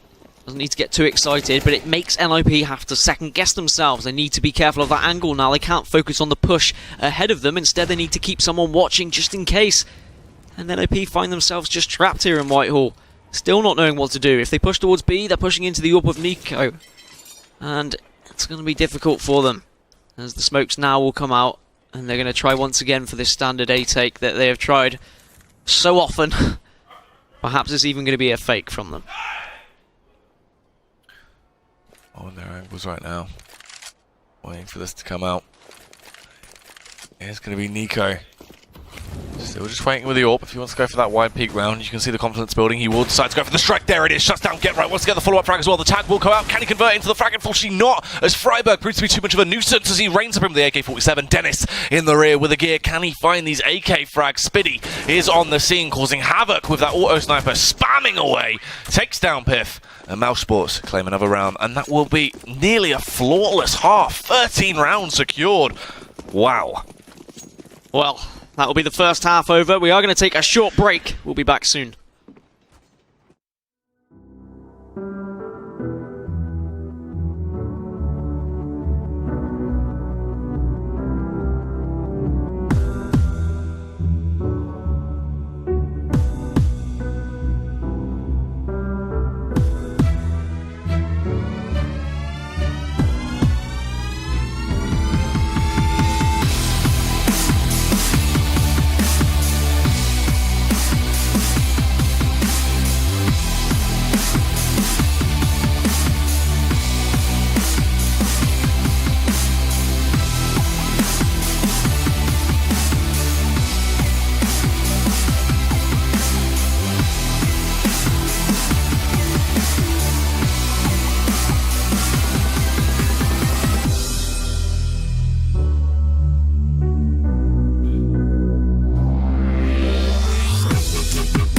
NIP 13-2 down after a first half on train. Rip Nip comes to mind. This is difficult to watch, I'm not going to lie. I mean, I've always been a big fan of Nip. Probably shouldn't say that anymore, but for years they've been an absolutely incredible force, one of the biggest powerhouses of CSGO with a massive fan base behind them, and they are looking at going 0-4 in the opening week of Pro League. I mean, can they even get back into this is the real question. Yeah, I mean, it's crazy. They're just getting completely discombobulated right now by Mouse Sports. They're just tearing them apart like a child that's angry with a Stretch Armstrong down. Can you tear a Stretch Armstrong? I always thought they were unterrable. Well, you can. Well, my sister cut mine, so I mean, I don't know. You kind of have to have scissors, I guess, but maybe Mouse Sports aren't playing by the rules. They brought scissors into the toy box, and they've cut the Stretch Armstrong, and now the beans are everywhere, and it's just sad. All right, you bring about bad memories. Can you stop, please? Sorry, mate. It's difficult, though. I mean, they're trying everything. Well, I say they're trying anything. It just seems like they've run out of ideas now, NIP. Yeah. They went back to that default kind of take that they tried yesterday, which worked a couple of rounds, but then just went back to not working again. And honestly, it just seems like Mouse have got the read on them. It doesn't matter where they go. There's always someone from Mouse to step up to the plate and shut them down immediately. It doesn't matter if it's Ivy, or if it's Pop, or if they're coming onto A site. Mouse just look like an indestructible barrier that they can't get through right now. And it's going to be whether NIP can set up a wall of their own, whether they can hold off on CT, but it's all going to come down to the pistol. And how often do we say, win the second pistol, win the game? Yeah, it's true. I mean, this is the thing as well, and that is exactly the case. And we know how strong Mousesports can be on these pistols. You've got a lot of talented pistol players on the side of NIP as well, but Forest, I want to see old school Forest coming out from right now, utilising that USP, being able to get those massive frags on the board. Freiburg spamming away will be the man to kick it off, though, as he claims the head of Nico, shutting him down very quickly. Speedy returns the favour as he taps away with that Glock, and here he is. Forest getting not one, but 2 frags. Huge play coming out. If he can keep this up, this definitely will be the pistol round going to the side of Nip, as it's just Speedy left standing, and there are bullets flying all around him, whizzing past, and Forest will go on to pick them off. I said I wanted to see him go big. A 3K, the hat trick.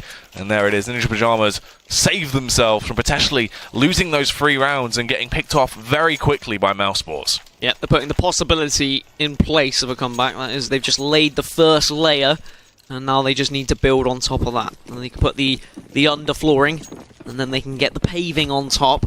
But whether they are going to get the decoration is the real story. Is they really need to hold off, well, an incredible Mousesports at the moment.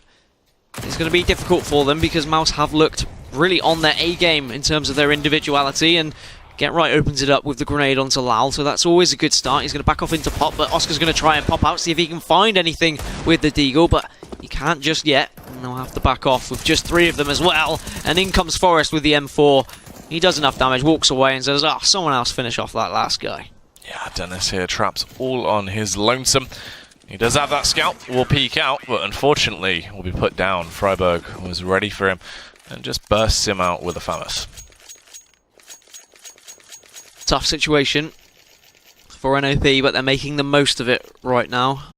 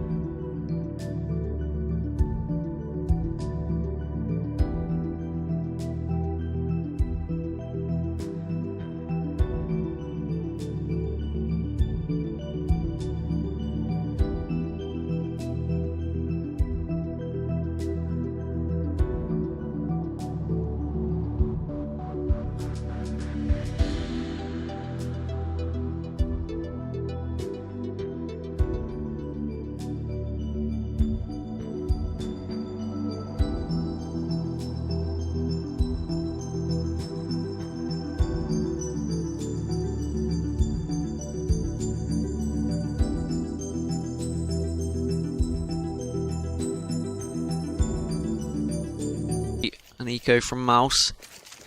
To expect another solid hold from NIP. I wonder what Mouse are going to do in this eco situation. We didn't see anything particularly flashy or exciting from NIP on their ecos, but Mouse have a little bit more breathing room. They can try a little bit something more flamboyant and maybe just drop somewhere fast or push onto B site fast, as actually Forest gets the opening kill onto Nico, so he won't be joining his comrades onto B site here as Pith takes a very aggressive stance with the UMP, takes down Spiddy as well, gets the spray in case anyone else follows, as Get Right comes from behind to take down Dennis and Oscar, and once again it's Lau left on his own. We'll get a consolation kill onto Get Right, but Forest comes to clean it up, and now we can get started. Are Mouse actually going to be able to put this game to bed, or are NIP going to miraculously come back into this game? It's definitely doable, it's not out of reach. I mean, if it was the NIP of old, if it was the NIP of couple of months ago, then I'd say that it's probable. But unfortunately, from what we've seen over their past 3 games in Pro League, I'm not hopeful.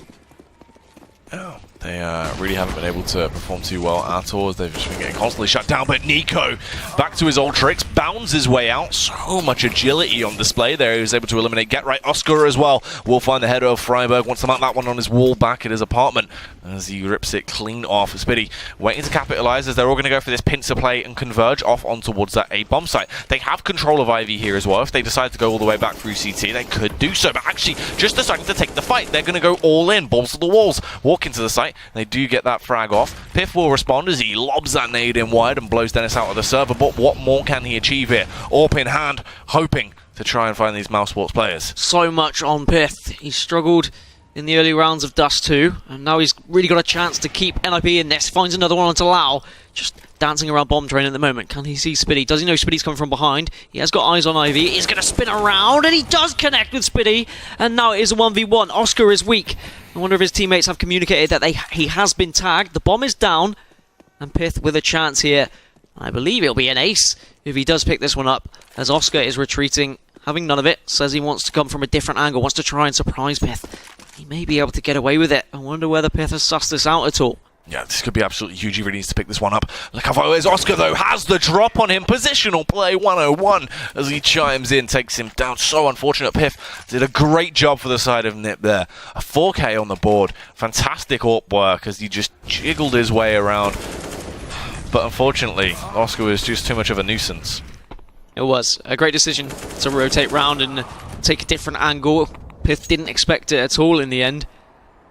And it was so close for Pith keeping the dream alive. But now they are going to force up NIP and hope they can hold off Mouse. But Mouse just didn't allow NIP to breathe in that previous round. They bursted out so quickly and showed their confidence, to be honest. And it's quite contrasting from NIP's T side, where they were always waiting, delaying, giving Mouse time to think. But can Mouse finish them off now? Can they put that final nail into the coffin will be the real question. They're certainly looking confident to do so. Yeah, they definitely are trying to bring their A game towards this. They've been looking strong.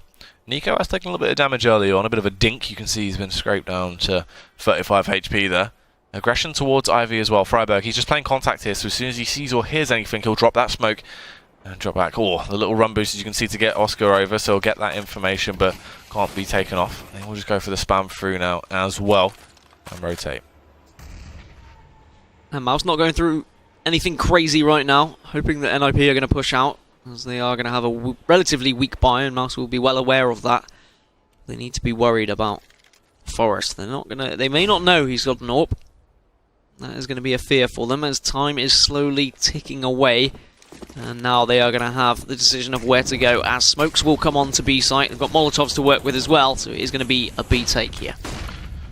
They begin to ready their engines and start to unfold. They put their foot down on the pedal. Lau will get the opening frag off on towards Exist. Piff will fire back as he takes him out, but Nico is there hammering away with that Galil as he tears Piff a new one. Get right, CZ, close range quarters. Combat will work out fantastically as he eliminates Oscar. Look at him just leaping and bounding around the site as he glides around, skating. Get right, look at that movement. Fantastic play as he tears them to shreds. Unbelievable stuff from Get Right.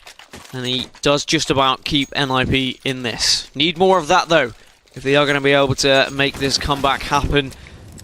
I'm not sure Mouse were really expecting him to come bounding through onto B site so successfully. And I mean, this last one was disgusting as well. Yes, okay, he was weak, but just having that knowledge, despite the fact he was walking. Good communication from NIP.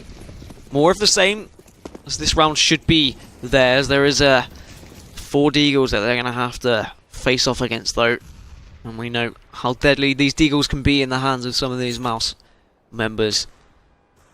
Yeah, definitely so. The majority of the lineup are machines with them, and they start to prove that as Dennis is going to be devastating the opposition as he pops out with that nice little Deagle frag to kick this one off. Forest fires back, does eliminate him.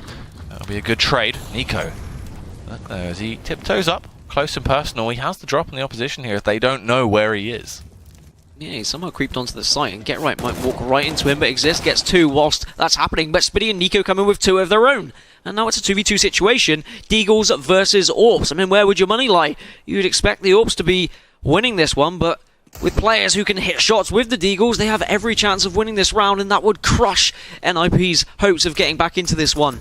And they need to do something. Nico is slightly trapped here on Electric, as Forest is now going to back off in case they are pushing around to B site. Pith trades up for an M4 instead of the AWP. Probably a good decision. They are unaware of where currently Mouse are, as Nico managed to survive that whole time without being spotted, I believe. They didn't even know he was at Electric, so that whole time he was on B site. No one was aware, and he's just scouting, checking all the angles, needs to let his teammate know if they can push onto site. As you can see, they've had to go 1-1 to a site, so they can hold it just for the meantime. Forest looking around, trying to work out where exactly they are.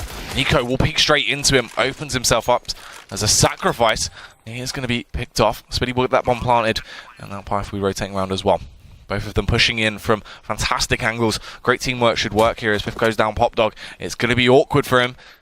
He just needs to hold back, just sitting by the train, working his way through. It's all just about timing here.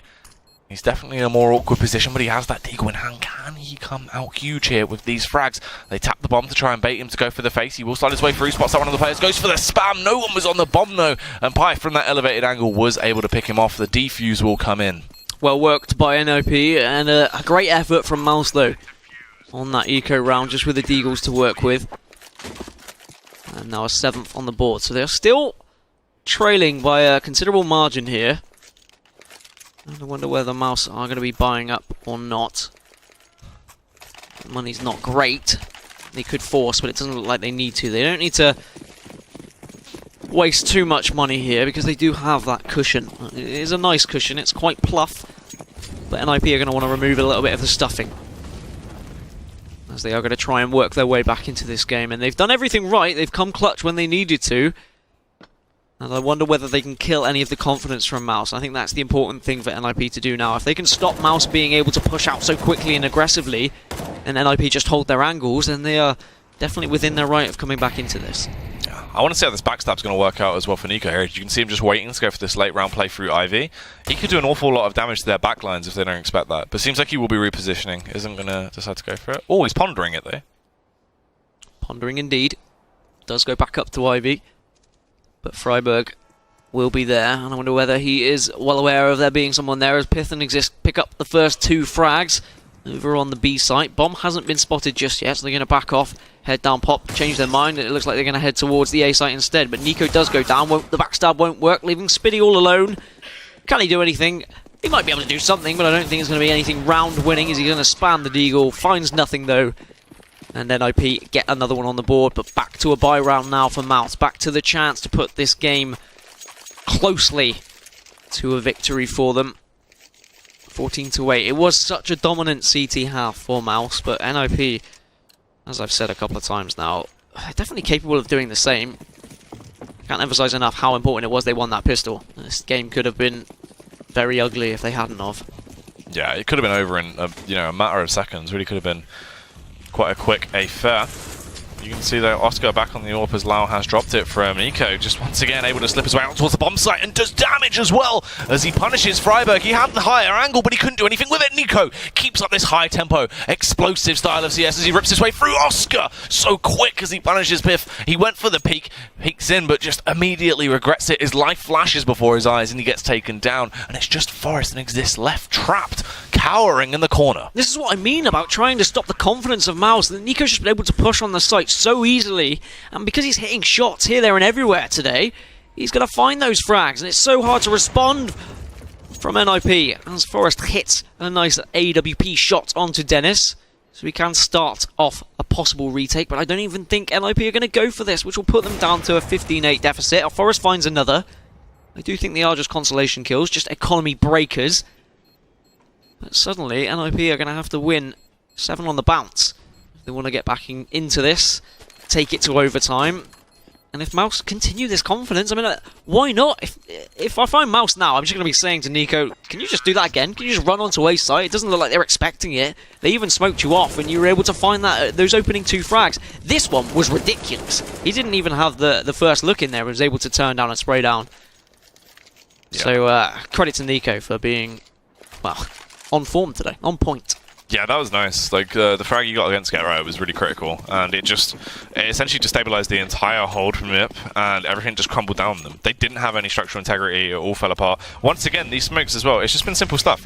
Just simple A-take plays where you go for that split pick towards the A-bomb site, sending players through Pop Dog, sending players through mid-main, and then all you do is block off those lines of sight, burst out, and just take things as it is. And it's worked very well just because of the sheer confidence. Nico's taking essentially 1 versus 2 aim battles and coming out on top 9 times out of 10, purely just because he's got so much confidence behind him. But look, this time around it will be a B bomb site onslaught as they charge their way down. Dennis will get a frag off on towards Exist. Piff has taken out LOL though. Oh, Get Right as well chiming in. And Pife will get one of his own. It's into a 2 versus 3, not looking as fantastic for Mouse Sports. The bomb is in a bit of an awkward situation, and they're spread thin. Nico over on the A bomb site. Spiddy trapped here towards the back of B. Yeah, this is going to be tough for Mouse. Great work from NIP just being able to hold them off on that B site. And they did well using their Molotovs as well. They just kept Nico away. Didn't allow Nico to burst onto that A site. He would have had to go through the Fire and the Flames Dragon Force style. But instead he had to back off. And now he is still alive. Rotating round. He may get caught off here. No one is going to be there. Sorry, it looked like someone was in Z, but they aren't. They are all just hovering around B site. Wonder whether Pith might find him though. He's going to just peek round and hits Nico. Body hits the floor. And now it's just Speedy, who's going to come through speedily. Gets a nice shot onto Pith there. 1 versus 2, but only 20 seconds to work with. Not too long to play with. He doesn't have any utility either. It was a nice little frag to try and start it off, but still needs to get 2 more peeks down. Get Right had the angle covered though. And a flurry of bullets charge out of his M4. Go straight into the body of Spiddy and take him down. Back to an eco now for Mouse. Still can be patient. Still have room to work with. They don't need to panic just yet. They don't need to get out of the tower. They don't need to start dabbing any sweat. NIP, however, they should be sweating, and they need plenty of towers around them as they need to play flawlessly if they're going to take this game into overtime. Well in the realms of possibility. They've been playing pretty well so far. Get Right being one of those key members, getting those important frags. But Pith actually has done some great work with the AWP in this map, as he did in Dust 2. It took him a while to warm up with the AWP, but eventually he was getting a lot of frags. He almost got an ace earlier as well, which would have been absolutely filthy. That ace could have actually changed this game completely on its head, and NIP could even be in a better position than they are now. But still, questions going to be asked by Mouse. How do they get through the NIP wall? They've tried several different approaches. It has worked a couple of times. But they will be worrying, thinking, well, what happens if this does go to overtime? Are we going to be able to throw this such a heavy lead away? Hopefully not, but Pith opens up the frags onto Spiddy. And I wonder if any are going to follow suit. Dennis. Nice bit of positioning here. He's actually been able to soak his way through Ivy into the backlines, but it doesn't matter too much as Forest was locked and loaded and was able to execute. And the peaks just coming out, just offering themselves 1 by 1 right now, facing into Piff that is just taking them down. 2 frags already. Wants to try and get the 3rd, make it into the hat trick. And Nico will not give it to him. Juicy deagle shot, but it just was there to respond. So they do now have 10 rounds on the board. Mouse Sports still only 1 round away from closing out the 2nd map of the series. The buy will come in. And is this going to be the fairy tale round? Is this where they close it out, or can Nip keep it going? Yep, reset, reload. I mean, where would you like to see Mouse try and push here? Where would you like their point of attack to be? You know, these takes towards the A-bomb site with Nico going as that first point of contact has worked fantastically. As well with this Ivy control, it seems that this is what they're going to go for. They'll utilize those smokes, converge together, go for that pincer play off on towards A, off Nico going in for the entries. And Oscar as well gets an opener on towards Ivy as he takes down Freiburg. This is looking good, and there's Nico, vintage stuff as he's able to pick off Forest. And they can just fly in off the back of this to follow up as well. Get Right, absolutely destroyed. It's just Piff and Exist left. Piff will fire in. He has to do what he did in the prior round. Call it back, revive that energy and utilize that but he won't have anything to stand on as he gets torn to shreds. Exist will come in with a frag off on towards Nico though. A 1 versus 3 to try and keep his team in this matchup. He knows what he needs to do, but it's going to be a hard fought fight, getting picked off as the bullets just ram their way through the smoke, tagging him down to just a mere 15 HP. He's trapped in connector. All angles are covered. Can he achieve anything here? No, I don't think he can. He will find the first onto Dennis, but he's got so much to do, and the positions from the rest of the Mouse should make this impossible. Yes, That is going to be the second map in favor of Mouse, so they will put 6 points on the board for the league table. And NIP still without a win in this opening week of Pro League. They've lost 4 maps on the bounce, and their rut continues. Really struggling. They looked second class today, they looked second class yesterday. And a lot of questions to be asked. Back to the drawing table for NIP, but champagne for Mouse, as they took a map off Astralis yesterday and now 2 off NIP. They're looking good for the season, Jackie. Yeah, definitely. That was fantastic. You know, we saw so much performance. It looked great. Everyone was kind of stepping up. Spiddy as well had a few critical rounds, which was nice to see. He kind of gelled a little bit more throughout today's 2 games. Dennis even had a couple of impact frags scattered in there, here and there, but it's got to be that try factor. Lau, Oscar, and Nico have just been dominant, and that's what you sort of expect to see.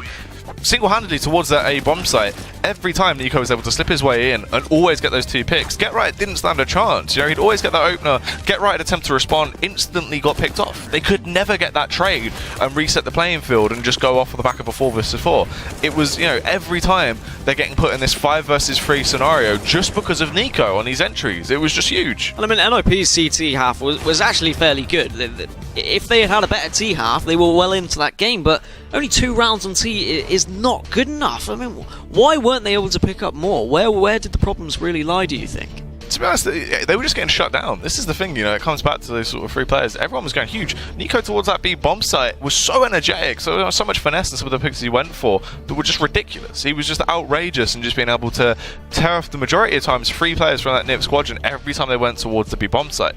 You know, by the time they had fully committed towards a site, they essentially were left with sort of 2 or 3 players left standing, and it's not the situation you want to be in. And if you had to look towards an MVP from the game, I'm going to presume it's no one from NIP, it's probably going to be someone from Mouse. Who are you going for? I think Nico performed fantastically. Obviously, it's always got to be Nico in terms of that. Oscar definitely stepped up to the mark, and Lau as well had a couple of critical rounds, but I think Nico on train just sort of sealed the deal. And do you think Mouse are capable of being one of those teams like right at the top of the table this season after that performance, including the performance yesterday against Astralis? Well, that's kind of the thing with Mouse, right? It's like they've always made it to sort of the finals of events, but they've never been able to secure themselves a title. They've got someone that has been spoken about as possibly the best player in the world for so long in Nico, but the best player in the world that has not that many achievements tied to him other than sort of, you know, if you look at like, sure, they won APM and stuff like that, but they don't have that much in terms of a team. They've never really been able to go the whole hog and shut things down, which is like, what the hell, right? And this is the thing. They are one of those teams that definitely can win those pedigree of events. They just need to gel things together, and this looked good. It seemed like it operated quite nicely. It seemed to be more so as well. You just had that duo of Dennis and Spiddy that seemed to step up a lot more in today's game. So it all sort of worked out for Mouse. But yeah, they are one of those teams that can perform now. And it was so easy as well for Nico to just burst onto that site on the train. And yes, okay, there was a couple of rounds where Molotovs would come down, slow him down, but then he would still just jump through and he would just pick off heads here, there and everywhere. And how can NIP respond to that? I mean, what could they have done differently to even try and held A a little bit better? Is it just a case of they weren't able to hit their shots, or could they have just tried some different crosses, some different positions? What do you think? Well, that's the thing. They were repositioning to try and deal with what had affected them there, and that was Oscar going for those Ivy picks. Oscar gets that first initial pick off on towards Freiburg. They then have to shuffle around to try and deal with the Ivy push that they expect to come in. So, you know, that forces Pit to refocus, and obviously then Get Right is caught in the crossfire. So when he goes for that push just off the shrouds of the smokes going over as well, and they converge, all angles under fire at once. Nico instantly was taking down Freiburg every time, which, you know, sure, maybe Freiburg should have tried to say, all right, I'm not going to try and take the fight. I'm not going to be playing from on top of train anymore. Just try and reposition this. I'm getting picked off. It's not worth me doing it, but he didn't. And then Get Right was just basically having to rotate and reposition himself. And just every time, even when he had the drop on Nico was just so crisp with some of those shots that it was just unfair for him. He just got picked off. Yeah, the NIP drought does continue as they fall to a 2-0 loss to Mouse. Mouse will feel very confident,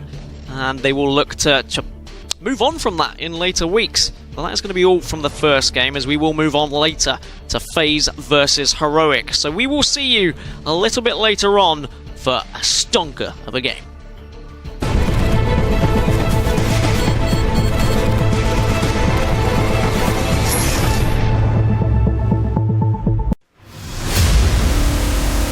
I can't understand people watching somebody play a computer game.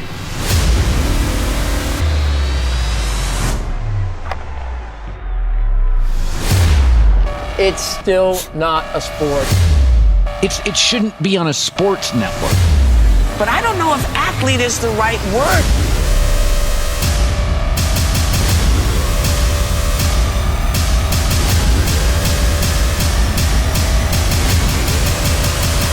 ESL 1 is coming back to New York City in 2017.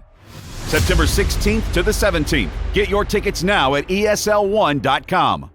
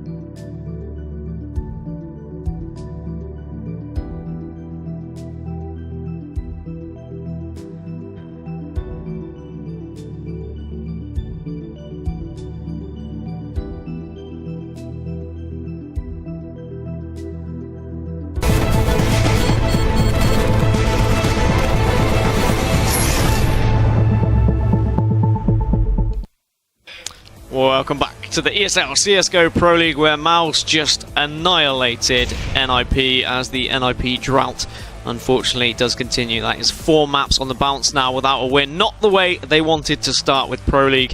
My name is Dan Gaskin, joined on the desk by Jackie Peters, and we move into FaZe versus Heroic. And now Heroic were the ones who toppled NIP yesterday, and FaZe didn't have a great start either, so perhaps we're looking at a nice, tasty, juicy game for Heroic here. Yeah. You know, this is going to be an interesting one jumping into it, obviously, because as you just touched on, they performed fantastically yesterday in their matchup against NIP. They essentially dominated, I'd go as far to say, and you know, especially on Train, a map that we assumed that NIP would be quite prestigious on, and once again today they get absolutely dumpstered, this time around by Mouse Sports.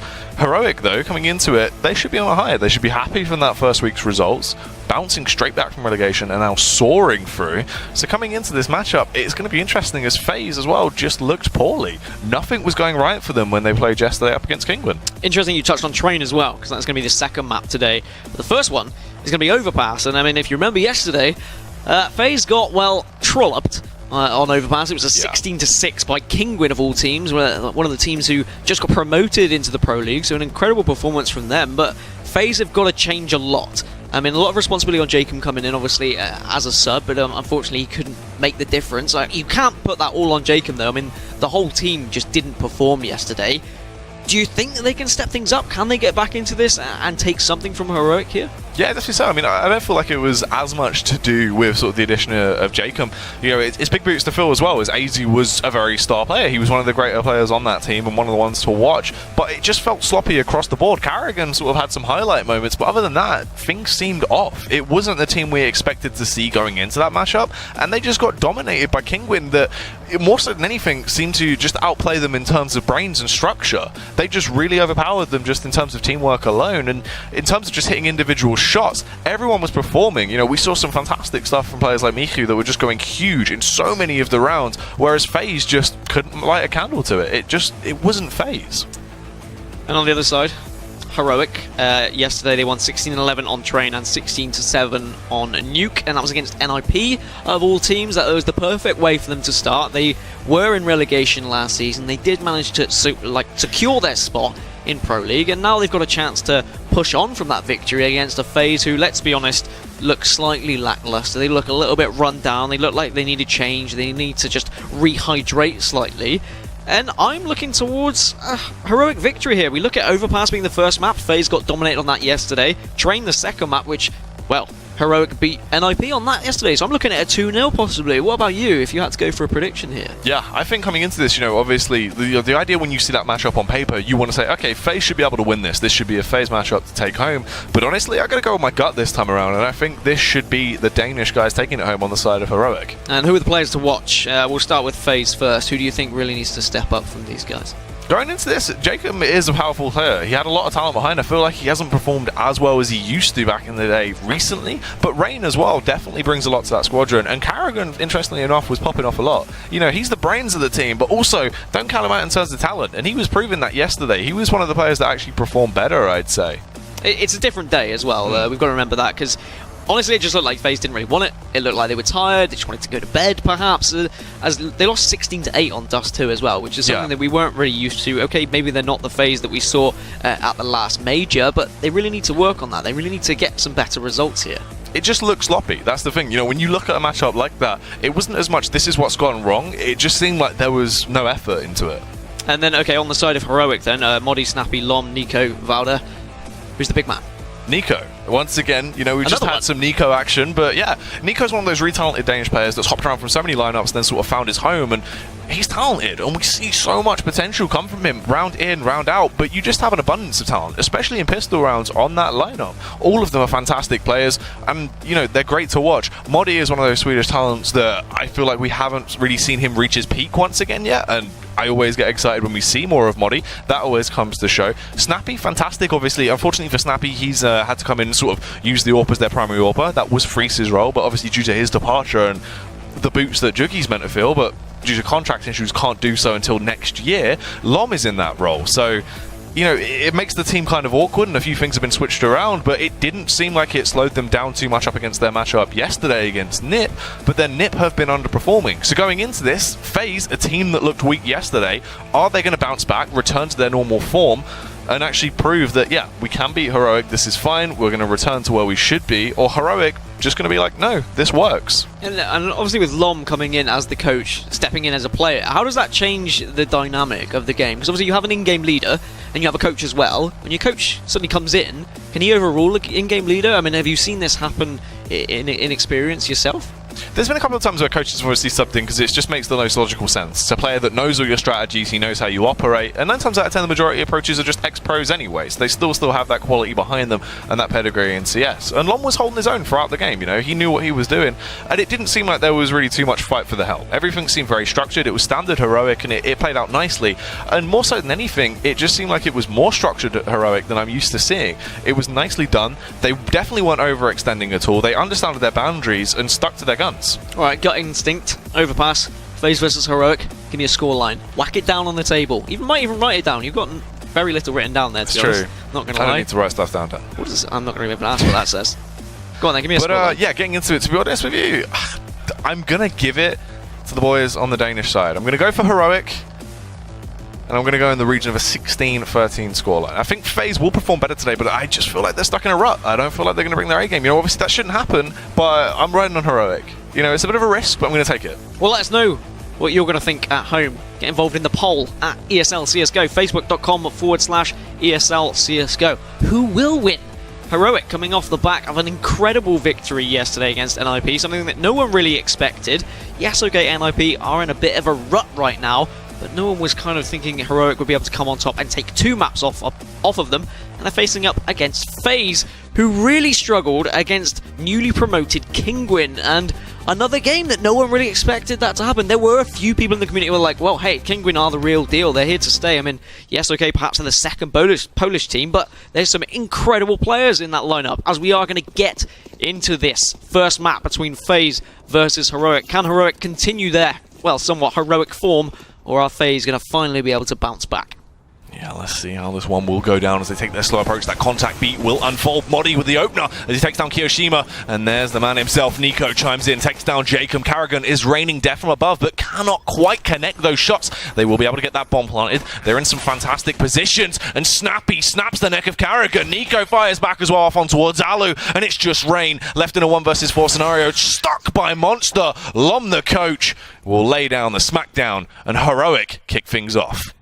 And this was the trouble yesterday with FaZe. They didn't play particularly badly. They were still getting their core elements. They were still holding well. They were still executing well. But they were just getting outshot. Kinguin were just performing better. And if Heroic can continue what they were doing yesterday, then I think the same thing might just happen here. FaZe are just going to get overrun. They need to do something a little bit different. They need to try and surprise Heroic. But it's always difficult on a pistol round. And then the rounds, therefore, after, when you do go down, as Heroic will take 2 AKs and 3 SMGs into this round against just the pistols. There are some Deagles there to work with for FaZe, but already Rain is tagged down to low HP as Nico is going to push down to Connector, but gets shut down by Rain, who was low. Thankfully, Lom comes to the rescue to respond accordingly, and now Valda will come in here and Connector. It is just a 3v3, so FaZe are doing pretty well in this round so far. Yeah, this has been looking good. As they start to fire their way back, obviously, you know, they don't have the upper hand into the round, they didn't have the advantage, but they're making it work as they just slow things down now as well. You've got yourself back into a 3 versus 3. Unfortunately, they couldn't scavenge any of those weapons that have fallen. They are just playing off the back of these off angles, complementing their pistols. So if Heroic play and get a little bit overzealous, they can strike and take them down. Alu and Kiyoshima, just all of the FaZe at the moment, just holding really tight, aggressive angles. Reluctant to push out as the time slowly ticks down, and eventually Heroic are going to have to make a move. A little bit of information is gathered, that's why FaZe are moving, seeing if they can overwhelm Lom here, which they do eventually, so Kiyoshima will be rewarded, but Snappy comes in, chimes in, gets one of his own, and now it is just Jacob left on his own. Does pick it up onto Snappy, so a real chance of winning this round here. I wonder if he knows where Valda is, though. He is going to have to push in aggressively on the site. There's no kit to work with, and Valda has the AK, gets the spray down, so a little bit of panic for Heroic. It looks like they almost threw that one away, but thankfully when it came down to it, the clutch factor element of Valda did pay off, and just having that AK in that situation. And that's why it is important that there are a couple of players that do buy those AKs in that second round. Yeah, that range capability and being able to rely upon that. That was really shaky, though. You know, it shouldn't have gone that far south in that round, and I don't know. You know, it's not looking too fantastic for Heroic into that one. Can they bounce back straight away, though? Then they're going to need to rack up a lot of cash into this, which is why Snappy and Nico have gone for those Mac 10s. Are they going to be able to get themselves an abundance of cash? A beast stack has been the call from FaZe. Going to have to shock and awe style play. You have to try and make a gamble on these ecos. You can't really play them out like normal rifle rounds, so smart decision to make. Are they going to walk into the trap, though?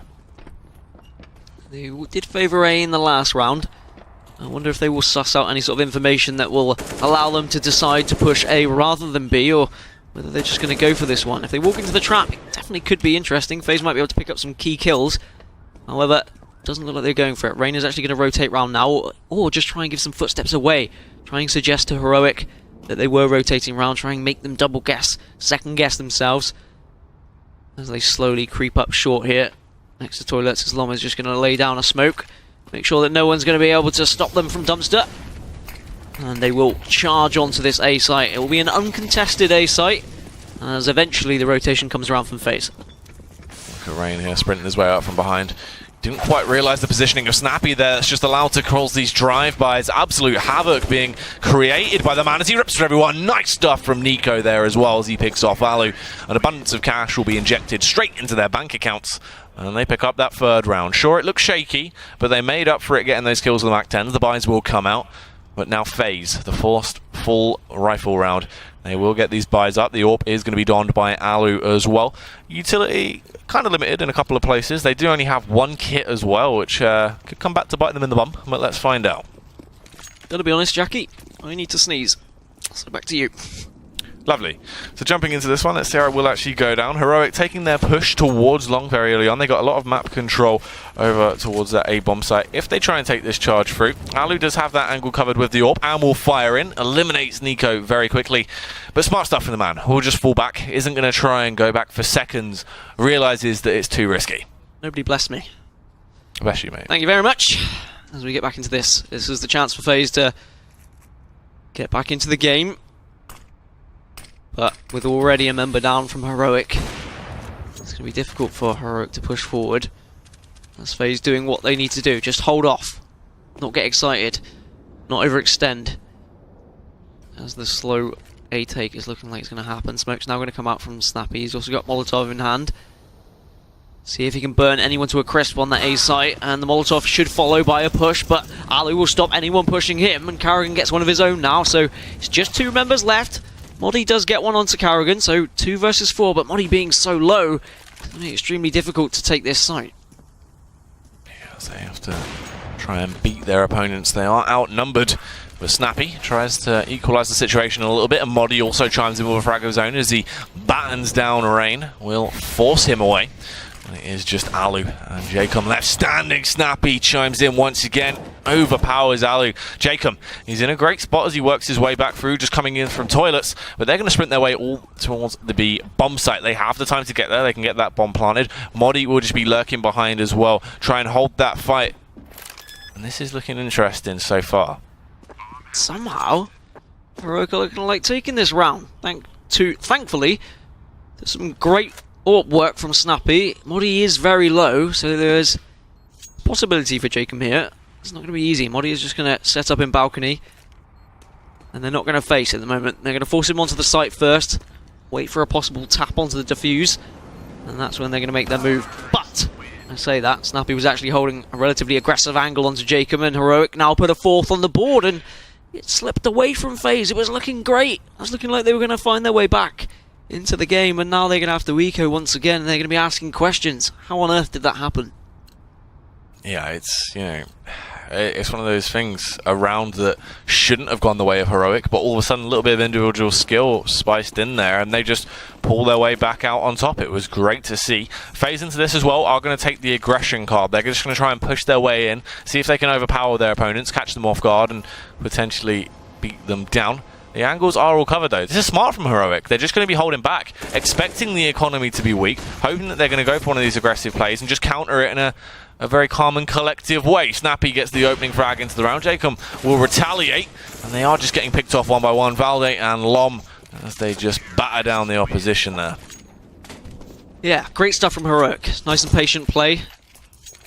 Very well-oiled, well-rehearsed, and very passive, which worked out in the end. It's what they needed to do, really. Just expect that early aggressive push from FaZe. I mean, actually, in the games we've had both today and yesterday, we've seen a lack of kind of crazy pistol rounds from people on their recos. They've been just sticking to their defaults, really, hoping to hold those tight angles and catch someone off guard. But at least Heroic still sticking to their guns and saying, well, there is the possibility of them getting aggressive through mid, which they did. And Heroic were rewarded with their patience in the end. Can they put a 6th on the board now, as they're up against FaZe's by this time? So stuff into the round as they just bide their time, waiting. Smokes will go over, trying to zone out these CTs. That will actually land and block them off. All vision towards upper. eliminates Carrigan into this round as they start to flood their way in. Modi with the opener will take him down, executing him with that AK-47, and they follow their way back through. But can they get the rest of these frags? Modi, he's doing God's work as he starts to pick them off very quickly. Kiyoshima with one off as well. Over on towards Nico. Rain will chime in, but he's very quickly ushered out of the server. Jacob in close proximity, tiptoeing around. They aren't aware of his position. They are slipping out of there. They've run back from short, and they are going to attempt to work their way back around towards that A-bomb site. Such a shame, because Jacob was in such a good position if they had stuck on B there. There is one member just waiting, just lurking around in case he can catch him.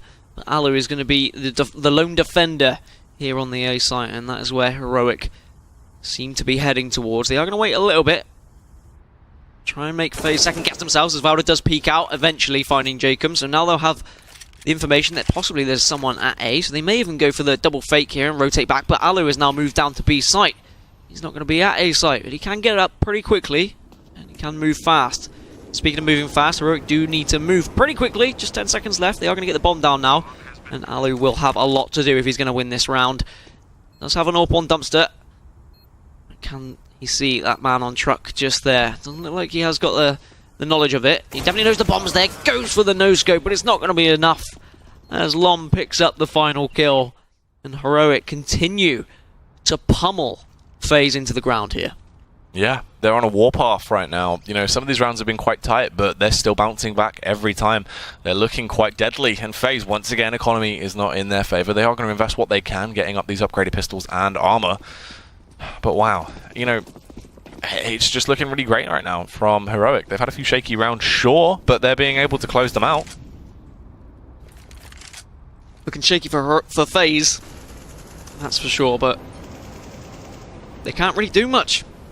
And they're constantly fighting their own economy, to be honest. A lot rests on Rain here with the Deagle. And I've got the hiccups, so that's always a positive experience on Overpass. There's Valda just trying to get anything he can down in Connector, but no one playing ball just yet. Has got a Molotov to work with. We'll just throw that down as well, so they're going to have to back off. And they may be backing off into another Molotov as it comes down, and there are several members just waiting in party.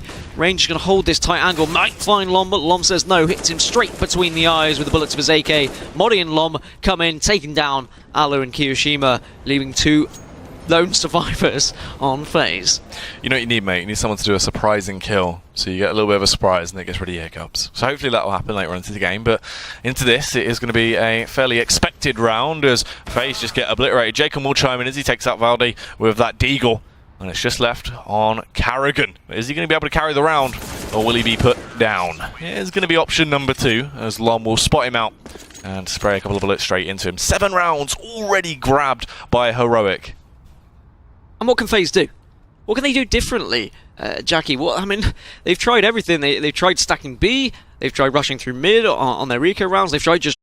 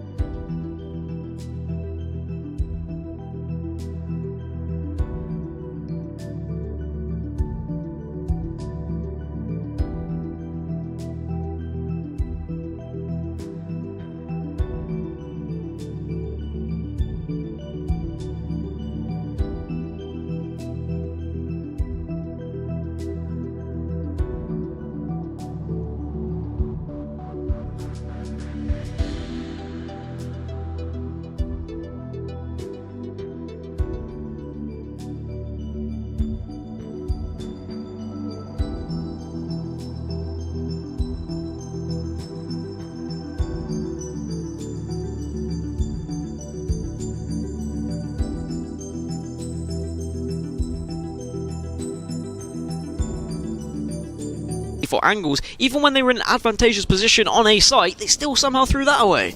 Yeah, I mean, they've been in some great scenarios where they should have closed out the rounds, they just haven't been able to. But one of the other things that just seems to be happening is their economy's been broken so many of these rounds that it's not been the sort of the full story, because they keep investing really heavily, and then they just don't have any money to play with. They're still pumping a lot of money in those rounds as well, so it's just looking weird. And FaZe, it looks like what we saw yesterday. Sure, it seems slightly better in a couple of scenarios, but it's not looking fantastic at all. And Alu, he will take a massive amount of damage. Rain will luckily get the first frag on the board. Snappy and Valley, though, fire back as they get those trades, bring it into a favourable situation for the Danish side. And now they have got a lot of mid control as well. Looks like they are going to go for a boost here, see if they can get anything, any sort of information on B site. Just throw a Molotov over, and now they're going to back off up Squeaky through connectors to join the rest of their teammates, as the haul onto A site is going to begin now. There is someone in toilets though. This could be a big position, but because he's smoked off, he can't do anything just yet. Rain is going to walk around the corner into some bullets of Nico, but the bullets are not going to be lethal ones. He gets the bomb down. Information will be said, and I wonder if that's going to be a rotate now from the rest of FaZe up to A site. But Heroic have an opportunity here to make them second guess themselves. It's going to be a double fake. He's going to move towards the B site instead, as Karrigan just throwing down his utility, somewhat of a waste as well, because no one is pushing him just yet. Spamming over that AK-47, but couldn't quite take him down. Rain, he really is one of those star players. He had so much potential, and he wants to try and show it off here, but Snappy is going to be a little bit too quick for him. Meanwhile, towards the B bomb site, Valde goes in all on his lonesome and gets taken down. There's only a few seconds left on the clock. Snappy won't be able to recover the bomb in time. It's all gone south, and that'll be the way that FaZe secure their first round. Yeah, I think that Heroic were just hoping there was going to be the rotation round, that the kills from Snappy would be enough to just lure them away from the B site, but thankfully there was one lone defender on that site, and as you say, it is enough to finally put a point on the board for FaZe, and that may be the turnaround they need, just stringing 2 rounds together, just keeping their economy relatively healthy. There's 11 kills for Snappy on the side of Heroic. He is performing fantastically, done some great things with the AWP.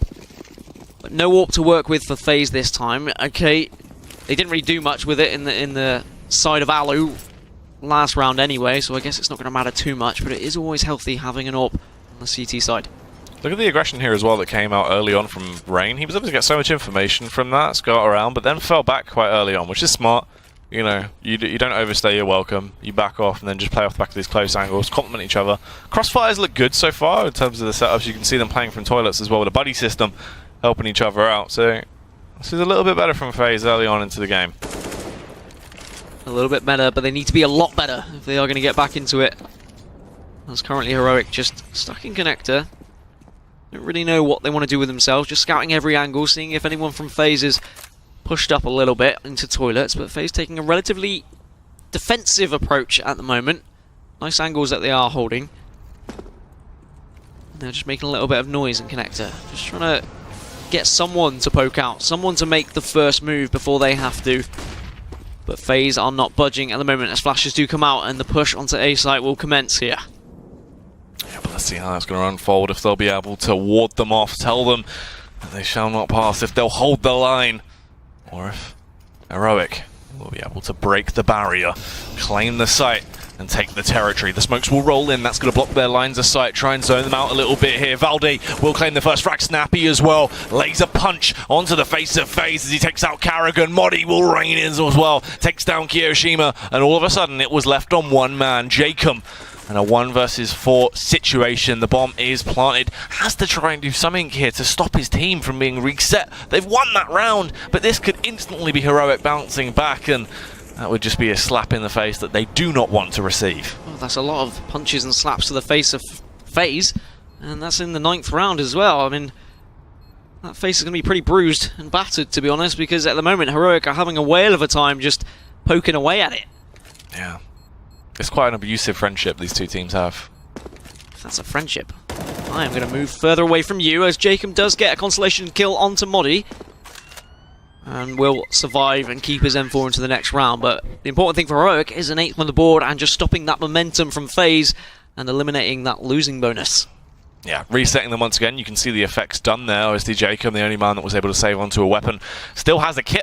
At the very least, that's quite important, but the rest of them just broken in terms of economy, and that is just horrible. That reset really has just thrown a spanner into everything and left them with not a leg to stand on. It's an unfortunate situation from FaZe. They are really struggling here. Heroic, however, got to say, looks so confident at the start of this season. Got to bear in mind, Lom is just a fill-in. Let's be honest, he's the coach, and they're still performing this well. How detrimental is that to your morale if you're losing to a 4 with their coach? I mean, yes, okay, Lom is nothing to sniff at. He's been filling it in fantastically, but still, it's going to be a hard one to swallow for FaZe as NiKo now getting aggressive onto short, seeing if he can find a wide peek anywhere. Rain will be there in bathroom, isn't going to take any bullets into the butt just yet. Can't find anything through smoke as Jacob has boosted up, seeing if he can find anything at B short here. But nothing just yet. No one is budging as Rain does get the first goal onto NiKo. Can't find the second one though because Lom comes in to trade. There's good buddy system work there from Heroic. They need to make sure they are trading those kills in these situations because if that was an AK given away, that's always a chance for FaZe to get back into it as Valda finds one as well. Karrigan got a little bit excited, pushing on to short. I wonder if there's going to be a follow from Kiyoshima. And he does jump out, he jumps back. But the spray down is going to be too successful from Valda. It's just easy pickings for Heroic at the moment. They're just waiting and allowing FaZe to push it to them. This push now unfolds on towards B as they slip their way through. It is going to be Alu and Jacob holding these angles. Valde will fire down, eliminates Alu. And Jacob, once again, wouldn't be surprised if he decided to go for the save, but won't even get the chance. Valde eliminates him. No chance to save. No chance at all. 9-1 now for Heroic. And look at that scoreboard. I mean, across the board for FaZe, they are struggling to find frags.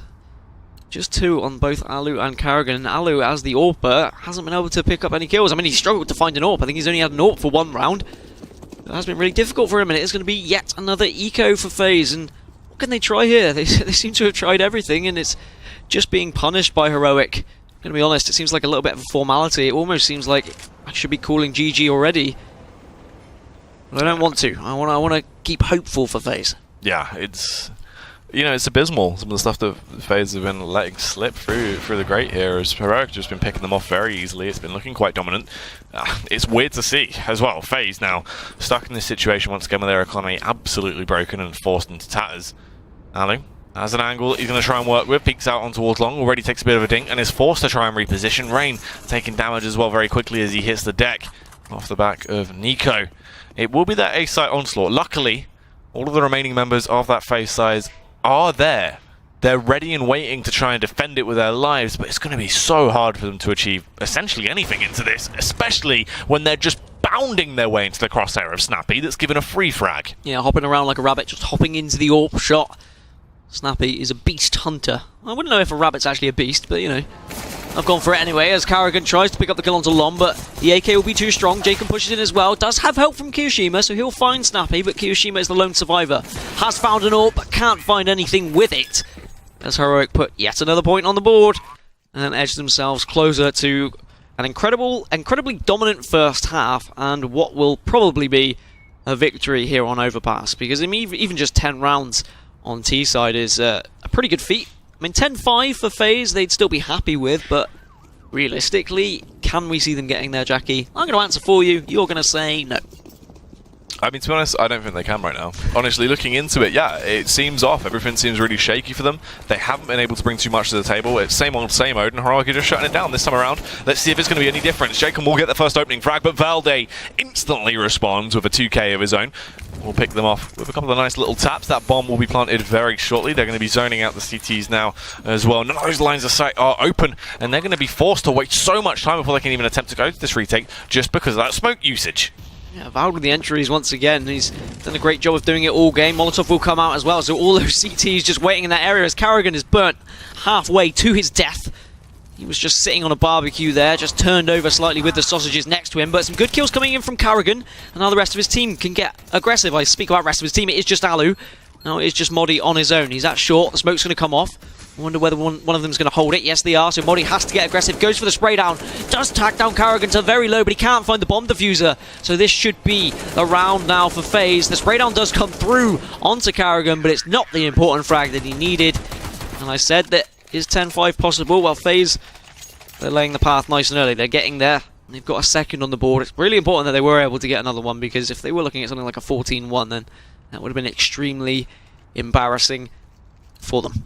Yeah, I mean, such a shame there, obviously, going for that spray down, nearly picking up that frag, just slightly off to the right. That would have been absolutely massive if they were able to do so. But FaZe finally now achieve a second round on the board. This is what they needed to do, but they have to link these together. We've had them do this in the past and then instantly be reset and left themselves in an even worse situation economically. So hopefully this is going to be a different story, and FaZe will at least get something to give them a fighting chance into the following half. Lom dancing around at party, having a little party of his own, but can't find anything just yet. Can't get any sort of information. Molotov comes out because they're a little bit worried about someone being up close. As they now will back off, come through Squeaky. Valda does have the information, but it was a little bit of a bait as Kiyoshima will pick up the opening frag this time. And this is better from FaZe. He looks for the second, has to jump away, but gets the information knowing that Modi even is there. And better from FaZe. They've now got the advantage. They can now just revert back to their default as Jacob picks up one as well. Lom comes in, gets a frag of his own, and it looks like they're going to be bounding towards this B site, Jackie. Yeah, trying to find their way in. There are 3 men there, but look at this, the backstab coming in the rear. Will he be able to achieve anything? No, as he's just waiting for his moment to strike. Kiyoshima trying to delay them for as long as possible. There he is, Alu comes in. We'll get that one frag off on towards Lom, but Karrigan and Kiyoshima, the 2Ks, will be the one to pick up a 2K. And this is better from FaZe. Yes, okay, they're putting rounds on the board, but unfortunately, Heroic's economy was just far too great, so they are just going to constantly have to battle against the buy and buy again of Heroic. Heroic do need to switch things up a bit, though. They are getting caught out by FaZe now, so perhaps they're going to try something a little bit different. As Karrigan takes another aggressive approach here in party. Can he find anyone? There is a couple of players in Playground that may walk into him. They're going to be walking to his right, though. They will be well aware that is a possibility. He could be taking this aggressive angle. I wonder if Lom actually caught a glimpse of his shadow there. Ooh, snappy. Nice little snappy frag off on towards Alu. Nico as well will chime in as he is able to eliminate Rain. It's down to 3 more members of the side. Karrigan upgrades to an AWP, but couldn't wield it as powerfully as he would need to. Took down Nico, but Snappy responded very quickly, leaving them in an outnumbered situation. They have that 1 extra player over on the side of Heroic. They're grouped quite close together as well, and they're making their presence known towards A, planting that seed of doubt in the minds of the players, trying to force a mass rotate, when meanwhile the B bomb site will be under attack from Modi. Still a while until they get there, though, if they're going to continue to walk, and Kiyoshima is still waiting there. He hasn't fallen for the bait, he hasn't rotated, so he's just going to hope that someone pushes into his crosshair. Meanwhile, Valda is going to have that 1v1 here on A site. It actually looks like he's going to go for flash. Thought he was going to back off there, but it is going to get aggressive onto the site. Got the information, saw that someone was on Dumpster as Kiyoshima actually picks up 2 kills down at B site. And now that 1v1 is so important, Valda does take down Jacob, and there's just 30 seconds left. He is going to be so quick, Valda, if he's going to get anything from this round. And Kiyoshima has a little bit of utility to work with as well. Does use his smoke just to slow down Valda, and Valda needs to be quick, but he is just going to walk into the AWP of Kiyoshima. This should be a round for FaZe now, but he's going to back off. Flashes, and I wonder if there is a chance for him to get this bomb down. I don't think there is, though, because he is going to just hunt him instead. He isn't going to pick up the bomb, and Kiyoshima going to run away. Great stuff from Kiyoshima, a great hold on that B site. And once again, Heroic, they hoped that there was going to be a rotate from FaZe. There wasn't. Kiyoshima held his ground and got really 2 important frags. Yeah, that was nice. I was worried Kyo was actually going to go for a different peak there from a different angle. That's what I was worried about when he unscoped, just because of the timing. But good stuff from either side being able to pick that one up. Heroic, obviously, towards the end there, getting beaten by the clock. So smart play from Kyo. Knew his position, knew he didn't really have to go for another peak, and just backed off when necessary. And suddenly, things are looking a little bit brighter in FaZe's day. Possibility here of a 10-5, which would be a lot better than what it could have been. It was looking like we were spiraling out of control, but they finally found their footing, finally found their fragging. Big push on, get this 5th. And all they need is an impressive T-side like Heroic have been doing, and perhaps they've got a way back into this game. Yeah, it's been good so far. Obviously, FaZe now linking 3 rounds together on the trot, I believe, off the back of that.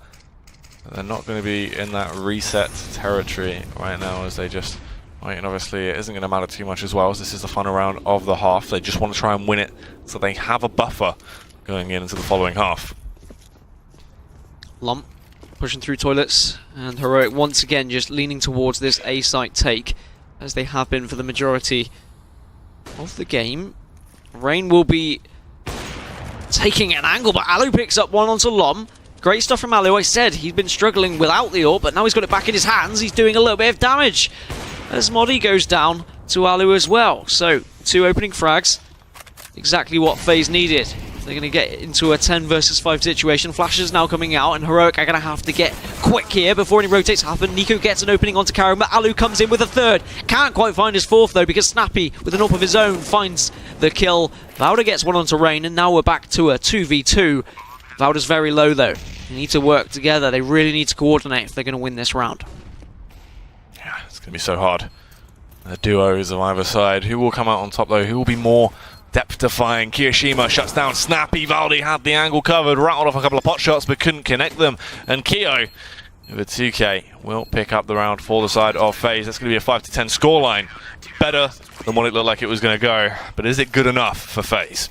Yeah, 10-5. Somehow, as it looked like FaZe were down and out, but they have found themselves back into it. This is great stuff from FaZe, being able to find, well, just being able to find a little bit of oomph. An oomph that they didn't really have beforehand, and now they can slowly get back into it. But it is half-time, so you know what that means. We'll be back in just a little bit.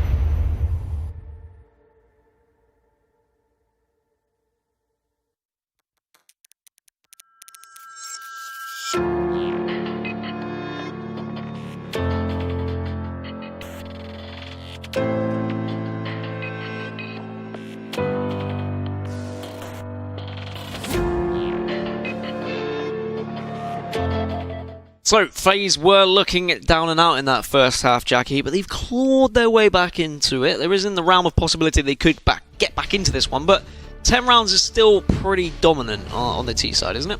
Yeah, I mean, it was definitely a depth-defying affair. They were able to pick up a ridiculous amount of rounds just in terms of out-aiming their opponents in a lot of situations. And the thing is, FaZe should have done better than they did. They had rounds that was stolen away from them, that slipped away when they were in the driving seat, you know? They had no right, they had no stake in the round over on the side of Heroic, but they still won it, which is crazy to see. And this is the thing, right? So FaZe going into this, finally able to rack up those 5 rounds towards the end of that, but can they step it up now getting into the second half? I mean, that's what I'm going to ask you.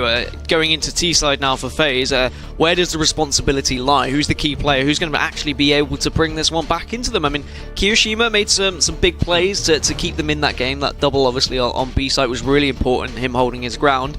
Is he going to be the man that we're going to look at, or is it Alu with his AWP? Yeah, I mean, Kyo definitely stepped up towards the later half of that game. He was able to do a lot more damage, performed a whole lot better, and they needed that. They needed someone to come in for a little bit more concrete, actually get some impact frags, do a little bit more, you know, a little bit more finesse on the side, and actually close things down. As it was too shaky. It was never really set in stone if they were going to win a round or not, just because people seemed off. But this is the thing: everyone needs to come together. It just looked kind of off. No one was performing to their best of their ability. Once again, it was a slow burner though. It was that early start where it seems like FaZe just cannot get going. And now Heroic have their chance on the CT side. I'm a little bit worried for FaZe. I mean, Heroic, okay, they dropped off a little bit towards the end of the first half there, but their shots looked like they were on. Snappy was hitting a lot of AWP shots, and then Nico was doing great stuff as well. Vauda was getting a lot of entries, so everyone on Heroic was able to frag. I mean, even Lon, the coach who's stepping in, did his job as well. But we move into the second half, and can FaZe possibly get back into this one? Pistol is going to be extremely important, as it always is. I wonder whether Heroic are going to continue their dominance and pick up the pistol here. But FaZe have moved themselves towards B, and the bomb is there with them as well. They're just keeping an eye on Connector in case anyone's going to be pushing down. Very passive approach to this early round from FaZe.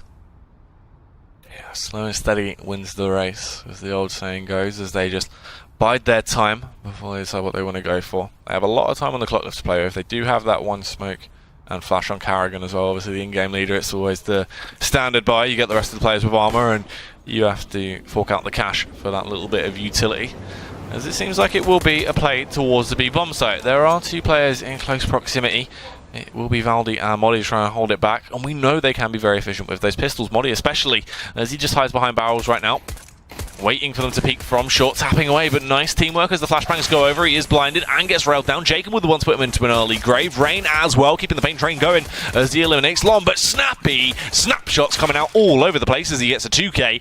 And then Nico as well. This man is the pistol god on that team, so can he live up to his name? I was impressed with the quick rotation from Heroic as somehow Kiyoshima drops onto the head of Nico and puts a bullet down into his brain. And now Snappy is the lone survivor. Can he get the 1v2 clutch? It's going to be difficult, but he's definitely capable of doing so. Needs to reload though, so this is going to be careful. He could get overwhelmed, and Kiyoshima finds another great start for FaZe in this second half here.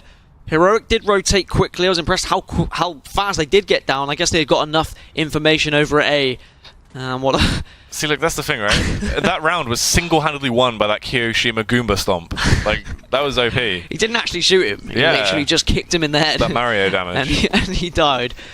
But FaZe will take anything that they can get right now as they put their 6th round on the board, and they can begin their T side in style. And it's going to be whether Heroic now can punish FaZe on this anti-eco round.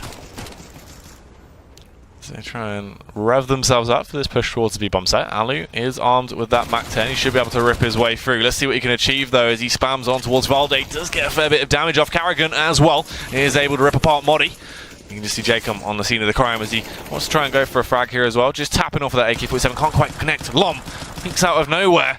The man of the moment as he finds that first frag off on towards Rain, but it seems like it's too little too late really, Dan, as Kiyoshima, he's been stepping up. He wants to fill his boots, really showing what he can do as he struts his stuff there with another 3K. Definitely, he really started to shine at the end of the first half, and now he's just performing exactly how he was. And I've got to say, it could have been very different if that frag could have been found when the bomb was going down in the smoke. He was tapping away with his 5.7, but unfortunately couldn't get the kill in the end. Might have been slightly different. I still think it probably would have gone into the hands of FaZe, but now Heroic, full eco for them. I wonder if they're going to try anything a little bit different. Does look like it's going to be the B stack. And at the moment, it looks like FaZe might walk straight into it as Alu tries to push up short, and he's greeted by 4 members of Heroic. They pick up that weapon, and Kiyoshima is going to push through Monster. And it looks like FaZe are having none of this. They're going to actually back off. They're saying, oh, it is a stack. As a few members of Heroic now are going to try and get even more aggressive, try and just scout out these FaZe members. They don't really need to now. They've got a weapon to work with. They can back off, and they've got the man advantage. Seeming like even though they know it's a stack, they want to take this fight. They just want to commit to the site take. Rain will be the one to kick it off as well as he finds the pick off on towards Modi, trying to keep it going, can't quite do so. Now Kiyoshima entries off the back, but Valde, prime time positioning, drop down from above, eliminates them so swiftly, and it just falls onto the man at the moment. He's played fantastically so far for FaZe, but he needs to play even better into this scenario. A 1 versus 3, sure, he's armed to the teeth. He has more utility to play with. He's got that AK-47, but he's forced to fall back. Luckily, he has the bomb in his position as well. 45 seconds left on the clock, but what can he really bring to the table here? He's backed off. He's hoping that the Heroic members are going to push him, but they should have none of it. They can get weapons, they can scavenge them off the floor, and this has been an amazing round for Heroic now. They can just back off, they can wait, they can bide their time, they can force Kiyoshima out, and he's weak as well. He is going to slowly push. He's going to push into Lom. Lom's very weak himself, so Kiyo should be able to get the opening frag, but he can't. Lom just sniffs him out. He got a whiff something.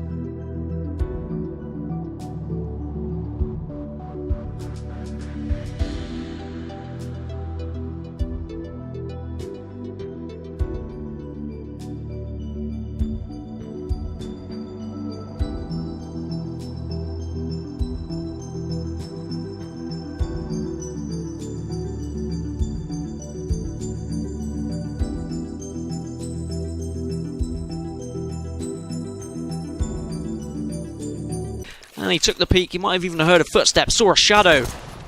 But I mean, credit to the man who just drilled Heroic here, Valda. That is phenomenal stuff from him.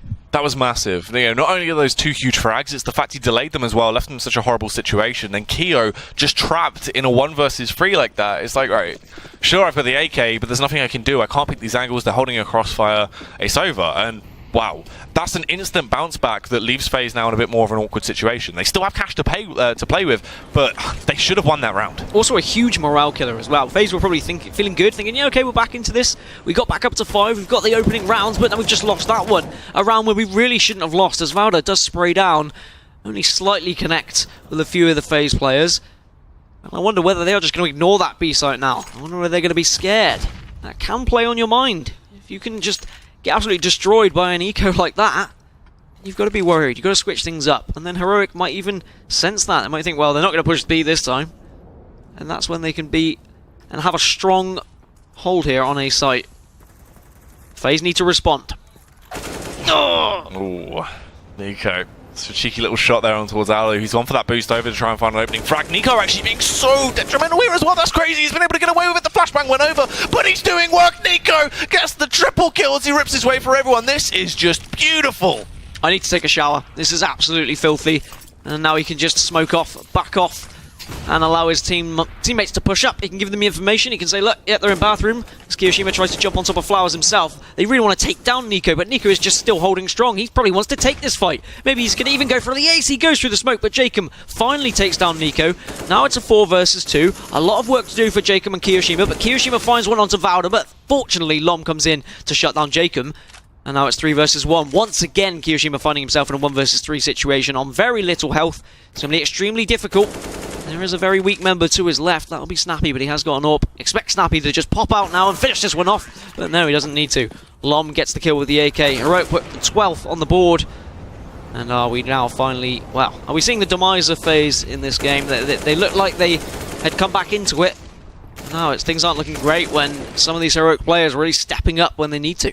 Yeah, Heroic have just bounced back, and that's the Nico we wanted to see getting into this as well. He is that impact fragger. He's the glue that holds that team together in a lot of scenarios. He is the 3K man. He's the one-man army on that team, and he does it once again, repeating history, just vintage stuff on display from him there. Early information has been gathered by Snappy as well as he goes for that peek out towards mid, and you can see that group up by FaZe now as they wait to just go for this all-out aggression. Want to just try and push together, overwhelm their opponents as they know they're limited in terms of Arsenal. They don't have that range capability, they just need to overpower them, and Nico reloading at what could possibly be the worst time ever, gets caught off guard, eliminated there by the pistols that overpower him. The site is compromised, no one else is there to hold them back, and things just went from bad to worst. Oh, what a terrible time to reload.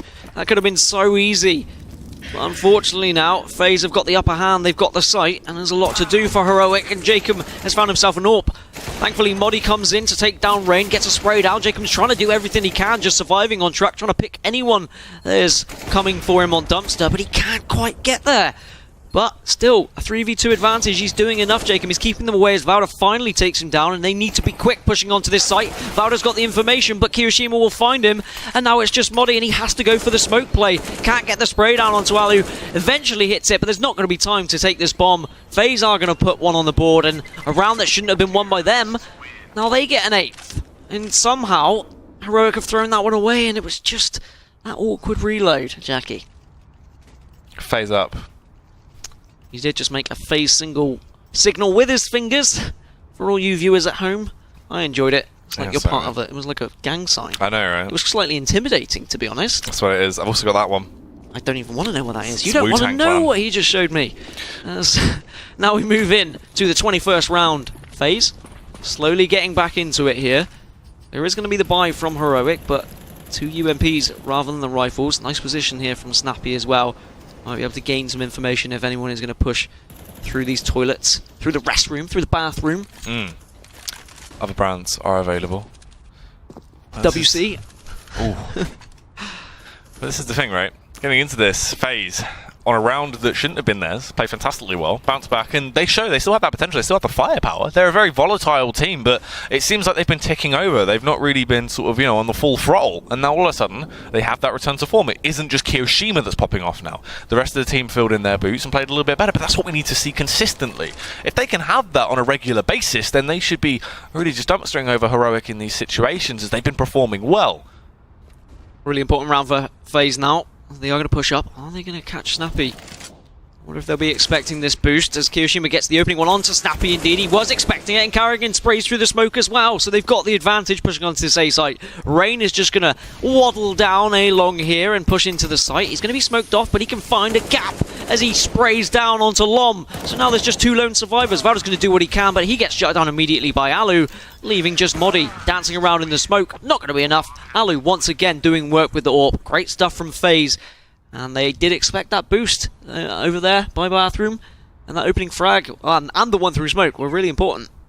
Yeah, this is the thing now. Off the back of that as well, you can see that pause coming into Heroic and most likely talk about what's gone wrong and just discuss why all of a sudden they've started making these mistakes, and more so than anything, the fact that they need to adjust their playstyle now to counter FaZe that is a little bit more confident. They have more aggression, they're displaying signs of confidence in their own playstyle, and they're just doing what works for them. They're going in for this, very 1v1 style of CS now, trying to take the fighters, and Alu played fantastic in that, as you said. We need to see more of him. He's that AWPer that can get great openers for the squad, and it was kind of on the downside. He wasn't really being able to land those shots. Coming into that round, he did his job, and it made things so much easier. It was more of a smooth transition when they needed to go for a site take, because Alu had already picked off one of the key players. Yeah, I mean, a tactical pause where I wonder whether it's just kind of a momentum. It's a momentum, like Jimmy from South Park. It's a momentum stopper. Like, they're just saying, no, you can't have this. You're starting to get a little bit carried away. We just need to slow you down a little bit. I think that's all they really need to do, because Heroic, they're playing the right way. They can definitely get back into this. They just need to try and shut down FaZe, try and eliminate a little bit of that confidence once again.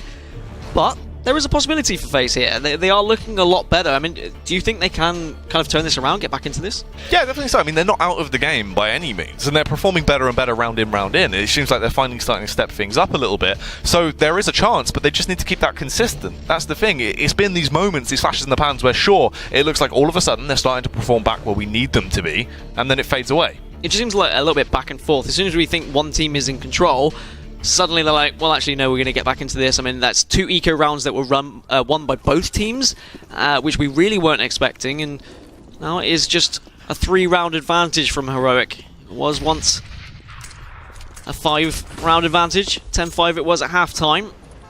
At one point, it was 10-1. So FaZe have done incredibly to get back into this, and it is going to be an eco round from Heroic here.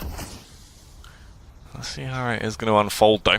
You can just see as well, the fact they haven't invested anything into this round, they can be a little bit more lenient in the sort of playstyle they want to go for, try and push out and get a lot more information. They would have heard the footsteps there towards tunnel as well. Modi will relay that to his teammates, so at least they have a vague idea of what is going on right now. But FaZe playing it slow, playing it smart, even though they know they have the upper hand in terms of economy, they still aren't going to run the risk of throwing this round away.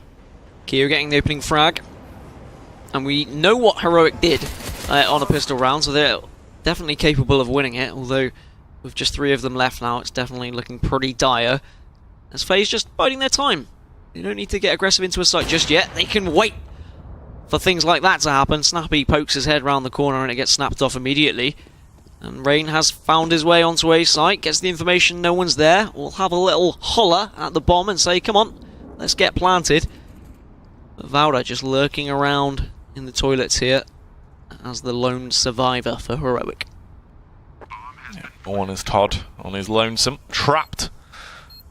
Can he achieve anything into this? I mean, most likely not. If he can find a weapon and then possibly stay alive, that would be the best case scenario, but you would imagine he should probably get picked off. Actually does have the drop on Alu, I believe, there, but we'll decide to rather just try to reposition.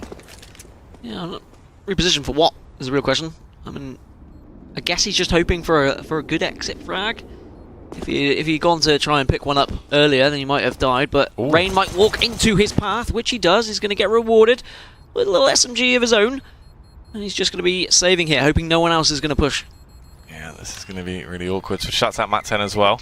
Carrigan is watching the angle, has no reason really to peek him right now, should just stay alive, and to be fair, as worst case scenario goes, that was probably the best bet out of that horrible situation. Yeah, he did alright. Boy did good. It was a great job. there in bathroom? Toilet? What do you call it? I think it's bathroom, mate. Or toilets. It depends, really. I think toilets, more so than anything. Restroom? Restroom. Come on now, Dan. We're not in Kansas anymore. Are we not? No. 12-10 to Heroic. FaZe now have the money to buy up. I say that, I mean Heroic have got the money to buy up. Need to put a round back on the board. Need to assert their dominance once again.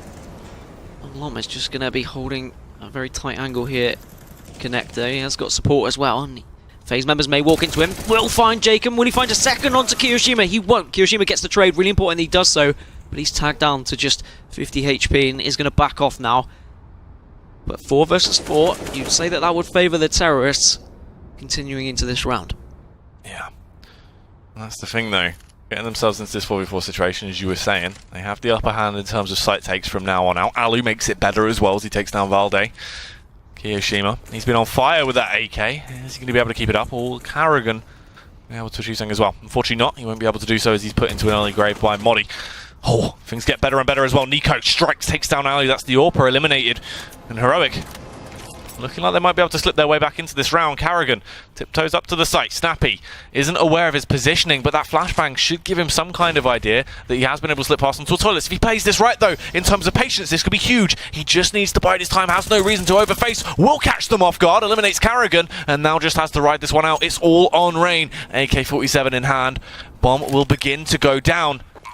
Can he win this round, Dan? He's going to get the bomb down, but he's going to be approached by 3 different areas. Gets the first one. That's the important kill onto Snappy. Needs to look elsewhere, though. Nico coming from bank, and we'll find him. Rain goes down. Heroic get one back on the board.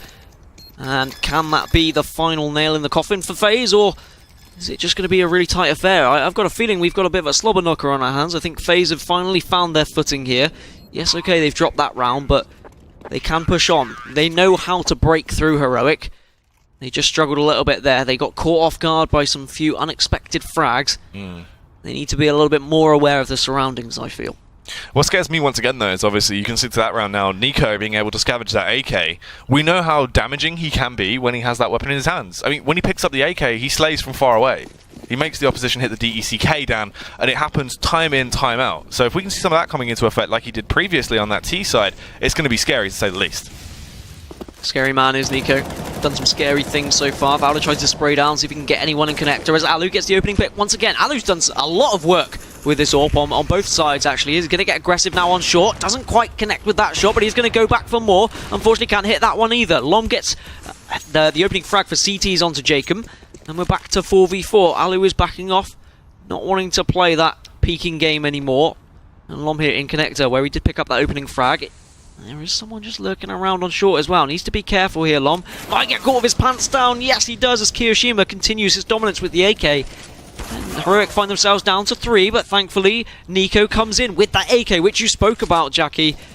And this is looking just back and forth as Kiyoshima tries to push through Monster, but Modi gets that kill, and now with just 2 players, Carrigan and Alu, a lot on Alu's shoulders here, but he's turning away, he's trying to run away, but he gets stuck on the wall, and with just Carrigan left rotating round, he has got the bomb. I guess that is the silver lining. Yeah, at least he has that bomb, so he can try and get onto the site. You know, the thing is, he might be able to deceive them here. They are quite far away. Rotate times are going to take them a little bit to actually get back on towards there as they try and rotate their way back through now. They know they need to get there quickly. Carrigan will go in slowly, though, clearing those angles one by one, not knowing that there is a welcome out on the site. Doesn't want to run that risk, as he needs to try and get something out of this, as Heroic could be taking their 14th round here. 20 seconds left on the clock. Will start to go for that plant, but towards bank, there is a CT rearing himself up, getting the energy to try and go for that peak, and it will be Modi, the Swede, the odd man out on the side of Heroic, but will he prove just how critical he is to the unit as he rattles down a couple of shots with that M4? Can't quite connect them, though. Carrigan given a chance to fall back, given a moment, a brief error where he can slip away and get into a good afterplant. Yeah, this is fantastic. He had the Molotov, he had the smoke, he's got into an afterplant. Valda's going to be pushing here, but one of them has to sit on defuse. Carrigan finds the first. Can he find the second? And bank. He tags him down a little bit, but it's not going to be enough. Finds the spray down onto the bottom. Can't find the third, though. Modi's going to come in with the defuse. He's going to have plenty of time to do so as well. And Heroic do get their 14th on the board. That could have been also different for FaZe. A great effort, but unfortunately now they are looking at a 4-round deficit. But still money to work with. That's the important thing. Yeah. That was a really close round there, though. Carrigan, you know, he had the potential to pick that one up. He did fantastically getting that second frag onto the bomb planter as well, but unfortunately, Modi just proved too much of a hard task.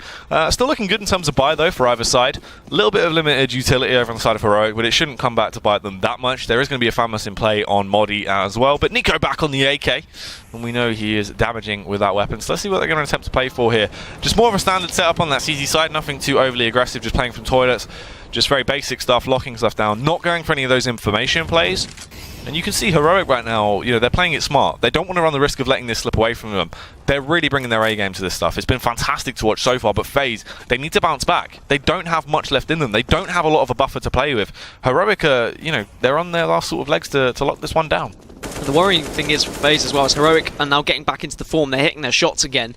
And if FaZe are going to continue how they've been playing, just pushing slowly, taking their 1v1s, trying to get trades, then I think that plays into Heroic's favour. Honestly, I'd like to see FaZe burst out somewhere, try and overwhelm some of these Heroic members, and maybe push on towards trying to tie this game up. But it's definitely going to prove difficult. Flash comes in from Rain, but NiKo's there with that AK once again, and that's a really important kill, and no one's there to trade it off.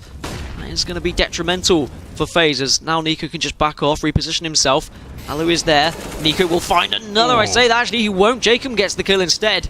But whilst that's happening, Snappy picks up one on Karrigan for himself.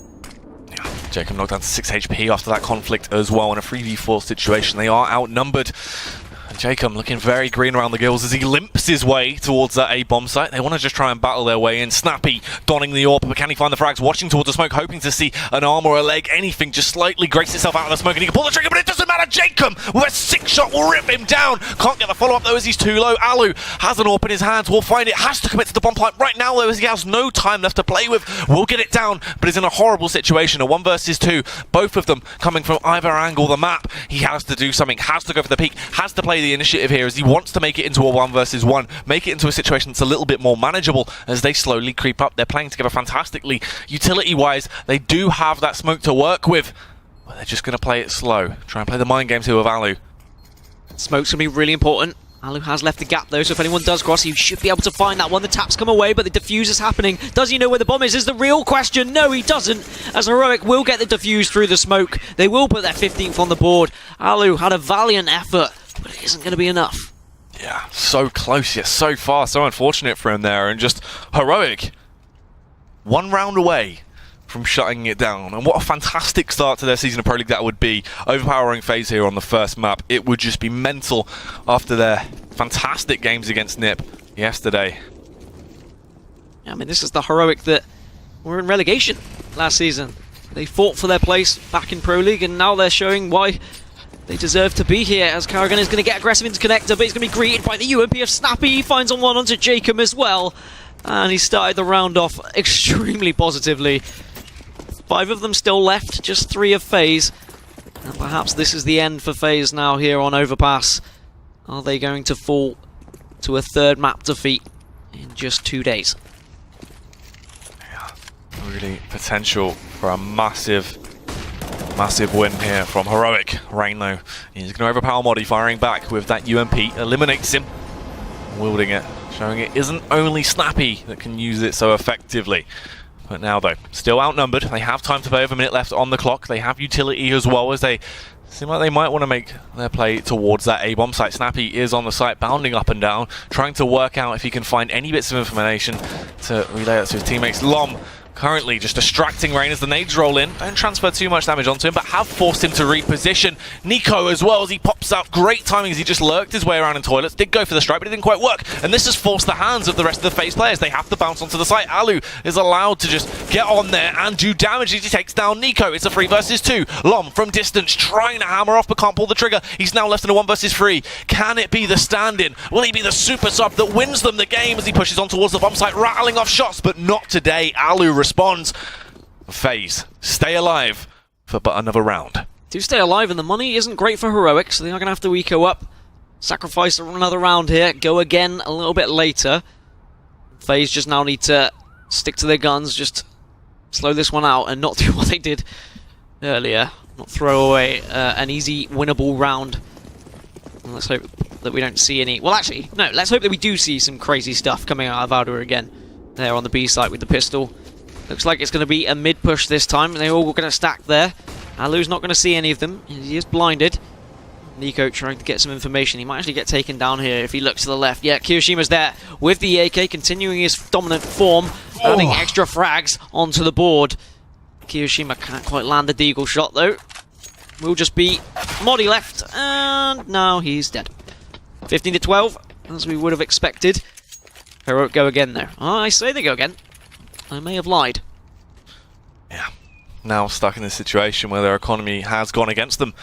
Could this be where FaZe actually claim that 30?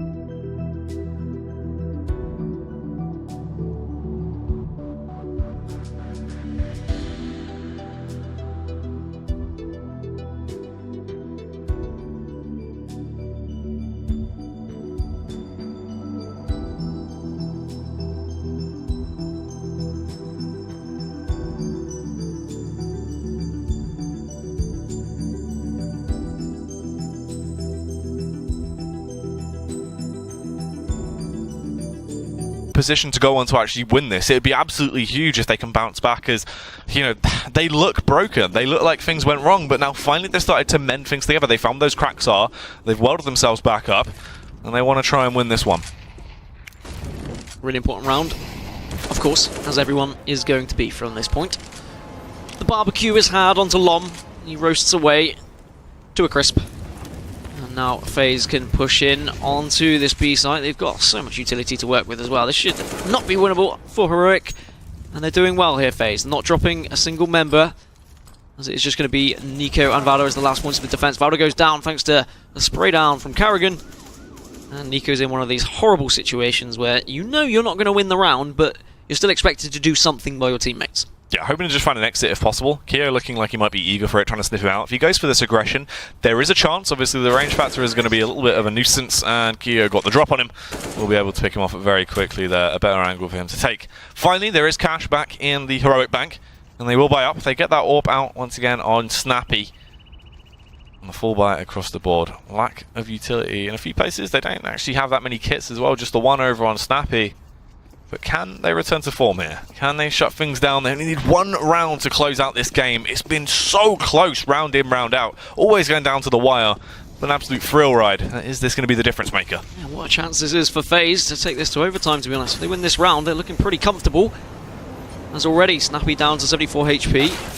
And Alu hits an incredible headshot. He continues his amazing form with the AWP. Nico thankfully gets the trade onto Jacob. It is 4v4. And they are just going to slow things down here, FaZe. They don't need to push just yet. They can wait a little bit. Valda has done disgusting things at B site already this game. Is he going to be that first point of contact here on the B site, or are FaZe going to go for A instead? It looks like they are backing off. Just having that one player there at B, perhaps to just make them second guess themselves, as Alu now pushes down A long. And if he can hit this shot, that could be huge. Yeah. Silence was across the battlefield right now. They're a little bit of a lull, as they are going to slow down. No overextending just yet. You can see FaZe. They know they have the upper hand into this round. They do have the advantage in this 4v4 situation, but they don't want to run the risk of throwing it away. It's so vital here. No mistakes are allowed as they tiptoe their way up towards B. Kiyoshima He's found success in the past and getting these entries, but will he repeat history, or will Valdi, the man that single-handedly dismantled them the last time they came to this site, do so? He comes in, but can't quite find the frags. He's getting torn to shreds. Alu is the one that's just going huge from a distance, tearing everyone apart, railing them down with this AWP. Yeah, now he's just scouting out balcony in case anyone is going to push, but no one's there just yet. They do have smokes to work with as Rain gets the kill onto Lom, and now it is just Nico to keep Heroic in this game, and actually he's going to have to back off here. He knows the bomb's gone down B, but this M4 is more important to him than trying to get any frags onto FaZe, as money is going to be very tight for Heroic going into this final round and a possible overtime here, Jackie. Yeah, there is definitely OT potential at this point, and well, this is exciting to see because FaZe, you know, they looked so down in the dumps. They looked like they had no confidence behind them. They were just missing shots, but all of a sudden they've had this rebound, and Alu has been that key man. I feel like he's been the only thing that's been the driving force behind them. All of a sudden he's getting these entries round in, round out. He's creating openings, creating opportunities that FaZe were previously not having. It was only Keo that was stepping up to the mark. Yeah, and Alu's just... I mean, they've been baiting and switching really well, FaZe, to be honest. They've been pushing into a site where Alu has just stepped out slightly, taken an angle, used one of his riflers to come in and try and draw any players out, and it's been working perfectly for FaZe, as Heroic now are going to have to force up with whatever money they have got left. The M4 was incredibly crucial from the last round, and the UMPs come out. 2 M4s as well. This is going to be a very tight affair, very edgy round. Oh, blood is going to be pumping on both sides. Yeah, this really is quite an exciting round. This is the thing. This will decide if they are going to be working their way through into overtime. If FaZe have now got that second win behind them, and they want to go through, take it into OT, and then potentially win the game, or if Heroic will pick up their final round and close it out. Slow stuff though, they're not going to go at all aggressive. You can see them playing really restricted, just holding these close angle crossfires, supporting each other. There's really no pushes at all by Heroic. They don't want to run the risk of letting this one slip away early. Meanwhile, FaZe, a lot of aggression going towards long. You have that one player lurking as well to hold any pushes from B as they slowly tiptoe their way up towards that A-bomb site. Snappy just going for the jump face, trying to get the information. You can see everyone checking all these angles, scouting out, being so delicate, so timid as FaZe run the risk of throwing this away if they lose this round. Yeah, and Heroic are just playing very timidly, as you say, just defensively. They can't afford to just push out here, and it's just going to allow FaZe to creep up and get close to this A site and prepare for an execution. Smokes will come through. They now push onto the site in this final round of the half. Is it going to be overtime, or is it going to go in the favour of Heroic as the spray down comes through? Nico actually gets the opening frag onto Jacob. Really important. Snappy gets one as well. Karrigan comes in with one of his own, and Kiyoshima once again with the AK is doing incredibly. It's just Karrigan versus Modi, and this is absolutely huge. So much riding on Modi's shoulders now. He has to get through the smoke, but the bomb yet to go down. Karrigan, is he going to second guess himself? He's going to go back to B. It looks like he's going back through toilets. He's not going to have any of that. Has he actually got time to get to B? Is the real question. He will be able to make his way to the site. You can get there just in the nick of time. Modi, no reason to face as well, so he won't have too much information off the basis of this, as he will just be waiting till that bomb to go down. Must be realizing now that the gig is up. It has been a bit of a ruse as he rotates off down towards that B bomb site. Karrigan, he's got so much to play with now, though. He can get himself in a fantastic position off the back of this. It's looking like there's so much potential for him to force this into overtime, focusing towards that angle. Modi looking like he will take a survey of the site, jumps down now, has upgraded to the M4 in the meantime as well, spots him out, has the drop on him, and will pick him off, and they will be able to force it into overtime. FaZe, it looked like it was going to go south. It looked like they had been shut out of the game, but they find their re-entry point. I mean, somehow, FaZe back into this, and I've got to say, it's all down to Alu, right? He's been taking his angle as well with that AWP, and can he do more of the same, right? I mean, I remember saying it 10-1, I was thinking, FaZe are never getting back into this one. Thankfully, I didn't put any risky bets down about my career like I did yesterday. And now we're going into overtime, and who are your favourites? This is hard to call, suddenly. Yeah, this is looking a whole lot better for FaZe. They finally started getting some teamwork and some structure behind them. We can see them actually picking up a lot of frags. Alu as well has been that consistency. He's been the key to them actually getting into a lot of sites. Previously, Keo was the only member of the team that was actually doing too much. We saw, sure, a few flashy rounds from Karrigan towards the end that were very close to being fantastic clutches. You know, there's 1 or 2 rounds here and there that they could have even picked up better throughout earlier on in their first half of the game, but it just went south in a few situations. But the difference maker was Alu, as you're saying. But going into it now, Heroic looked dominant early on, but I don't know. FaZe just seemed back on form. It seems a lot more accurate to the FaZe we expected to see. Yeah, it's whether they can shut down Alu, to be honest. I mean, obviously, when you go into overtime, plenty of money to work with. It's not going to be another pistol round this time for anyone to get an upper hand early on. And I think there's a lot that rides on Alu's shoulders, to be honest. He has been the difference maker. Snappy's done some great work as well, but they haven't really had that AWP off in too many situations, as Alu has snuck his way around and often found himself in incredibly tight angles and been able to catch these heroic players off guard.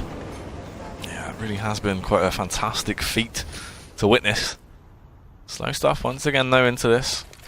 A little bit more aggressive in terms of playstyle of Heroic. They have been playing very close back and just holding towards the close sites, playing off close angles to complement each other with crossfires, whereas this time around they will go a little bit of aggressive in terms of their positioning. They aren't going to find anything just yet, though. As he's rearing themselves up as they reposition, seeming like this will be a late round play towards that B bomb site. Now Valde, we've seen him in the past be so fantastic at these drop down angles where he will just surprise his opposition. But will he repeat history? I hope so, because that was blooming disgusting, and he did it previously. It was with a pistol rather than an M4, though. As Rain is edging his way around to A whilst his teammates are at B, so he needs to make some noise sooner rather than later to try and just make these heroic players rotate or second guess themselves. Jacob does come through, but gets shut down by Modi immediately. And now the push will come through from FaZe. Kiyoshima going to be the first point of contact. Modi's going to get smoked off here at short. Will he push through? He has got Molotov to throw down on the bomb planter, and Karrigan just going to sit in the fire here. Manages to escape just with his life and the bomb plant as well, and put some fire down himself there. That was so useful as well. That's forced that the boost they would have gone forward with, they'd have been able to pick off another frag there, most likely back on towards Karrigan. Completely dismantled that. They were forced to reposition. It's cracked that bomb site open. Fantastic couple of frags come out, and now it's looking like FaZe should secure this first round that could have gone south for them. Nico is the last man left standing. Sure, the rest of those FaZe players are tagged down apart from Kiyoshima, but with Rain just hiding like that, and he can pop out and get that headshot, it just completely flips the round on his head. Look at that. Just there was so little health left on most of those FaZe players. It could have gone so differently. But FaZe continuing their momentum on this T side now. And Heroic, their last stand is going to arrive. Really need to do something here and now, otherwise they may allow FaZe to a comfortable first half of this overtime. Alu once again though was hitting some incredible shots there, pushing B. Those snaps have been absolutely phenomenal from him.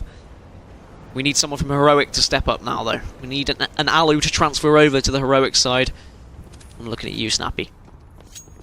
Yeah, let's see what you will be able to bring to the equation here. As they slowly work their way back through, attempting to push down towards that B bomb site, it seems. They found a few successful entries in the past, but can they do it once more?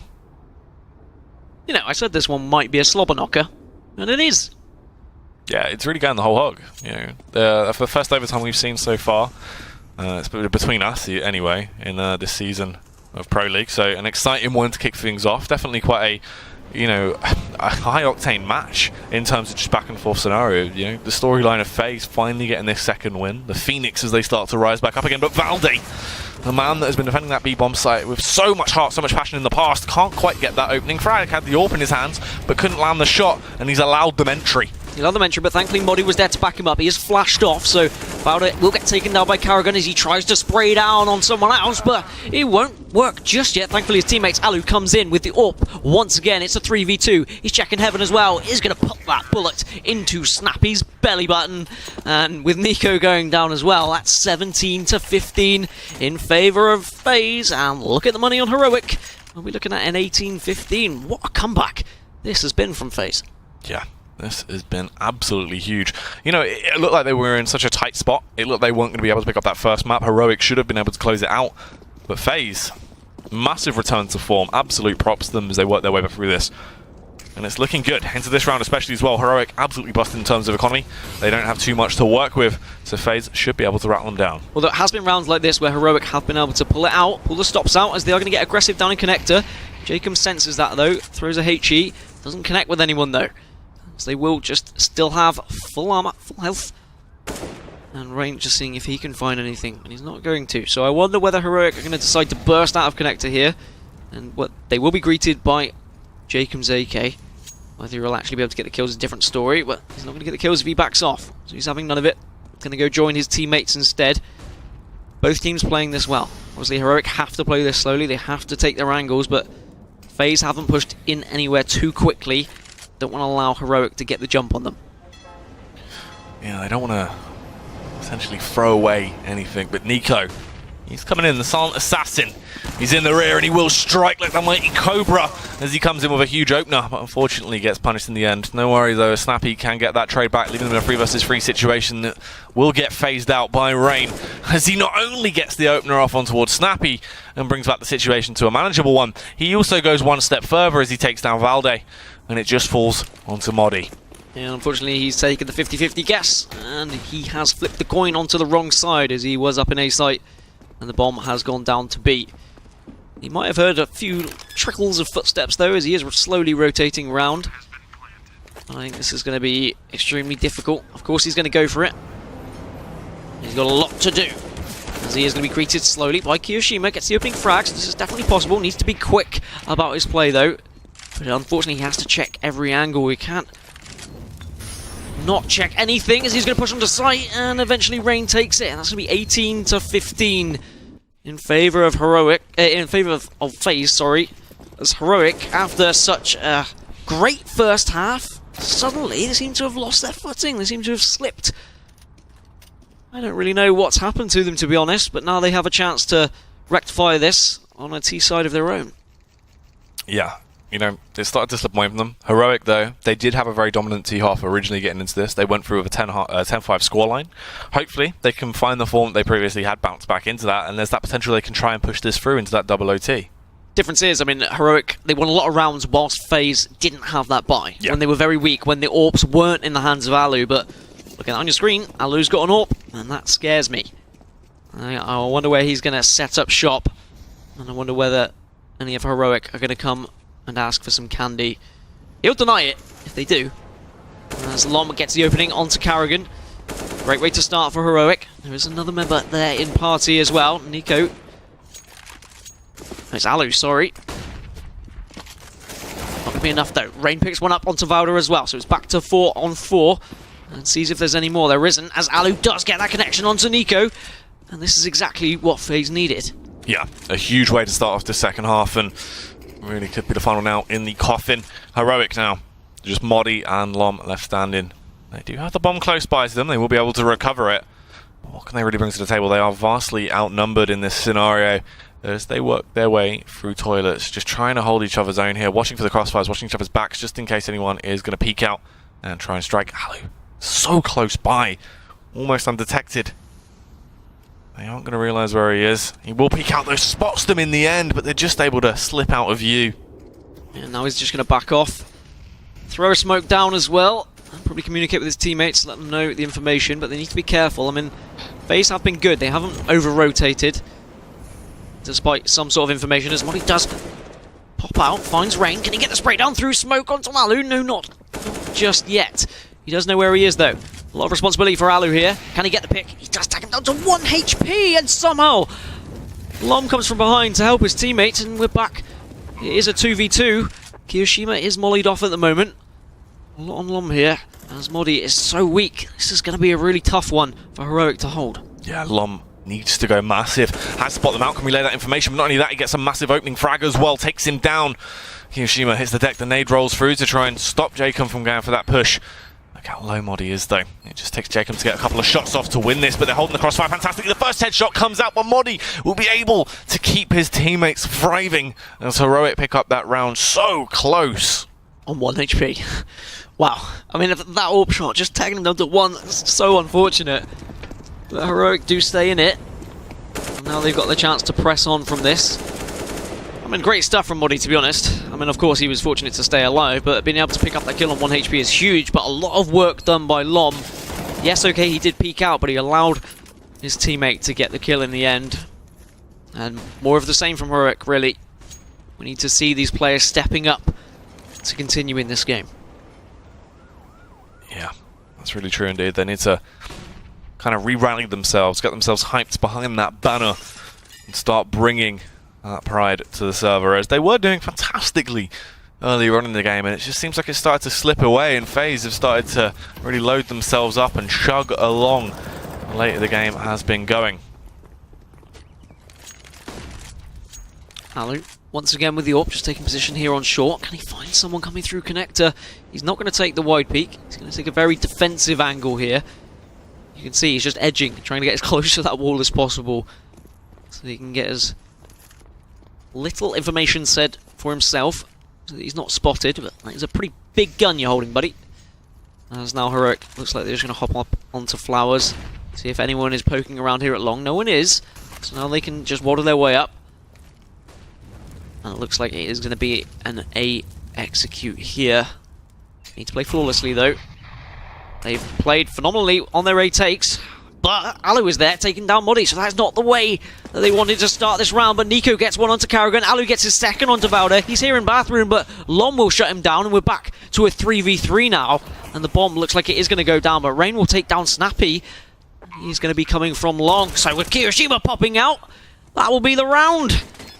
And unfortunately for Heroic, it's all gone wrong. From what looked so fantastic to begin with, found themselves on the wrong end, and it's been an absolutely incredible comeback from FaZe.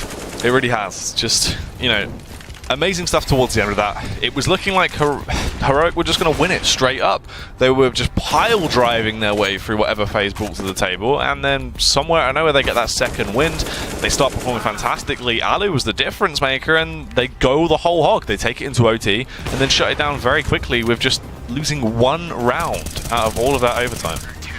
And I've got to say, Alu, key man there. He stepped up. Yeah. They were really struggling in FaZe, but then suddenly he got his hands on the AWP, and he was able to get... that Kuba stomp, yeah. That kick to the face was somewhat disgusting. There were some of the standout moments in the game. That was good from Valder as well. But Heroic will be pondering what went wrong, really. You've got to be honest, at 10-1 up, that is a throw. Like, you'd be expecting a lot better from them. You'd expect them to hold their own. But FaZe, considering their games yesterday, considering they lost to Kinguin in such a dominating fashion, it's good to see them come back into it to find some sort of form here. Yeah, like a much needed win for them, as it was looking kind of shaky yesterday. Early on today as well, we saw the same signs of that. You know, there was no consistency, it was all falling apart, but then they eventually bounced back to the phase we sort of know more realistically into that one, as they were able to find a couple of frags towards the end and close the game out. But still, Heroic, there's potential for them. Obviously going into the second map of today, as this has only been their first game yet up against FaZe. They were looking good early on. They just need to hark back to the sort of style of CS they were playing. Everyone was popping off. It just seemed like they couldn't find their footing at all in their CT half of overtime. And now we move over to Train for map 2, and actually FaZe beat Heroic 16-3 the last time they encountered on Train. It was a couple of months ago, a few months ago, but still confidence to work from. And I mean, definitely, really, I just can't look past Alu. If Alu hadn't stepped up, I don't really know if FaZe could have got back into that one. Heroic, however, they kind of fell. There was a few players like Nico who was performing incredibly, even Snappy was hitting a lot of shots, but somehow they dropped off. And why was their momentum killed by FaZe? Is it just a matter of hitting shots that just upset them slightly? Well, obviously, that's the thing. Like, later on into that CT half, they got them into the situation that FaZe were not into. They had no economy to play with, so they couldn't get the weapons out they needed. They were just left there with no utility to try and hold FaZe back, so FaZe were going for more of an aggressive style of CS and just overpowered them. They couldn't do anything due to the fact they were limited by their own economic structure. And if Alu can carry on doing the same into the next game, are we looking at FaZe possibly taking another win, do you think? Yeah, I mean, there's definitely potential. They were looking like they were starting to get back onto form. Karrigan had a few key rounds here and there. Alu definitely started popping off, and Kirishima early game was playing fantastically. So, more or less, everyone was trying to sort of edge their way back to how they usually play, and Heroic seemed like they got sort of stuck in a bit of a mental block towards the end of the game. Wow, FaZe are able to come back into this one, and they take it 19-17 in overtime. A great performance from them, and absolutely, well, upsetting for Heroic, to be honest, after going 10-1 up. But we are going to move on to Train next, so go stick the kettle on, get ready, because we'll be back in just a short moment.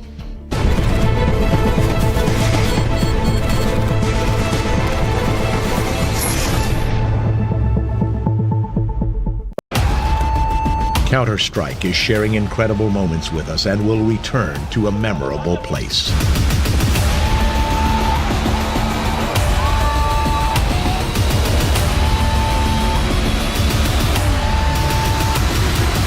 Get your tickets now at proleague.com/Dallas.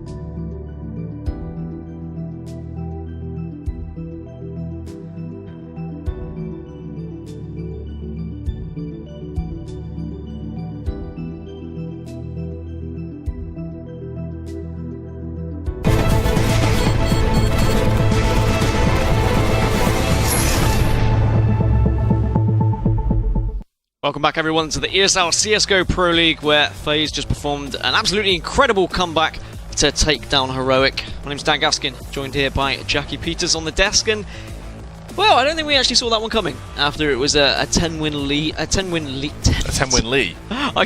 I'm gone. I'm so tired now. That overtime's killed me. Yeah. The 10-1 lead for Heroic looked like FaZe were down and out.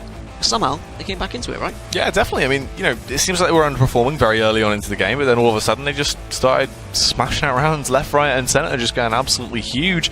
Alu steps up to the mark, and everything just seemed to work out. And now we move into Train as map number 2, and we do look at past results. Okay, so at IEM last time they faced up, which was in Oakland, I believe, was a 16-3 advantage for FaZe, but that is a couple of months ago, so you've got to worry about that one.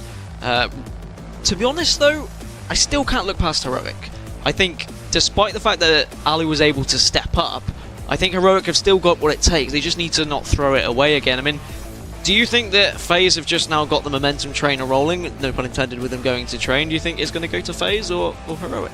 I don't know. I mean, they've definitely got some more steam now going into it, and there's a lot of potential. But I just feel like Heroic have definitely got it in the bag. Because, well, I mean, this is the thing, you know, they should have done theoretically going into that first map on Overpass. They seemed a lot superior. FaZe all of a sudden got their second win, but on Train, I just feel like Heroic should return to the form they had prior to this. They played amazingly well against Nip on it. You could see they had a lot of structure there. Everything, it worked really nicely. And I think that it is going to be a close affair, but this time around, they should just slightly edge out ahead. Even though, theoretically, into this series, I think FaZe should have won it from a start. But I just feel like FaZe have been underperforming recently, and they're not in the scenario to take it. And you're right, they won 16-11 versus Nip yesterday on Train. Is it a possibility of more of the same from Heroic? What are we going to see? Because they kind of bursted out onto sites. They were able to surprise NIP. NIP weren't expecting it whatsoever. I wonder if FaZe have done their homework. Do you think FaZe would have studied yesterday's games? Yeah, I mean, definitely so. You know, they would have looked over what's gone wrong, and they would have done the demo reviews to be like, okay, look, we can improve on this. This is how we can alter this. This worked nicely, and it's all that sort of stuff you can bring to the table. But it's different as well, because obviously going up against that, they want to know they'll know how FaZe play in these scenarios. They know how to counter it, and it's going to be an interesting game because FaZe are quite volatile. It seems. Obviously, we've seen them dipping in and out. There was a lot of inconsistent plays throughout all of Overpass, and that was sort of the history of what we saw yesterday. But they never really got themselves into a good spot. Where at least today they sort of woke up and then held on to that consciousness. Really, I would say that Heroic are just a well-oiled machine, and it's whether they are going to be lubed up enough in this game to get the cogs turning and be able to take a map victory today against FaZe. I am impressed that FaZe have been able to recover, especially after such troubles that they saw yesterday when they faced off against Kingwin. And now we move into Train. Heroic versus FaZe as we enter the pistol round, and Valda just trying to take an aggressive stance. Can he get anything with his USB? It is going to be quick entries from FaZe, and this is going to be interesting as Rain gets an early kill, and now Snappy does respond as well. Yeah, nice frags coming out so far. Everyone just getting completely destroyed on the side of Heroic. FaZe looking so prominent as they burst their way onto that site and claim a very easy opening round. Great work from FaZe, continuing from the last round. Momentum well and truly in their favour. I have so many Train puns right now, but I'm not going to throw them out there just yet. I'll save them for later for you, Jackie, alright? Cheers, mate. I appreciate it. Into this one, though. Obviously, they have the upper hand in terms of weaponry, but how are they going to charge their way through? Ali seems to be having a little bit of issues right now, actually, as he starts his way along with that Mat 10 in hand. Obviously, wants to try and rack up as much cash as possible with it, really build a bit of a bank for himself. Cash money. FaZe just waiting around Ivy. Not going to push in just yet. Mori will be waiting there to defend. He's got his knife out at the moment. He just wants to quickly dance around and back off if he needs to be. Does have the deagle as well. Can't find anything though as Jacob and Karrigan come in, getting the opening kills. Karrigan gets a second as well. There is a consolation kill for Snappy. But it's not going to be enough as Alu takes him down, leaving just Nico on his own in Z. Or Z, if you're an American viewer. And now that should be 2-0 to FaZe. Well, it will be 2-0 to FaZe, unless something miraculous, unless the stars align for Nico here. Yeah, Nico trotting around, hoping to find potentially just an exit frag at the most. That's what he'd hope to claim in this scenario, as FaZe will most likely be able to punish him. and he shouldn't achieve anything into this. But good stuff from FaZe. Obviously only losing one man in Jacob. That's not too detrimental to their health. And they also got a frag off with Ali with a Mac 10, so he gets a bit more cash going into his bank. Now Heroic on the opposite side from what they were on Overpass. Need to overturn a deficit of their own. It's just a 2-0 deficit at the moment. Nico manages to pick up a cheeky UMP on his way through. On his stop at the station. And now it's going to be should be a formality really for FaZe, but we saw incredible things coming out of Heroic on their pistol rounds in Overpass. Can they do more of the same, Jackie? Hopefully so. I mean, you know, they've had these rounds where even though they're down and out in terms of their economy, they've been able to bounce back. And right now to train, obviously we haven't had too long to see if they can bring that to the table, but this should most likely just be a round they get obliterated by FaZe, which is what they're going to do. All out aggression, just bombard their way out towards the A bomb site, blow them out of the water, and then just leave it down to one man. It is going to be Nico. He can achieve a lot for that team, but I feel like this is far too far for him to attempt to take. He will get one frag off on towards range. Jacob will trade it back out, and that's going to be FaZe claiming all 3 of those rounds off the back of the pistol round win. Now here's where it gets serious. They put on their thinking caps, and they have to start bringing their A game. Yeah, I'm expecting a lot out of Snappy here with the AWP. Has hit a lot of shots today. This is going to be crucial for him. And Lom's done a lot of work, considering Lom is a standing coach. I've been very impressed with him. Obviously, he's a great player as well, but sometimes when you do play that filler role, it can be difficult, but of course he does watch these guys day in, day out. As FaZe now need to try and break through the Heroic wall they have brought up, and they are going to be able to get onto this A site relatively easily. Rain isn't going to get spotted. Alu will, however. And I wonder whether they are going to be able to find Rain. Yes, they do in the end, as Lom comes through, gets one onto Kiyoshima. Jacob thankfully responds onto Vowler. Carrigan comes and gets one of his own. Gets 2 actually now. Finds a 3rd. And it is just Moddy left on his lonesome. But he is in a great position, but he can't get the spray down onto Jacob. As FaZe put a 4th on the board and just set Heroic straight back to an eco. Wow. What a swift round there, to say the least. FaZe, they knew what they wanted. They wanted to control that A-bomb site, kicked down the doors, took no hostages, and just claimed it so very easily. So much finesse in that one. And Heroic, once again, as you said, the economy has been broken.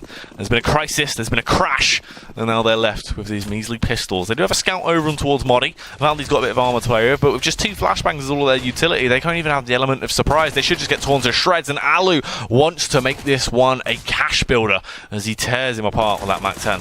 Yeah, they were all flashed on that side and they pushed in as Rain picks up 2 for himself as well with the UMP. Jumps up onto bomb train. No one there just yet. Alu gets a 2nd onto Valda, leaving Snappy all on his own. And he will get a consolation kill. Picks up a weapon. Not going to be able to escape with it though, I don't think. Does have a little bit of utility. Has a flash. Pops out. But Jacob's there with the AK. 5-0 to FaZe now. And I wonder, Jackie, whether Heroic were just off the back of their wins yesterday against NIP, whether they were just full of confidence and they had that momentum, and now FaZe have kind of found out that they can break through it. Whether Heroic are going to struggle a little bit here, whether they're going to start to doubt themselves slightly.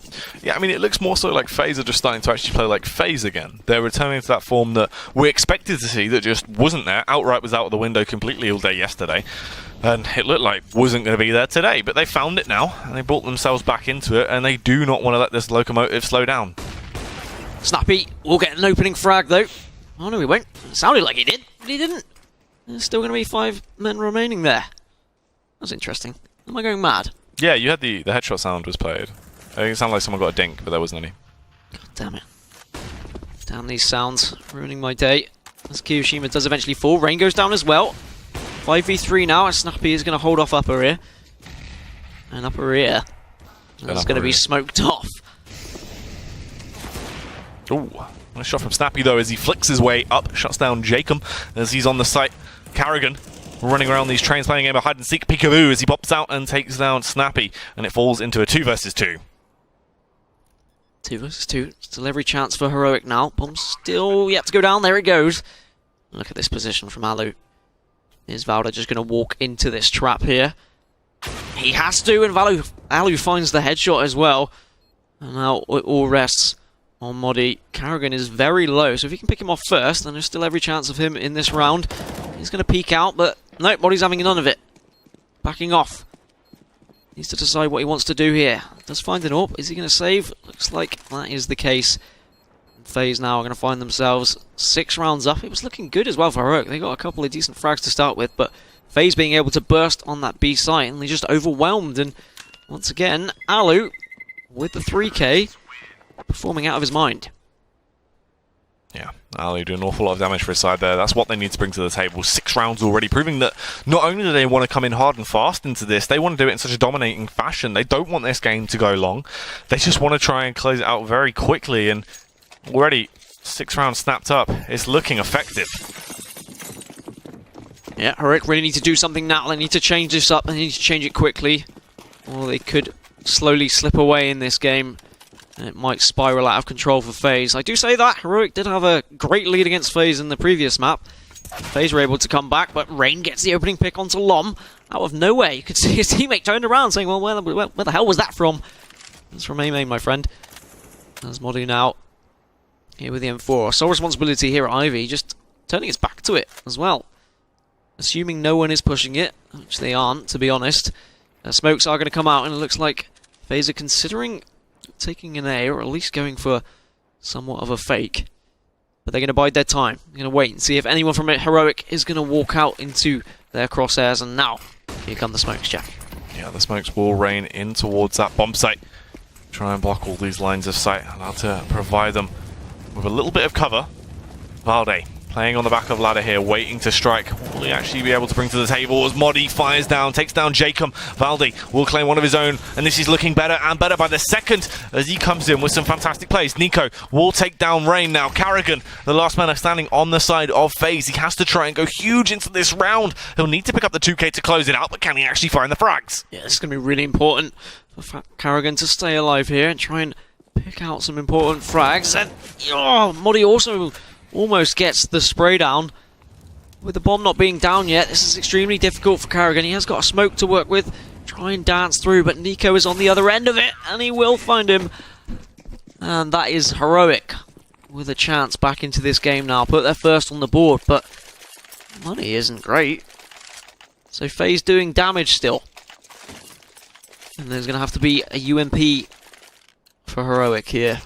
But I mean, yeah, the thing is with the UMP, I mean, what's your thoughts on the UMP in general, Jack? I mean, it's pretty powerful. It's just quite cheap, isn't it? Yeah, that's the thing. It's one of the SMGs that you know is a little bit more preferred to buy because obviously you want to get that cash bonus, but you also want a respectable weapon. It has good range capability and it is very useful in a lot of those situations. It has good armor pen as well, so it's not a horrible investment to go for. You know you can actually use it efficiently.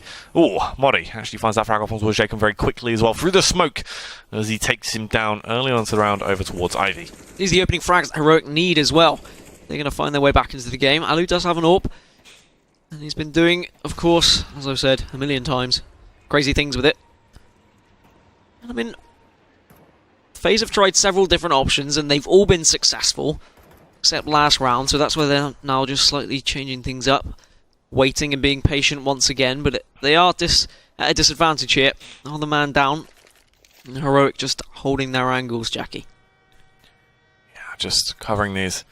Keeping them on lockdown, trying not to allow anything from FaZe. Then you just want to make sure they have these covered as they slowly make their push out towards that A-bomb site. Rain will fire off a couple of pot shots though. Wanted to see if he could find anything here as he slips his way onto the scene of the crime. Modi will respond with a nice headshot though. Lom also doing damage off over towards Carrigan. And all of a sudden it was just left on 2 members. The duo of FaZe that falls to just a single man over on towards Alu. He really has been the star factor behind them, that driving force that has given them any of these rounds to play with as he starts to get the bomb planted over towards the A-bomb site. He's in a good position, but does he spot out Valde? Of course he does as he flicks up, eliminates him very swiftly with that AWP in hand, repositioning now as well, focusing over towards A2, seeing if they're going to peek onto the scene of the crime. Has to dispatch 3 more members to pick this one up. Look at him, as you can see, focusing on all these angles at once. Got himself actually a prime time spot to try and pick this up. But Nico sneaking up, rattling down, gets the drop on him and picks him off. I thought it was going to be a possibility for Alu to do that then, as with how he's been playing so far, but thankfully, Heroic are able to come together as a band of merry men and eventually push and get behind him and stop any crazy things from happening and put a second on the board now.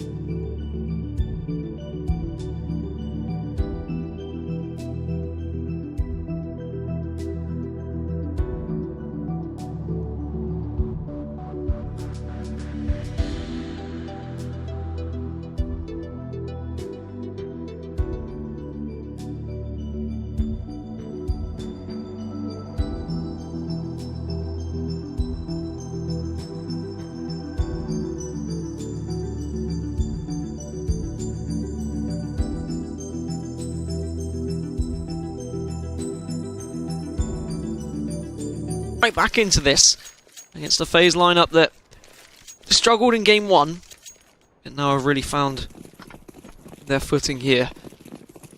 And they can push on. If they can get 2 wins, they're right back into the swing of things in the table. It'll be 6 points for them. 2-2. I mean, Astralis were 2-2 before the start of today's games as well, so that's nothing to sniff at. Once again, Nico just going to be patient here, and the rest of Heroic going to be patient, not going to push out, not going to play into FaZe's game, as FaZe really have just been urging Heroic to push out and try and catch one of them off guard, but it's not going to be the case. Slow stuff so far into this, though. They're not going to be going for that aggressive style of CS. They were donning just a few rounds ago. As Heroic now have those 2 rounds on the board, they're looking a little bit timid. They don't want to start to allow Heroic to really build anything out of this, build themselves into a healthy economy situation where they can actually rack up a few rounds. They want to make sure they dominate on their T half, which is what it very much looks like they might be able to bring to the table here. Jacob biding his time, tiptoeing through. Seeming like he might want to make that decision to peek out straight away onto the bomb site as he dives through Ivy, gets the opening frag, can't go get the follow-up, but does it matter as his teammate is in close proximity? Unfortunately not. Ivy is being under such great contestant, and Heroic are being able to defend it very easily. Snappy will find the final frag off on towards Kiyoshima, but Heroic get another round on the board. Great response from Heroic as well. Just to turn around after that initial frag, all of them just swarmed in on the FaZe members, bursting through Ivy there. It all just suddenly, with a click of your fingers, all the FaZe members were dead. And now this is the last-ditch attempt for FaZe before they are going to have to eco up. So Heroic have done well to get back into this. It was looking pretty dire, let's be honest. But when they needed to, they have stepped up. So this is what's good from Heroic. Just the deagle for Kiyoshima. But I mean, if you want it in anyone's hand, Kiyo's is a good one to be in, as they are going to burst out of pop. Lom can't quite get the spray down with the UMP. Does tag one down to Weak, but Kiyoshima finds him with the deagle in the end. Rain chimes in with one of his own. And now it's just Nico and Valda left on their own to try and defend this site. Nico will start it off well with a headshot onto Carrigan. Yeah, nice stuff. Look at Valde as well, dropping now from Pop. Drop on him as well, but unfortunately not. Somehow Keo was able to flick his way back round. Takes him down so very swiftly. FaZe, they're hungry for round number 7 on the board, but Nico wants to try and slow them down in their tracks as he slowly works his way through. As that covered, waiting for Rain to peek him, but it won't matter. Rain was slightly too quick and slays him. Such an important round from FaZe, as I said. They would have had to eco if they had lost that one. And now they can continue buying up. They've got a few AKs to work with. Exactly how are they going to push through Heroic now, though? They don't want to become predictable. They have been favouring that A site a lot so far this game. You've got the AWP in the hands of Alu once again. And he's going to go for an early pick, see if he can find anything. No one's going to be playing ball just yet, though, so he probably will back off. Molotov will stop him retreating too far, though, as he will continue to hold this angle in case anyone from Heroic pushes him. Not going to. They are just holding out, seeing if they can get these peaks. And Rain will be the one that really kickstarts things. He slides his way on towards the bomb site, shuts down Lom. Carrigan's there to aid him as well, but Modi will get the trade back, eliminates Rain as Valde coming into effect as he rips his way through 2 of the players. Carrigan and Jacob hitting the deck. Alu, the man of the hour, AWP in hand, his preferred weapon, but can he pick them off? Going to be a tough one. Can he get an angle on someone at Zed? It's going to be the real question. He's just going to creep up on top of green here. And he's going to get sprayed down by Nico. So good positioning from him. And now it just all lies on Kiyoshima. Can he pull off this 1v3? It's definitely possible. I mean, he's done a lot already today with the AK especially. Really looked dominant on his T side. But he needs to put the bomb down as well, and that's the problem. He's well aware someone is in Zed, and can't quite find it. Yes, eventually he does get it. That was panicking me. I thought he was going to miss that shot, and Nico was just going to turn around and put him to bed. There's another member in Zed, and he walks out into the bullets of Kiyoshima. So now it's a one-on-one, and Modi is actually really weak. I wonder if he has got eyes on this bomb. No, he hasn't, and he is going to be backed off by the Molotov as well. And now Kiyo really needs to grab that bomb. He needs to get that plant down, but is he going to go for a kill instead? He's going to take the battle. He's worried. He doesn't want to put the bomb down. He thinks he's going to lose if he does that, but then he finds Modi. So somehow, in the 1v3 situation, Kiyo does pick it up and continues FaZe's dominance and resets Heroic once again. This is looking incredibly strong. Yeah, it's been looking fantastic for them, and it's getting better by the minute. You can tell they're starting to really bring the thunder to the table. Now, turn back into this one. Obviously, 8 rounds on the board for FaZe. showing no signs of slowing down. Heroic, no economy to play with. They should just be smacked away very quickly throughout this, and this should be them grabbing round number 9. I'd like to think so, as long as nothing crazy happens. They need to just play it as they would a normal rifle round as Jacob gets the opening one onto Mori. Now they're going to push onto the site nice and fast with the early pick. Snappy gets one of his own, but it's not going to be of any use as Rain and Jacob come in to just sweep things up. And Snappy is the lone survivor, cannot get anything with it. Not even a consolation in the end.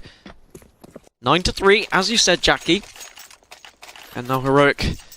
I mean, if they can turn this into perhaps a 10-5, then great. But I mean, this is Train we're looking at, and this is already 9 rounds on the terrorist side on Train, and that's why I'm a little bit worried. Yeah, it's true. I mean, this is the thing. Going through this so far, it's been looking very shaky from either side, but FaZe, even though they have these small moments where it looks like they're starting to crack and, you know, potentially Hero might be able to answer their way back into it, they've never actually been able to close it out. FaZe have allowed them to get a couple of rounds, and then they just bounce back into it, and it's scary. FaZe look dominant now. It's not the, you know, the weakened FaZe that we saw originally earlier on today. Definitely isn't. Snappy, just seeing if he can find anything through Ivy. Doesn't quite connect with the shot though. Has to back off with his life. He's tagged down just to 86.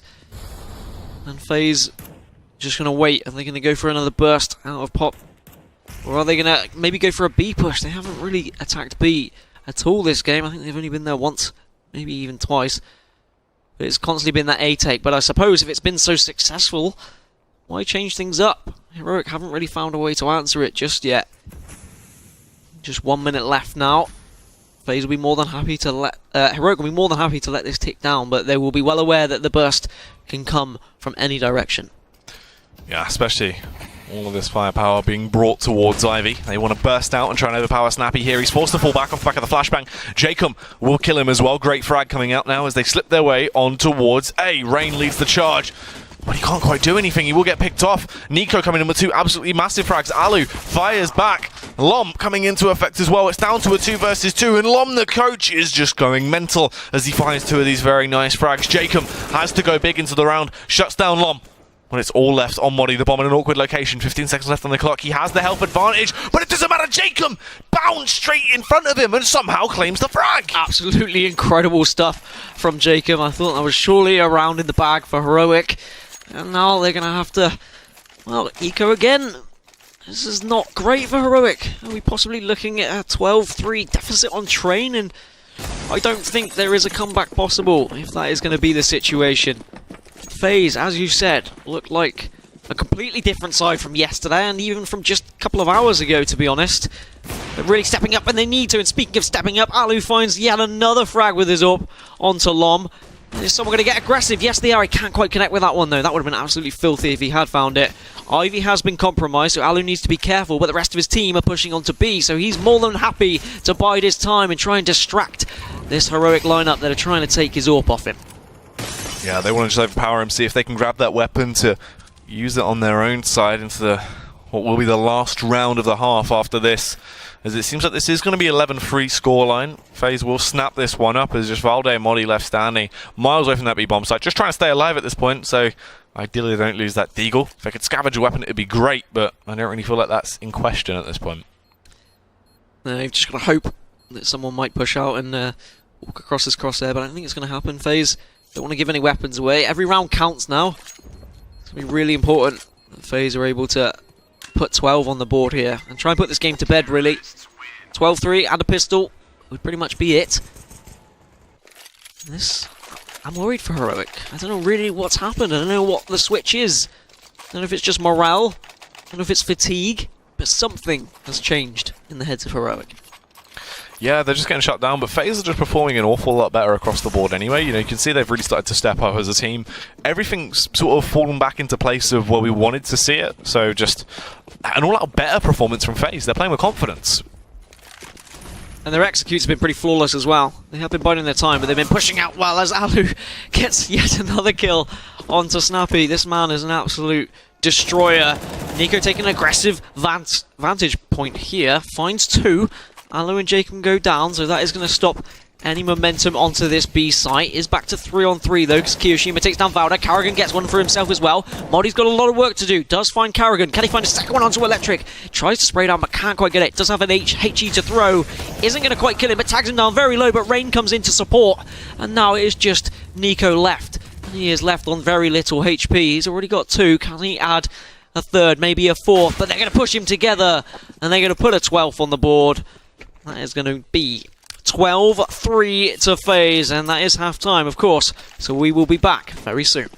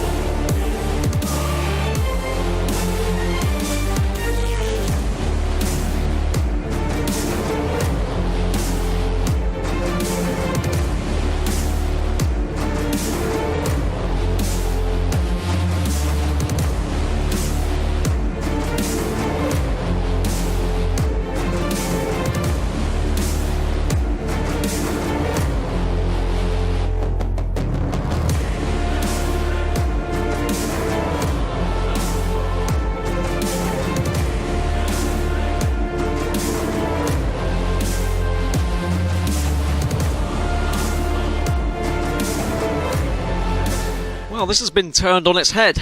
When we came back after halftime originally, we were thinking, wow, Heroic are looking absolutely incredible when we were on Overpass, and now we're saying, well, FaZe are 12-3 up. And I asked you before, I said, could FaZe get back into Overpass? But the question now is, can Heroic get back into Train? Yeah, I mean, this is the thing, right? Heroic just got completely shut down on their CT half. They weren't able to do anything. I think they went through that with 3 rounds. On CT. Yeah, like, what can you do with that? They just got completely destroyed. They couldn't bring them to the table. There was no momentum, but they couldn't get anything going due to the fact they were just constantly being pounded on by FaZe, and FaZe looked so dominant. And this is FaZe we expected to see. This is FaZe that did well at the major. This is the normal FaZe sort of prowess that definitely shouldn't have gone into overtime up against Heroic previously on Overpass. You know, if we're seeing this sort of playstyle, they should have come in hard and fast on that, but it's taken them so long. They're playing like a slow burner, but at least now they're getting stuff done. Of course, Pistol going to be really important, and can you see that going in the way of FaZe? If it does, then this should be pretty much a good game. But there are some players on Heroic that can make a big impact in those pistol rounds. Yeah, you have a lot of talented pistol players on either side. Also on Heroic, as you were saying, you know, you do have people on there. Snappy's quite deadly with a pistol. Nico as well. Everyone can wield one quite efficiently. So I think it's going to be quite a hard-fought fight. It's going to be interesting to see. Very heavily contested getting into that. But that is kind of the decision maker. That is going to really set the pace of this game. Because obviously Heroic get it. They get a bit of breathing room. They can try and find their way back into the game. But if FaZe get it, it is essentially game over. I mean, but 12 rounds on Terrace side is pretty disgusting. Is there even a possibility that Heroic are able to do that? Like, with how they're playing at the moment, surely that's got to be a no. Yeah, it's very true indeed. They look like they're kind of, you know, they've been broken down. They're just getting pounded on, and it's finally affected them mentally, and they've sort of hit a bit of a mental block. So it's true.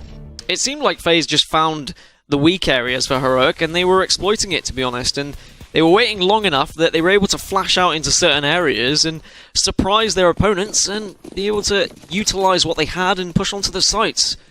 But Heroic, with so much to do now, such a crucial pistol round for them, if they want to get back into this game, it's going to be an uphill struggle. It's probably more than a hill, to be honest. It's probably more like Mount Everest. But I have seen crazier things happen. Jacob, though, is going to kick it off. He's not struggling for oxygen at the top of that mountain as he picks off Valde. But what else is going to come in?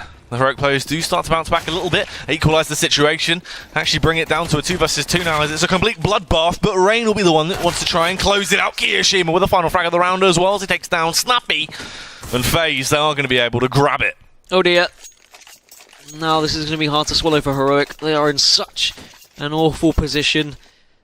They're going to buy up what they can, and they're going to have to try and salvage something here. Really need to take this round if they want to get back into this and try and string some wins together, get some rounds on the board. But it's going to be 4 UMPs on the side of FaZe, with a FAMAS for Rain as well, and it's not going to be anything spectacular from Heroic. They're just going to drop into the UMP of Jacob as he pushed through the smoke. He was more than happy to take that battle, and now with just 4 members, Heroic slowly falling apart here. This is a little bit difficult to watch because Heroic was so great yesterday against NIP as Rain picks up a second. Jacob gets one for himself. Snappy can't find anything. Fortunately, Lom gets 2, but it's not going to be... It's going to be in vain, let's be honest.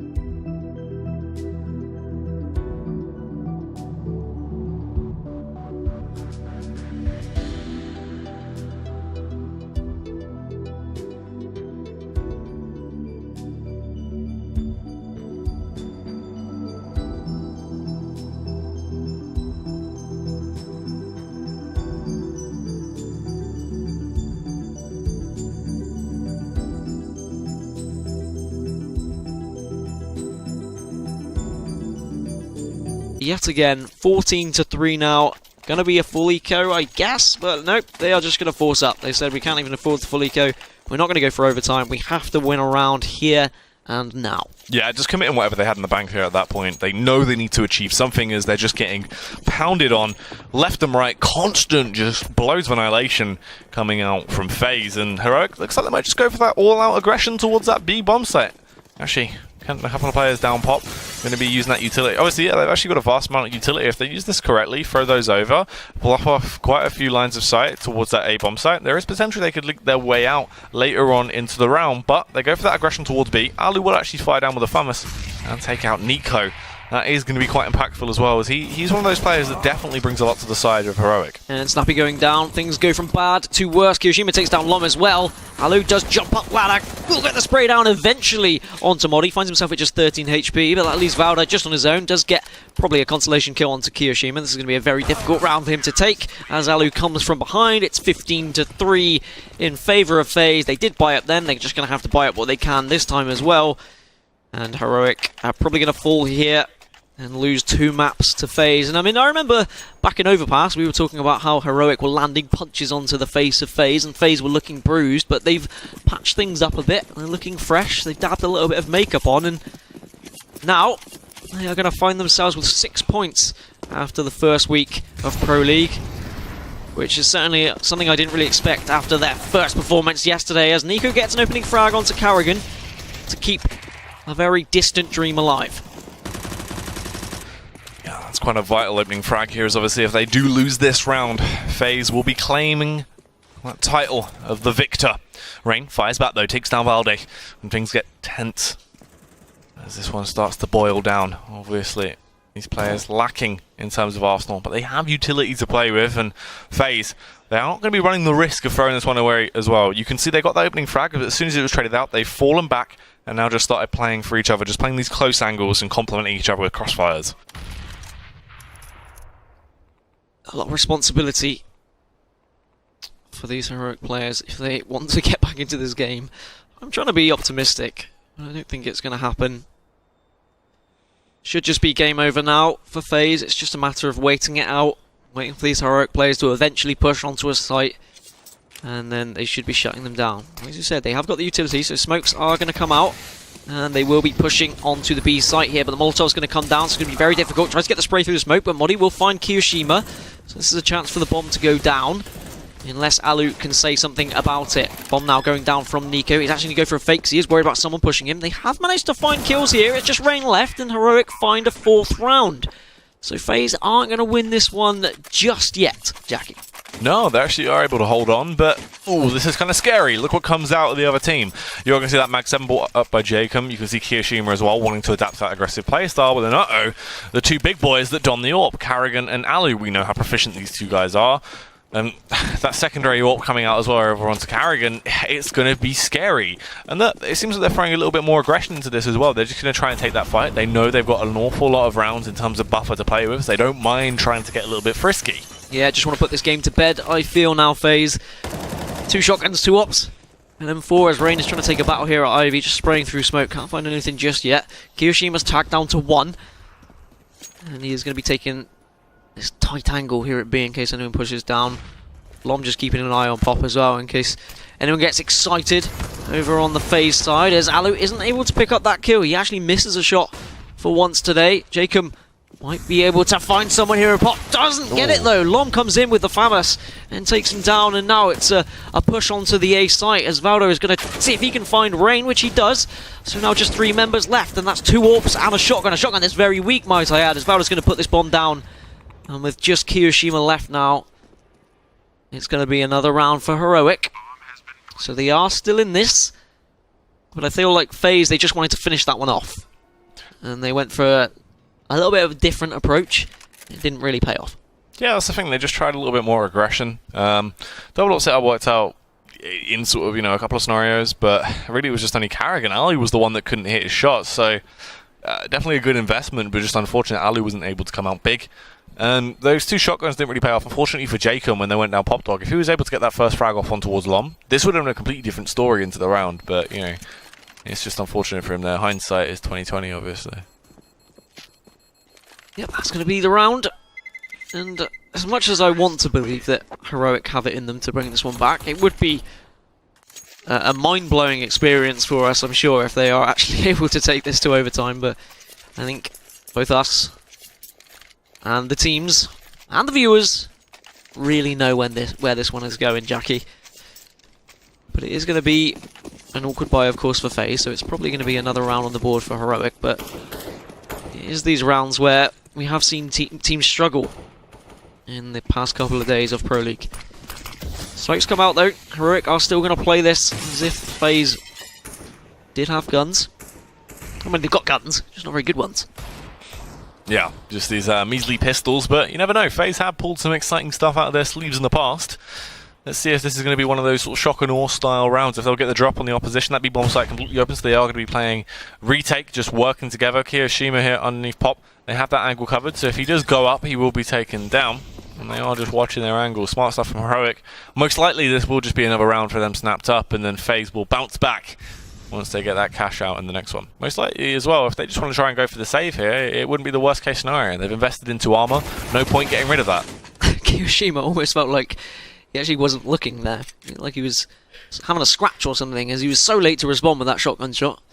And I think you're right. Armor is worth saving. I'm not sure Heroic will be bothered about going hunting either, so they'll be able to move on through to the next round with a decent amount of armor, of course. So they won't have to buy that one up. And now FaZe just need to buy up, and they need to do more of the same. Just put one more on the board to put this game to bed. So I can go to bed. So you can go to bed. So everyone can go to bed. Yeah, this is the thing though, FaZe as well. Obviously they've gone through that with the save, so they have a little bit of money to play with, but it's still not too fantastic. So once again, just going to be a light buy. They get a couple of nades out to even out the cash between all the players, and they're just going to stick to those pistols and wait for another round. So Heroic, if they pick this up, we'll have a 7 rounds on the board.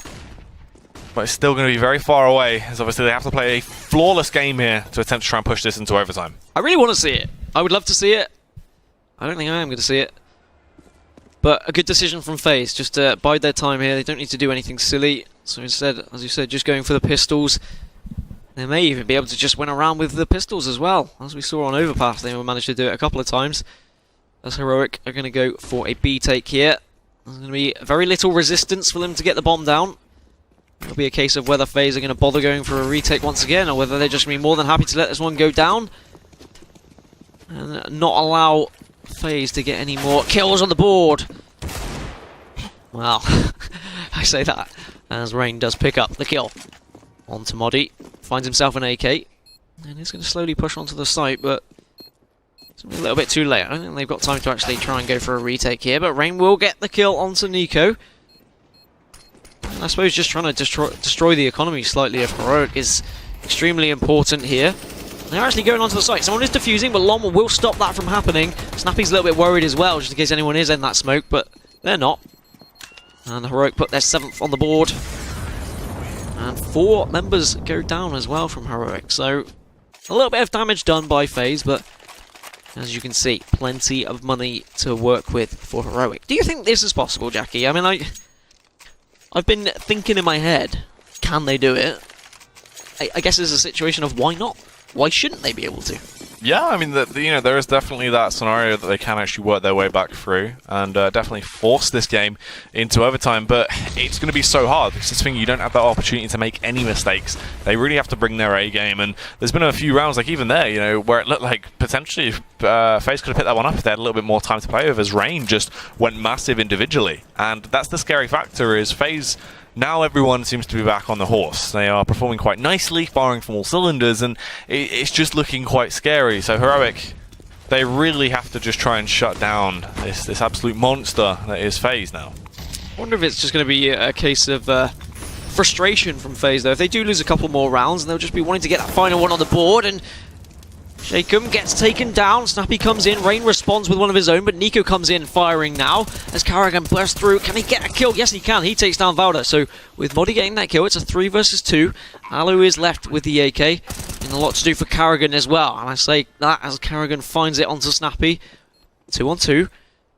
And where's Alu lurking around? Can he find anything with his AWP is the real question.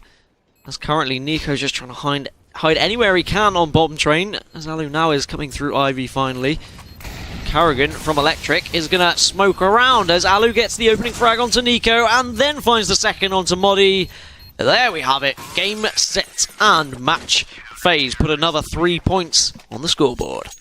Nicely done there towards the end. It was a very shaky day for FaZe. They started off on overpass. Things didn't look fantastic at all. It was a bit wibbly-wobbly, a bit all over the place, but they eventually were able to find their footing, get it all set in stone, and bring it together to pick that one up in OT, where Heroic were actually only able to snap up 1 round before they got dominated by FaZe. Now, moving on, obviously, onto Train that we've just witnessed, the 16-7 scoreline, where FaZe just seemed to be in the driving seat for the majority of the game. There was a couple of rounds where Heroic found their foot in a little bit, but they slipped in the end and they broke their ankle. It was a tough break to watch as well. As Heroic looked so dominant yesterday, and they looked very promising coming in today as well. Unfortunately, FaZe were able to find their footing. It's crazy that they were able to come back into it. It is the FaZe that we expected to see. It's the FaZe that we saw pretty much at the last major as well. Yes, a slightly different lineup, but four of the same players that should be more than capable of taking down a side like Heroic. And I mean, where were the positives for FaZe? Where did they really shine here? Was it just a case of their individual skill and hitting those shots? Yeah, everyone definitely stepped up a lot more. Like, it was really shaky. Like early overpass, we could see that it was only kind of Kiyoshima was sort of the player we're touching on, then Alu came into the fold, whereas jumping into Train, everything was like kind of working out quite nicely for them. There wasn't a player that I'd say like underperformed going into Train. It just sort of worked out, and I think that's all it was. Is they were a slow burner getting into today, and then just performed fantastically once they got into Train. We're just like, no, like guys, we've got this. You know what I mean? It was a mistake that we even allowed them to get that far in overpass, and they just went in dominantly. And I always ask you, an MVP? I don't know if this is an easy pick or a difficult one for you. I'd say probably for to Alu, just for the fact that he was kind of the butter that brought them back into the game over on Overpass. He's kind of the only reason they were able to find their way back into it. So definitely Alu for me. Well, with those results and results elsewhere, let's have a look and see what happened in both of the streams, both on the main stream and, of course, on our secondary stream. Let's take a look. Here we have it. Navi versus Virtus Pro. It was 16-10 on Train in favour of Navi, and 10-3 doesn't look quite right, but moving across to North versus Fnatic, 16-5 in favour of North, and then a 16-12 victory over Fnatic. That's crazy to see that from North, and obviously here today we saw Mouse taking down NIP 16-8, and then also winning the second one on Train 16-10, and as you just witnessed, FaZe winning 19-16 on Overpass, where Heroic were actually 10-1 up on that one. And then, of course, Train, which we just witnessed, 16-7. So, final thoughts after today's games, Jackie? There've been some good ones. Yeah. We've had some exciting stuff going into it. It's been an interesting day. Obviously, NIP still underperforming, not able to find their way into a good situation. Mouse Sports looking very effective though. I'm liking how Oscar's molded back into the team. Obviously, he wasn't in that lineup for a little while.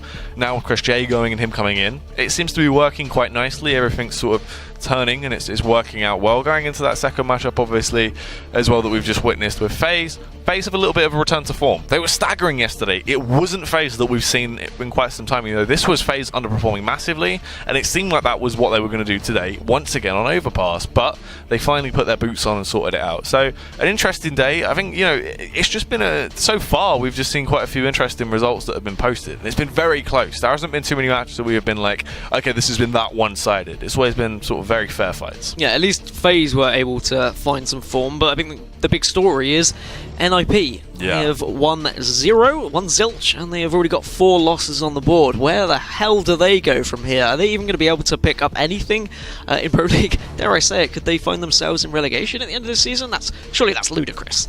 I mean, you're going to have to wait and see at this point, because it seems like right now they are very, very struggling, underperforming massively from what we've seen going into that. But then again, it's early days. There's a lot more to see. Hopefully they can bring themselves back together. But yeah, posting some disappointing results. Disappointing results indeed. Well, it has been a fantastic night of Counter-Strike action, but it is going to be all from us. But there is going to be more tomorrow. So make sure you join us tomorrow at 6 PM, where we will have more from the ESL CSGO Pro League.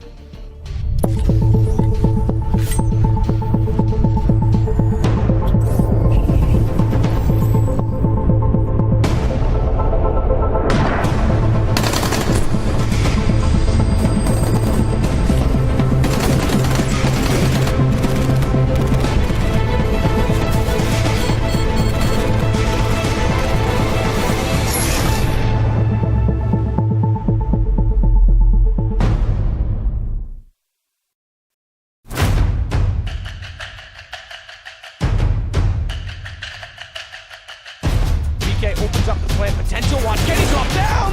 Hit 6 hits up. 1v1 spotted up. Oh, Kenny! Once again, very clear. They're trying to score. They're quick shutdown time after time again. Automatic.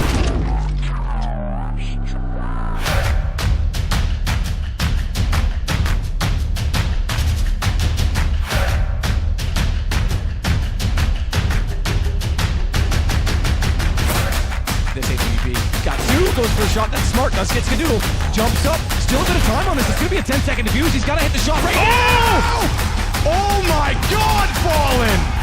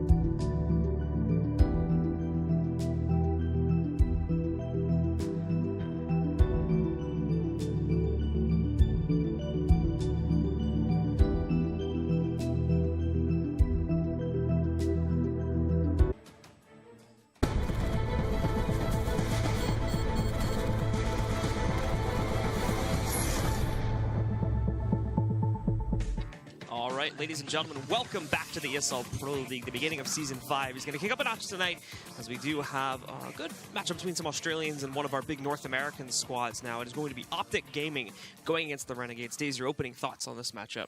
Well, right away, Cbble, Dust 2, I think are both very, very good maps for Renegades going up against OpTic. I think if you played on a map like Train, on a map like even Mirage somewhat, and also like Overpass, OpTic has a big advantage in my opinion, because I think teamwork-wise and just the way Renegades plays T-sides, they group up a lot together. They aren't afraid to just fly at you and go at you and play very, very quickly paced. And I think that's a lot more difficult to play, you know, that strategy on other maps. But on Cbble and Dust 2, it kind of plays to their strengths. So I'm looking for two very close games here. Yeah, absolutely. I mean, for the Renegades, specifically looking back at Dust 2 and the way that they played in last season, this was the map where they 16-0'd SK. On that one, when they still had, I think, it was Showtime as a fill-in at that moment, and they were having some issues there. But then they also beat Team Liquid here, I think, again, a pretty dominant scoreline as well. So this has become a bit of a trademark map for them. But again, they only have the advantage of they only have the advantage of being able to use it right now, of course, because we don't know what the map pool is going to change and whatnot coming up over the next couple of weeks. So there's that to be determined as well. Yeah, I mean, I'm sure Dust 2 will be back. It's just a matter of how long it's going to take them to reskin it. I hope they don't change too much of like the basics of the map. Maybe, you know, add in a couple new angles or change a couple angles, something like that. But the map layout, definitely don't change that. Yeah. You know, Dust 2 is Counter-Strike, man. It has to be back soon. It was devastating for everybody when they announced it. So everybody was actually calling for Cbble to be the map to be removed among a lot of the pros in the community, actually, because they think that map can be kind of boring when it's played at like very high levels competitively. So it was a bit of a surprise to see, instead of Cbble going out for a rework, it was actually Dust 2. But again, at least in terms of visually, it's kind of falling behind now. So I imagine the devs want to give it a bit of a spruce up. Yeah, I mean, it's basically been the same map since beta. I think the only thing they've really changed is, you know, the doors mean metal instead of wood anymore.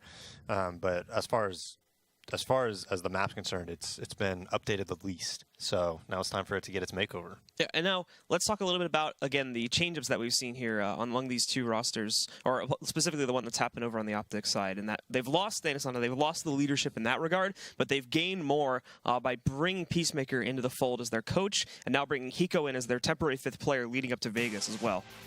Yeah, so, you know, a big roster change. Usually when you change one player, a lot of the time it doesn't change like your entire team makeup and everything, but losing Stanislaw, who played a lot of solo sites for them, obviously their strat caller, did a lot for them, just as in regards to the overall team makeup, right? And now they're bringing in Hiko, and now Hiko, I think, is actually getting in a position where if he does join this team, I don't think it's official by any means. I think it's something that is still kind of up in the air on whether he's going to be their permanent fifth or not. But I think if he does become their permanent fifth, I think these OpTic guys and the players around him are actually more suited to his strengths of a player. I think if Hiko goes back, and I talked to him a little bit on Steam Friends, I'm like, you know, why haven't you been playing, you know, that well lately, right? And he's like, you know, I just haven't had like that confidence. I feel like I've changed my role a lot like that and things of that nature. But going into OpTic, if he can join this team, I think it would be a really good pickup for them, because I think Hiko has 4 players around him who are very unselfish, who aren't afraid to entry frag, who aren't afraid to go in first,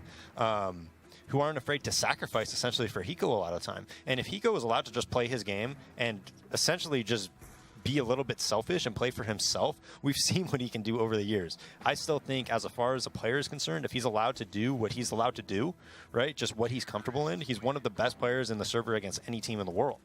So, and I think these players on OpTic allow him to do that. You know, he doesn't have to hold flashbangs for anybody. He's fine with just staying alive. He has people that are selfless and will entry frag and open up the site and put him in 2v3s and 3v3s where he's going to thrive and have success in.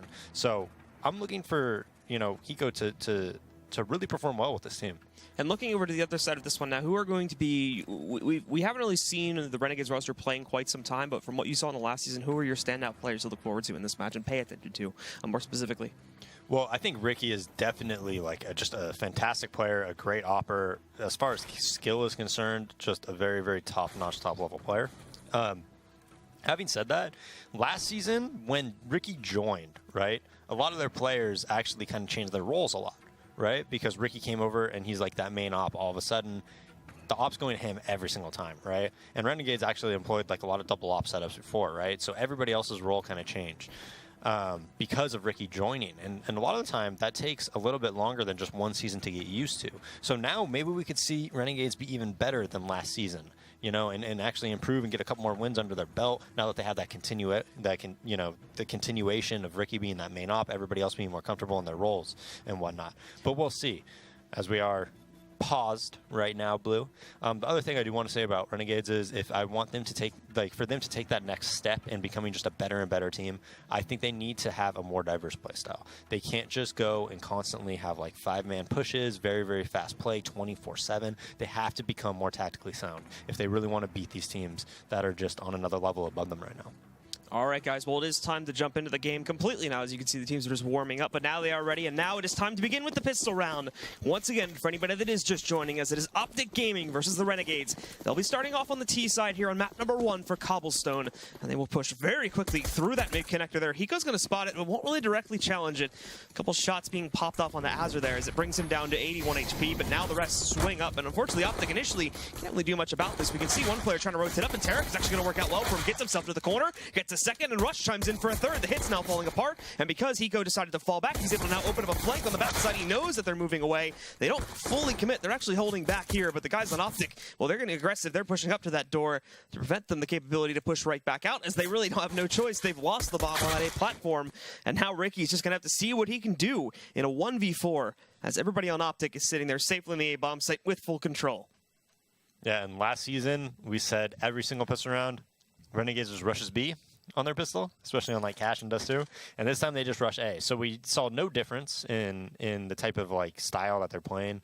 Maybe it'll be, you know, the same as before, but Cobble is, again, it's one of those maps as Ricky has a great shot coming out middle on Rush, but immediately traded. As soon as Rush makes contact, 3 people are basically peeking him. Not much that he can accomplish there if you're Ricky.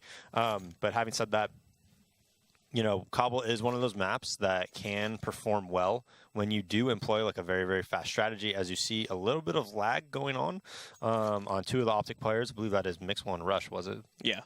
And they live in the gaming house together. I don't think the other 3 do, so that would make sense, right? They're in like the middle of the woods. So yeah, they're in a giant house. With an artificial ice hockey rink. Yeah, and I think it's just like the 2 of them.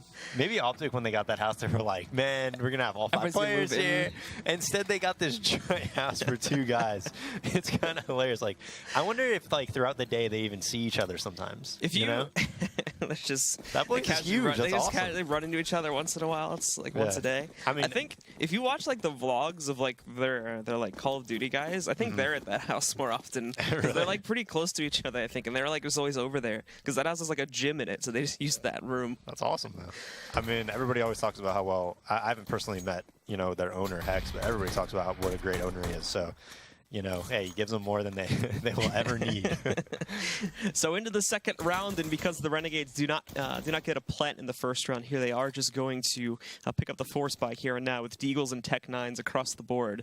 We can see the Renegades again pushing, at least with a few of their players, over here towards the broken wall approach, but there's quite a bit of resistance populating it from the side of OpTic as well. Naf sitting on the stairwell, and then Tarek waiting inside of the cubby. Naf, he's already struck first. Ricky's out there still, and he's going to try to challenge it, but it won't go over very well at all. Tarek will immediately shut that down, and now Azure trying to push his way outside into the mid connector here. That too, again, being scouted out here. Rush will grab the kill. The last 2 are sitting at A long, but even this has been accounted for. Hiko, I think, had contact with them a few moments ago, so they're basically expecting this now. And once again, OpTic doing a really great job of just controlling the situation.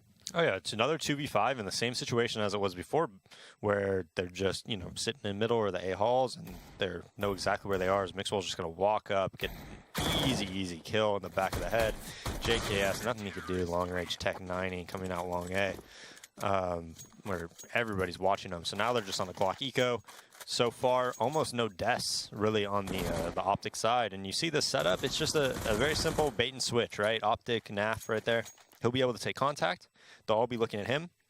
And the great part about where he is positioned is that he could just hide on the stairs. And then when they actually come out, they're all going to be focused on him. Tarek's going to be able to shoot him in the back. Like, had they had 5 players there, as long as Naf is able to, you know, shoot and then hide, they'll be able to clean it up very, very easily. Because they do just often rush through this mid-smoke, and Mixwell just easy pickings for him. Just a quick anti-eco ace as they just jump to the mid-smoke. And OpTic goes up quickly 3-0 here. Mixwell at 7-0 right now. Hiko yet to land a kill, but is on 2 assists and 3 apiece for Rush and Tarek. Mixwell pulling off the reverse James Bond right now. And while we see the first gun investment coming in for the Renegades, hopefully they can put a stop to that before things get too far out of hand here. as on their first ground, and it is still going to be a fairly typical split in the opener here. One player working his way into the B halls to watch out for any early aggression from the CTs through a counter boost or other means. But what? Yam through the door with this AK just destroys Mixwell there in the mid connector, and they're going to continue pushing right through. In through Suicide. Ricky's going to be able to find Hiko, and they're well on their way up the T ramp here now. Swinging up, they've been able to smoke out the door, so there's going to be no pressure here. And I think Usilla might have actually spotted a player back behind the barrels there too. He holds back. Finally, they're going to lose some of their guys, but it doesn't really matter, as they already know that Rush is hiding in the back corner here, although the missed shot from Ricky will cause him to lose his life. Thankfully, JKS is in position, and with a swift trade, the Renegades go speeding into their first round of this map. Yeah, and you know, last night we saw Immortals versus SK. Both teams had a lot of trouble with that very fourth round, where the CTs would keep a lot of their umps and whatnot, and they would just get like 4 kills, and even if the Ts won the round, they'd win the following round, and then they'd have to save. But that round, Renegades was able to keep 4 alive on that round win. So even if they lose this round, they should be buying in the upcoming round. So that's very, very good for them. Pretty important round for OpTic too, because they spent a lot of money, a lot of investment here. And Renegades last round, we saw they got that kill. They immediately just executed and push, push, push. And Hiko, again, waiting for the push itself to come back out over here towards the A-long spot. The nade's on the way. He chooses not to stick around and challenge it. He will just promptly fall back over to the site, and the wraparound point over here at the exit A-long. The rest of the guys from OpTic, again, it's still your general 3-2 split. A bit more of a heavy commitment than you may expect on a normal round to round here, as you'd usually keep the other guy back over here inside of the site connector. But for now, they're going to keep 2 quite heavily over here, watching out for a T-ramp push. But most of these guys are actually not going to stick in terms of pushing the site in this direction. They are going to fall back into the B halls and now try to play it over here. And near drop and over here towards the B bomb. So they have also taken some damage early on. Azur and Ricky both go down to 14 and 44 HP. But beyond this, neither team has made contact with the other yet, but that'll change immediately. As Mixwell moves into the mid connector, is able to find JKS on a bit of a lurk, takes him down, and they will now be lost a player here too. With 40 seconds, it does seem they finally made their decision in terms of where they're actually going to take this bomb. It'll be a bit of a last-minute play over here towards A-long, but once again, OpTic still have 2 players here ready to counter that out. Yeah, but Azur and Ricky very, very low HP, and Hiko and Mixwell are in really good spots right now to stop any type of a hit. And Hiko's actually going to drop down from the boosted up wall position here, just waiting for the chance to find Azur, pushing his way back out. He is distracted a little bit here by the play that's coming out, and they now know he's sitting in this corner. Thankfully, the duel there is quite easy to close out upon. It's not just him either, it's Mixwell finding 2 more kills. They're focusing on trying to get into that corner now, but even from that spot, Ricky won't feel safe enough to try and go in to put the bomb on the ground. Mixwell will close it, and OpTic just trade out the round and reset the losing bonus for the Renegades. Yeah, not only a 4K for Mixwell, makes it 4v5, gets a lot of information, then ends up falling back when the round's timer is dwindling down after this kill. Goes back to behind EPC and gets 3 more as they enter the site. So he's 11-1 right now. Just a really dominating performance so far for him. Another thing he did as well is that he made it 4v5 because the CT's defense got really split up when that A map control was taken. So he got aggressive, made it 4v5, and it's really tough to hold on Cbble if you get pushed back at A and you have 2 towards A, 1 drop, maybe 2 B, and you're not even peeking B plat or anything like OpTic was. It's really difficult to win the round in that situation if you just let them execute because you're just so spread out. So it was a really good decision by them to take a battle somewhere, right? Whether it's upper B or where Mixwell pushed, and try to even it out and give them some type of information. As Renegades now just has 4 P250s, a Tech 9, a couple flashbangs, so they'll probably do something quick and bursty on this B site. Let's run down the timer a little bit before they do move in for that execute, but OpTic keeping the 2 players sitting mainly on the backside here, both Naf and Tarek. Tarek being the one that's probably going to get the first chance to pick up these kills, but it's a really quick change-up for Naf to be able to hold this one as well. But they'll look to try and delay it for a little bit longer as their grenades start to roll in. It's actually a miss on the initial push from Tarek here. He knows more on their way back out. He can't seem to find any of these shots, actually. It's Naf doing all the work currently, but the situation, again, does not really get out of hand at any point. They lose Rush along the way, but ultimately still shut down that push. Yeah, and if Renegades ever executes on B, they have to be very careful if they just all tunnel vision onto the first guy that they make contact with, because Naf and Tarek have consistently played in spots where one of them is going to take the initial contact and then the other guy's going to peek out afterwards. So if you go out B, you can't just say, hey, we're all just going out. You have to be like, you know what, JKS, you need to focus on this. You need to focus on this and actually have rolls, or else somebody's going to just multi-frag really, really heavy. Speaking of which, Mixwell may have a chance at that now as he gets himself forward, up behind the broken wall, and outside of the smokes too. These guys are going to be pushing it blind. There's one for him. He gets it by a flashbang, and it swings into two more. Ricky and Azar both go down. One has snuck through, but no, Naf is going to put a stop to it with his P250. And Yam left alone. What does he do? There's nothing for it. And Mixwell goes monstrous again with a 4K here. Potential for an ace if he decides to push through to finish the job. Mixwell's just incredible. He's been A this whole time, just wrecking the mid-A, just goes to B, just feels like the B hit's going to happen. They probably only had one player towards A, maybe Tarek opping it. I wasn't sure how they set up to start. And then just counters 100% what Renegades is trying to do. I mean, and again, you know, I talked about it in the pregame, right? It kind of can work on Cbble where you push quick, you group up and you push, right? And just do these really bursty type strats. But then when you go against somebody like Mixwell who just has like the spray control and the knowledge of how to stop that, and you don't really have any strategy to back it up if you're Renegades, a lot of the time you can get in a lot of trouble. Yam himself here trying to see what kind of damage he can do, but Terra keeping an eye on it. Hasn't spotted it yet, but the reverse is true for Yam as he is going to move in here. Will be able to grab that kill against Terra because he does catch him with a grenade in hand. Responses are Responses are coming out now, though, as he's actually going to make a smart play here just to cost him a little bit of extra cash. He'll toss the op out of the arena, but now being pushed from behind here. Hiko's going to try to finish the job. He actually gets dinked. Now look at the closing kill. Denies the second ace in like 4 rounds from Mixwell, granted, but still the impact is very well seen, as we're going to check out on the replay here now. The swing into these 2 headshots is beautiful. Renegades don't even know what hit them, and they definitely don't have time to adjust for it. So we'll jump into the next round here and take a look and see if the guys from the Renegades will be able to really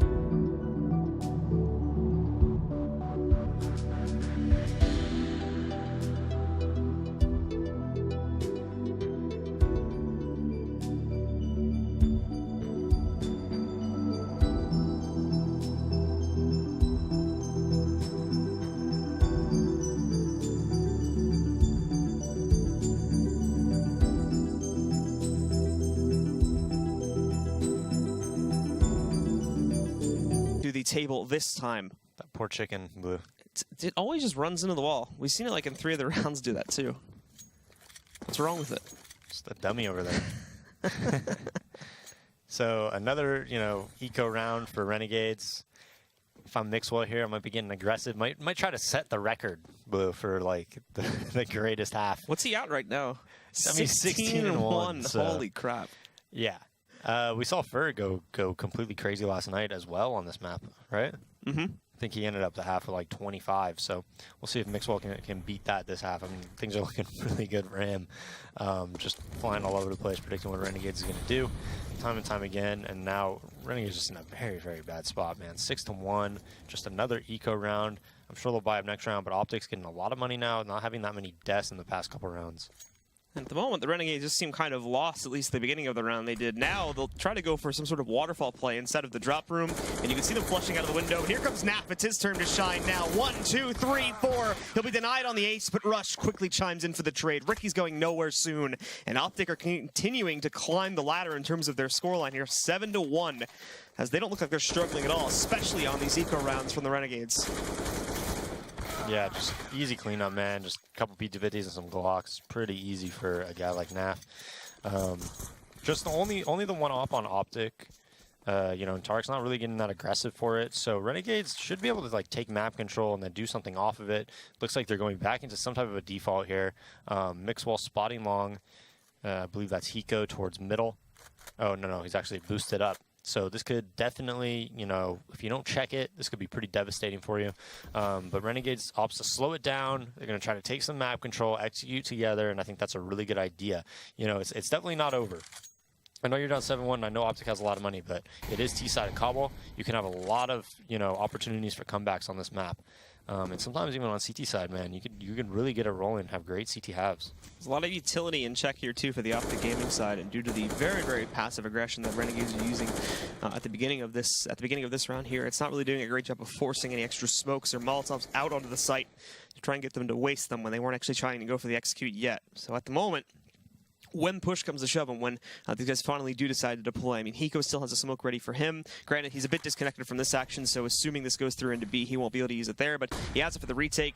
They still have the Molotov again, though. That's over towards A, but these can be useful in the retakes. These guys try to tuck away in really passive positions to try and burn them out. And speaking of burning, well, they're going to try to burn Rush out. He's just going to hug the wall, though. Looks away for the flashbang, gets the kill, and he's even got extra support moving in from Naf as well. They handle the drop play with no issues whatsoever, but they did have to go light on outside. But look at that flashbang again, perfectly placed, and Tarek will be ready for this play over here if they decide to push through the broken wall, which they will. They have no one towards A. If he wants to right now, he can just go right in, but Tarek holds the line. The bomb will go down, and again, the Renegades' overall hit just gets completely destroyed here. At least the flashbang's going to let you steal a roll out. He's going to grab the first kill, but immediately up close and personal is Tarek to trade it. JKS alone now and does not realize he's in the Molotov, so Mixwell is going to add one more to the counter as he finishes off JKS and the round. Yeah, and OpTic just playing, they're one step ahead of them as far as what is Renegades going to hit. You know, they've been giving up drop control the majority of this half. OpTic usually doesn't even, a lot of the time they do concede drop control on this map. And that time they say, hey, you know, Renegades has tried B, right? They've tried A. They've tried doing like a default, you know, and then going towards A later in the round, right? I bet they're going to do a drop play here. Hey, Rush, you know, let's hold it. You know, that's what Naf and Rush are saying. They pick a right, and they take the calculated risk. You know, Tarek's holding his own at B just by himself, basically. Kind of a more passive setup, you know, either behind the statue or near the broken wall like he was, which is an off spot that you don't usually see very often. But, you know, they pick right. They're just one step ahead at this point. So the pause now being called from the Renegades. We should be back into gameplay here in about 60 seconds or so, but really needing to take a moment here and re-strategize, as once again their entire hit just gets torn apart despite their best efforts, and it's kind of gotten progressively worse over the past few rounds here. They're making less and less progress. I don't even actually know the last time that they were able to successfully get a plant on the ground either, as it seems like they've just been flatlining on the past 3 to 4 occasions, and that seems to be the case from the scoreboard I can kind of see in the distant monitor over there. Yeah, the one round they won was when they spammed Mixwell through the smoke at middle and immediately took up A. Hiko was the lone defender in the danger room with an ump. He died, and then they just took A right away, brute forced it. OpTic's rotation was pretty good, but they saw Rush going to the back of the site, and Renegades just hit it so quickly that they were able to pick up that round. But besides that round, I mean, they're averaging like 1, maybe 2 kills on each round loss. Now they're at the point, though, where they could pistol armor every lost round, every other round, and then get a buy round in as well. So they offer a pistol armor going quick towards B. Is still a volleying out the stairs. And they know Tarek's opping here, so if they could push up, maybe get in his face and trade on Naf, you know, they might be able to make something happen here at this B site. Quick smokes and whatnot going down onto the bomb site to cover it back up. It's actually going to ice Tarek out of his position a little bit. He needs to get aggressive if he wants to move in. Rush is actually caught this time as he tries to regroup with Nap a little bit here, but Tarek chimes in and they have not spotted Nap sitting in the corner. He's going to be able to go in. He swings out a little bit too early, but still finds a massive impact and gets himself a 3K. Tarek shutting things down with a second as well. And it is another quick one and another plant being denied. You saw it on the scoreboard when we went back in game there, that again, beyond the one round they've actually won, they have not been able to put the bomb on the ground a single time in this half. And good stuff from Naf to hide in that corner and just destroy the push. Yeah, let's check out the, you know, looking at the scoreboard, just look at how many kills they've actually gotten in the rounds they've lost. I mean, it's so minimal. It's like 1 or 2 every time. Look at that, just 4 alive, 3 alive, 4 alive, just over and over again. Mixwell has to have been sitting on 16K for the past 5 or 6 rounds by this point. And it's not even like he can donate anything over to his teammates to try and balance it out a little bit, since for the most part, there isn't really the need for a rebuy. And what is crazy too is you did say, if I'm remembering correctly, he was the guy that got hit through the door on the one run that they did win Mixwell. So like there's nothing you can really do about that death because that's just like that just happens. So beyond that, right? He hasn't died like a single time in this entire game. He's had that one death, but besides that, he's just been crushed. Jinxed it. As he is going to go down to Ricky this time on a push, and it's not just here either. Ricky, he moves in and finds Hiko. He'll take him out, and now they're going to swing out again. It's over here towards the mid-connector and up towards the ramp, where they're actually finding a moderate amount of success. They will try to change this up, but again, Tarek is found out in the open. They take him down. Rush follows suit, and this is exactly what we need to see. A complete wipe of the table against OpTic, with very few members of OpTic actually being able to survive and save, and that's exactly what we have right now. Naf is falling back to post up for an exit position, but beyond that, it is certainly going to be a round where the Renegades just sweep through. Yeah, and again, their second round comes at A, where they get those initial entries, burst on the site very, very fast. And OpTic was actually set up very, very well there. NAF was aggressive upper B, I believe. They had a super fast rotate coming from Rush and Tarek over to that A site. Just unfortunately for Hiko and Mixwell, their crossfire kind of got a little hazy there. It was a good idea for the early round crossfire as NAF is just going for exits, gets 2 kills, which is good for the OpTic guys. They want to limit that economy build up on the Renegade side. But what happened is they were set up really well early here. Hiko was going to swing after Mixwell took contact, but as soon as these guys from Renegades started taking that long A control, it would put a lot of pressure on Hiko to start looking at long A, and then he couldn't capitalize off that initial, death by Mixwell essentially to get anything going. He was so late on it because, of that long A pressure. So that's kind of a setup that they had where they want to do it very early in the round, but then they want to kind of cancel it later. Get the smokes down and then maybe fall back if you're Hiko. Well, now we're going to see OpTic again go right back into their investment, and it's quite a heavy one too, as they do pick up the double op setup this time. Hiko will remain in the position over here at the A long entryway. The nade dips into, and that should do, unfortunately, was a little bit too far, I think, so not actually going to do all that much. But Hiko falling back. Mixwell will still hold instead of suicide steps. He does need to be able to help out Mixwell's. Currently, he does not have this flank covered at all, as he's waiting for JKS to go for the peak, but he misses the shot, and now the rest are going to jump back in, and they spray him through the smoke. Yam's going to be able to find Mixwell, but Hiko resprays back inside and is able to catch the trade, and he finds a second one against Yam. Now he'll fall back. Now he'll move and prioritize the site, but look at JKS sinking his web. He's going to be able to catch Naf with a nade in hand, and he knows Hiko is still hiding out somewhere, but the quick adjustment, he almost loses his life to that situation, but no, now this goes down to a 2v2. It's slow on the rotate for OpTic. They're just now getting these last 2 players up over here towards A and through the wall, but Rush, he needs to actually wait for his other teammate to get into a position to push as he's taking point. While in the meantime, the Renegades have now moved way out on towards A and are already set up here for the post plant. And speaking of which, in that post plant, JKS already finding Rush. This is brought down to Tarek to clutch, and he won't last very long either. Ricky takes him out of the picture, and it's another one for the Australians. Yeah, so 2 in a row now for Renegades. Again, hitting that A site.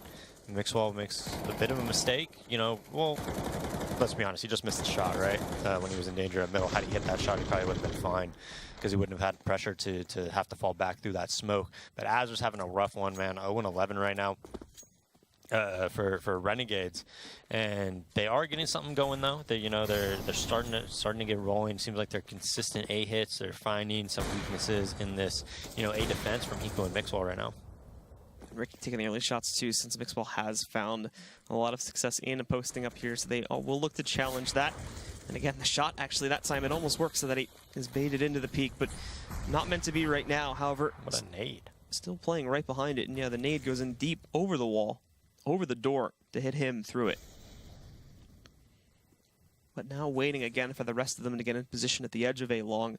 And Hiko abandoned his post a lot earlier this time, just playing it back to the site instead, as no support system would be available for him if he played it forward. They are calling for extra rotations early. As you can see, Rush goes for the quick rotation back over from outside of the window and drop. Still keeping 2 on B, though, and with a sudden change-up from the Renegades, this will make sense to try and defend it. Unfortunately, without them really being aggressive in this round, it's going to be hard to detect this.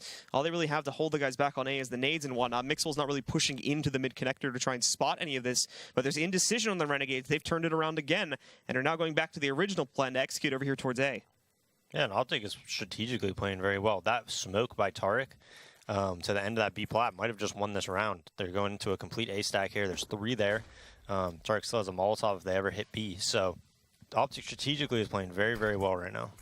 Mixwell does start to actually move away from his more aggressive position on the ramp, and this is just as the long hits coming in. Hiko is not going to be able to help with this if they swing out wide. In fact, there's JKS getting that kill on the Mixwell. Rush gets one. Hiko behind the cannons, though, tags in for two. There's more at long range, and this is where he's finally going to meet his match against JKS. A 2v3 with only one actually in the site, but no, they prioritized the plant. They didn't realize that Rush was still here. 3 seconds on the clock, and Tarek finishes things up with a shotgun kill. Yeah, and it's those little things, those little tiny things that are really separating OpTic from Renegades right now. I'm telling you, that smoke at long B that Tarek threw, he has a mag 7, yet still has control of this entire platform. And if Renegades doesn't push him off, they're fine with having 3 towards A. There's, you know, like Renegades just got strategically outplayed by these simple things. And it's those little things that a lot of the time separate, you know, some of these teams. Well, it's Ricky again, firing shots through the mid door here as we do head into one of the last rounds of the half. The Renegades have forced into this one here with 2 Galils, and look at Mixwell. It's his time to go big once more as he picks up 2 kills up front and center. The Molotov tossed in as he picks up the AK, but Yam doesn't care. He'll swing through that down to 10 HP now before he escapes outside. At the very least, it's taken down one of the big power players for OpTic, but now he said that you need to try and get drop control. The flashbang against Azure is perfect, and Ustillo is hit by it as well by Rush. Now it's down to that player that survived the Molotov previously, but now has an impossible task set out in front of him, a 1v4 with only 10 HP, and he will not even get one of those kills. Rush takes him down, and OpTic go right back to controlling this entire map. Yeah, man, and you know, I just want to go back to that one round really quick, and it's again, this round comes down to Renegades trying to force something through a smoke, and Mixwell playing the smoke properly, able to multi-frag, you know, do 2 kills and 90 damage to the last one. Makes it pretty tough to win the round if you're Renegades as they go into this final round of the half. Ooh. But that last round before, you know, they wanted to go back to B. When I was talking about Tarek pushing up with the Mag 7 and getting that info, they wanted to go back to B. But as soon as they saw that smoke, they were like, okay, screw this, let's just go back to A, and they go into a 3-man stack. After that, they get baited into their own death there, and now after everything is said and done, they have to go right back to these half buys that they were plagued with throughout most of this half so far. Nade even being tossed in there too. It hits both of those guys over at A long for almost max damage here. The flashbang response is good, but unfortunately Mixwell is here to help out with Hiko, and he's going to handle both of those kills no problem at all. Now JKS is going to see if he can be sneaky here and grab a kill in Suicide. They've already lost the guy that was trying to sneak in through drop and split this a little bit, and basically the entire front has gone down. They've lost the bomb. Still is going to do what he can, but once more, a 1v5. He's basically got 0 chance at this one, so he'll just go for it. Flashbang's good, so we may be able to find Hiko. Hiko pulls out a knife there, which again, just trying to have some fun at the end of the half. They know they have it under control, and Mixwell chimes in for another 4K to close it out. It's Mixwell and Naf that explode here in the first half. We'll see if they can keep it going in the second half, or if the Aussies have something left to fight back with. We'll be back, guys, in just a few right here from the ESL Pro League.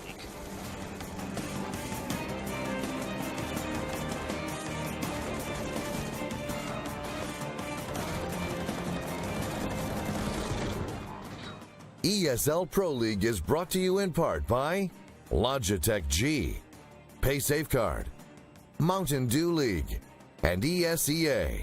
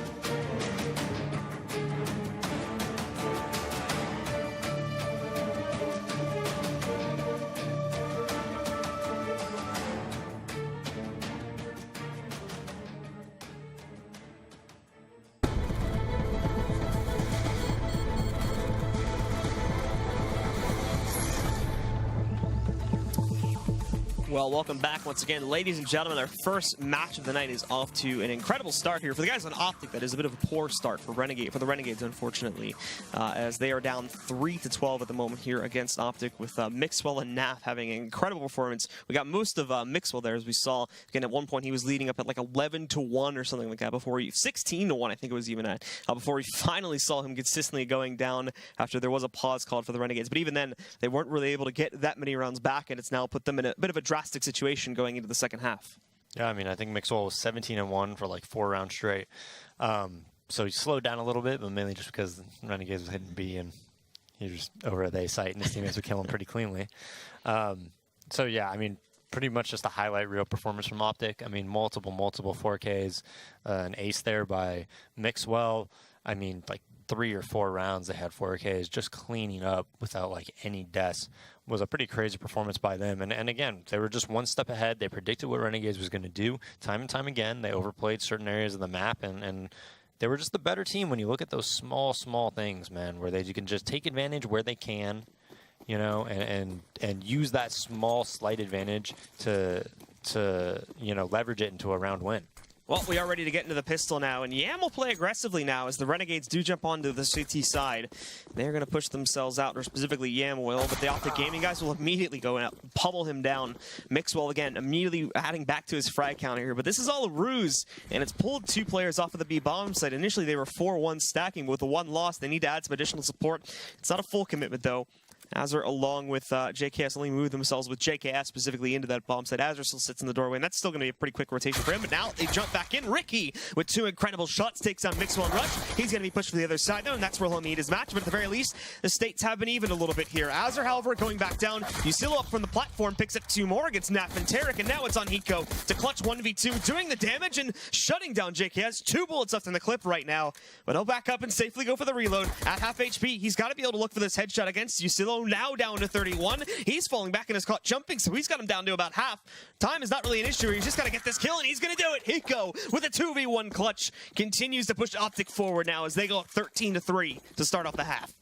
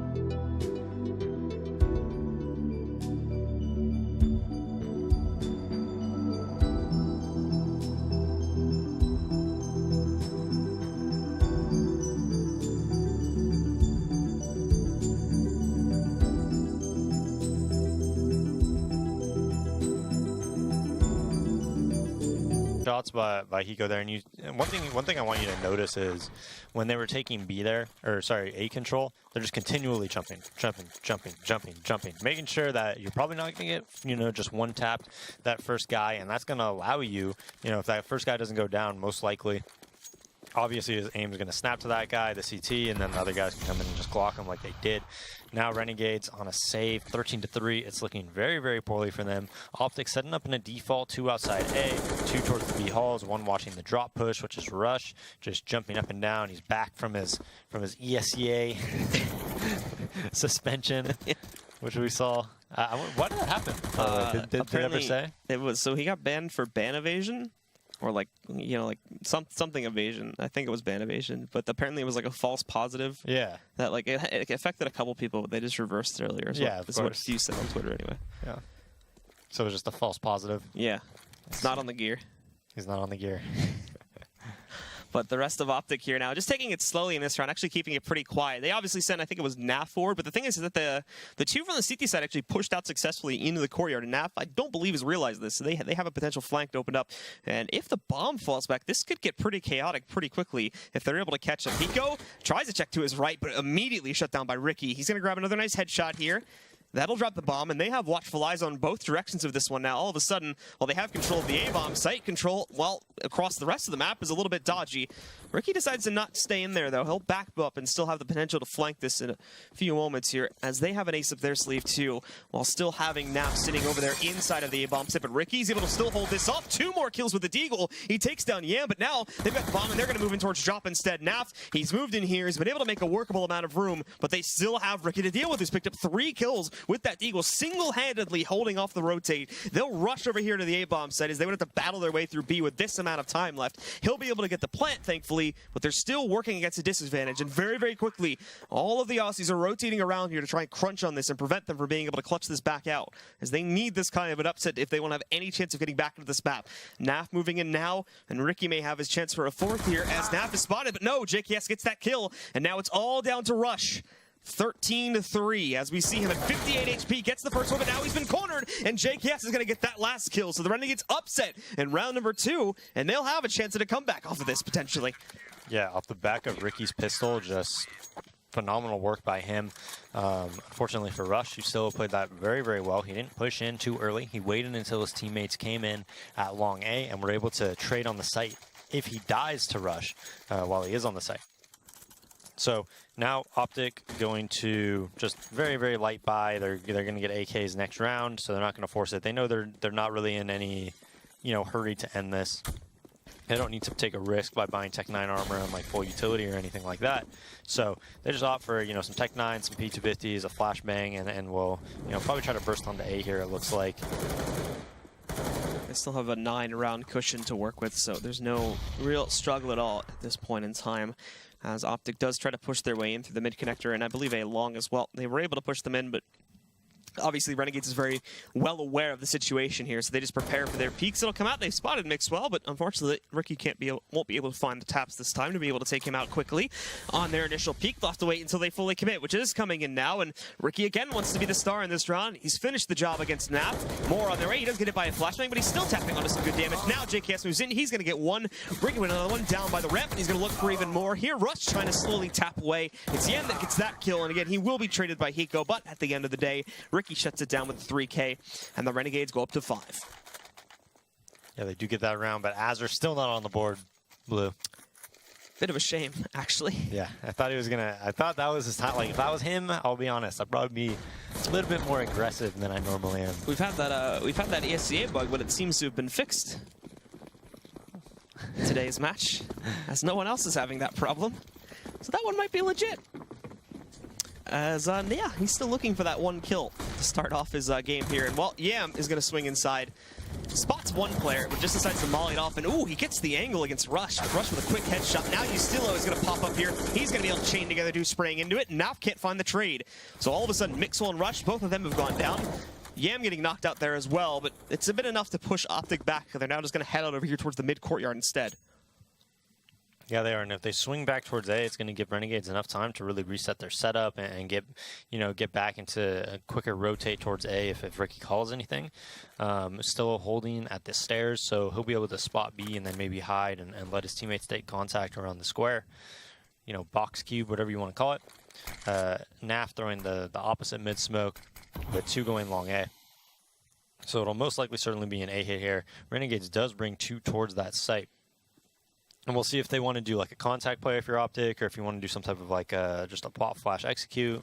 JKS in a very good position though to deal with this. Ricky at the APC, so this is going to be tough for OpTic to deal with. And OpTic themselves, again, really are running the timer down to its very bitter end here. Ricky waiting for that peek from Naf. He's already got him down at 40 HP. He does have a small angle with which to push back up, but he's going to need to immediately watch out for the player sitting inside. The smokes will go over there towards the doorway, and Ricky knows that they're going to be deploying here now, but actually averts his attention, sees Naf up on top, but it's Hiko that grabs the kill before he can impact there against Naf. But it's Naf that actually gets another kill down to Azur on this side, but he's not going to last very long either. Only trades on a Tarek. All of a sudden, everything's on Ustilo, but look, he's going to be able to swing back in. The bomb will go down, and Hiko's just barely going to be able to get it, but he needs to very quickly brace for the retake, which is swinging up the ramp here from Ustilo right now. He's being hesitant about this. Hiko has himself a boosted up position. He's looking for that headshot. Hiko himself has really not been able to respond to much of this one. He's got it down to 13, though, as he catches him on top of the APC, and Hiko again with the clutch now. Did it in the pistol, and now does it again in this round to put them up to 14. Yeah, another big clutch by Hiko. That's 2 now. He got him the pistol. He got him that round. And a little bit of a mistake at the player on Renegades. Can't quite know who that was.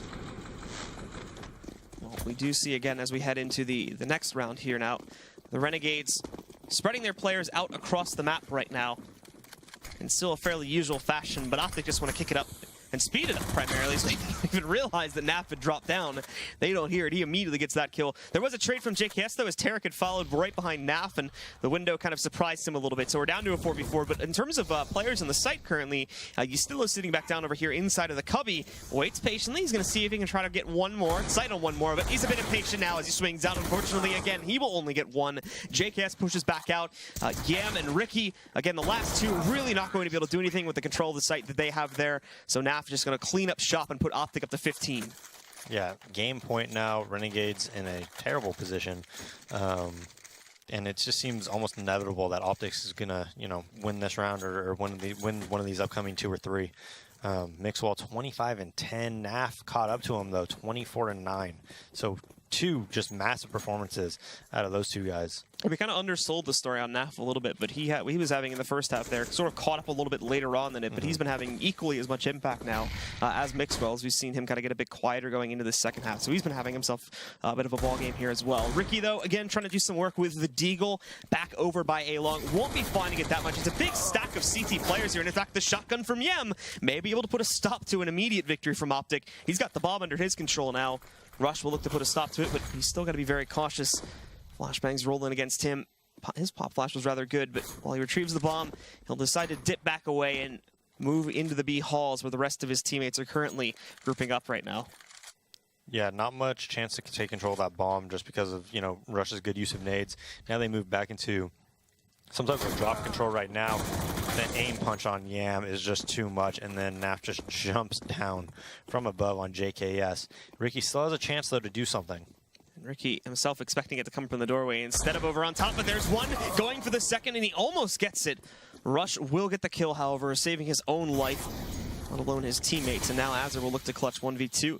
Smoke going over on top of it, immediately tosses Molotov. While he tries to swing out, Hiko will shut it down. And there you have it, folks. OpTic Gaming are going to take control of map number 1 now, and they will be able to start their season off quite well. Actually, I think they played a match yesterday, so they're going to continue their season here on the mainstream anyway, and be able to go up 1-0 to start. And again, what performances from both Mixwell and Naf there, just shutting down everything from the Renegades. Yeah, Naf taking more of a leadership role seems to not have affected his performance negatively. A lot of the time when you're focusing on that, trying to tell people what to do a little bit more, even on CT side, calling setups more, just taking that more of a vocal leadership type quality as a player, a lot of the time it affects people really negatively. Naf seems to just have rose to the challenge and, just played just as good as he always does. So, good job by him. All right, guys, so we are going to bring our analysis desk into the conversation now. Stunna and Bach, what are you guys' thoughts on that game? I mean, well, it looks like we get our answer about Hiko, right? Yeah, I mean, Hiko, Mixwell, Naf all chiming in. I think Mixwell at one point had 19 kills in 5 rounds or something crazy like that. Back-to-back 4Ks, anti-Eco ace. But at the same point in time, Naf did just as well. I mean, chiming in with a couple of 3Ks of his own. I mean, Renegade's able to grab that first gun there on the first half, and it looked like, hey, we might be doing some work here. We might be doing some damage. Maybe there's a chance. We grab first gun. Not a chance. First half ran completely away from him. Yeah, we expected this to go OpTic's way, but we thought it would be a really close game. It turned out to be a bit of a wash. I mean, OpTic came out swinging hard. We talked about how Cbble was a strong map, and we knew that coming into this, they would put in a good performance, but did anyone think it would be that good? I mean, looking at OpTic, I mean, coming out on that CT side, getting that heavy landslide of a half, 12-3. What was going right for them there? Everything. It wasn't even just like, oh, you know, Renegades is making like crazy mistakes or misplays. There are a few instances where that occurred, but in general, it was just players from OpTic kind of chiming in and destroying pushes from Renegades. We saw Mixwell, like I said, multiple 4Ks. Naf did it as well. And then in the second half, Hiko had a few huge clutch situations like that pistol round. He clutches that out again just a few rounds later in a 1v1 on the A bomb site. It was just consistently going the way of OpTic. Let's talk about a guy that is the definition of consistency in this matchup. We're going to take a look at Mixwell here in round 7. He gets a beautiful 4K. Yeah, one of many. This was not that long after he got an ace in mid. So they try to go towards this B bomb site. They throw the smoke down, and Dazed had said he'd been playing A throughout the majority of the half already. So he switches it up. He just has this inkling that they're going to go B, and he puts himself right on the other side of the smoke. Gets flashed. First player goes out. He just transferred the spray right over to 2 players who ran right into him, and he actually is the last one to get that pistol kill too. Naf looks like he's the one to pick it up, but it's a huge 4K for him, and it was just a string of many disappointing rounds for Renegades. I don't really think that they did anything wrong there. It was just really well played by Mixwell.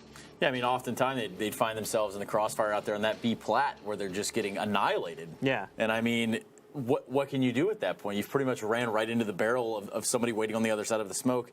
It's not really panning out for them. Yeah, the few times they had success, like early on, Yam gets that random kill through the door, and they just exploded onto A as fast as they could. They kill the second guy there. They beat OpTic to the rotate, so essentially they catch players rotating into the back of site, and it's all in Renegade's lap. And they seem to have a greater success rate working towards that A site, but just not enough. And they found out too little too late that that was the site that was most successful for them. Yeah, I mean, we're going to look now at round 16, which would be the second pistol there. Hiko's able to do quite a bit of work here and pretty much secure that victory for OpTic. Let's take a look now. So, I mean, here they go towards A initially, and Mixwell gets that opener, and you're like, oh, God, here comes another round from Mixwell. He's going to just rip everyone apart from Renegades. But OpTic, double pumps. They realize, okay, there's no reason for us to force this fight towards A. We still have the bomb towards B. Let's go back and regroup and try and work there. Now, Hiko doesn't really get any action started until late, but it's really looking like it's going to spin back to Renegades, and largely in part due to Ricky's performance here in the drop room. He gets 2 before he goes down. They start to push towards that direction, and they still haven't checked for Ustillo, who's back towards B platform. So he gets to himself and puts it all on Hiko. Hiko with some great shooting here. Patience, and eventually he was spraying away, and JKS just taps him midair, and now it comes down to the 1 versus 2, and Hiko gets tagged up hard. It looks like Ustillo is going to clutch the round out. Hiko just keeps catching them. They're going for this aim duel back and forth, and finally the fatal blow is delivered. Well, even at that point, right, so they win the round, and then they immediately get eco'd, right? So maybe, just just a little bit of breath of air there for Renegades, but obviously nothing comes to fruition. Yeah, I mean, final score ends up being 16-5. That eco was nice for them, but they needed to grab so many rounds in a row. They needed a foothold on top of that and then to run away with it. Yeah, they needed to just like break them completely, break all the momentum, break the money, and move forward. They needed to string together like 6 or 7 rounds before they could even afford to lose 1. Okay, so we know now where Hiko stands in terms of how this might look going forward. And I do kind of want to put a little spotlight there. It looked like Azar had a little bit more of a tough time. Just calling him out on the goose egg? I'm not calling him out. I'm just saying he had a little bit of a tough time there. Obviously doesn't help the situation.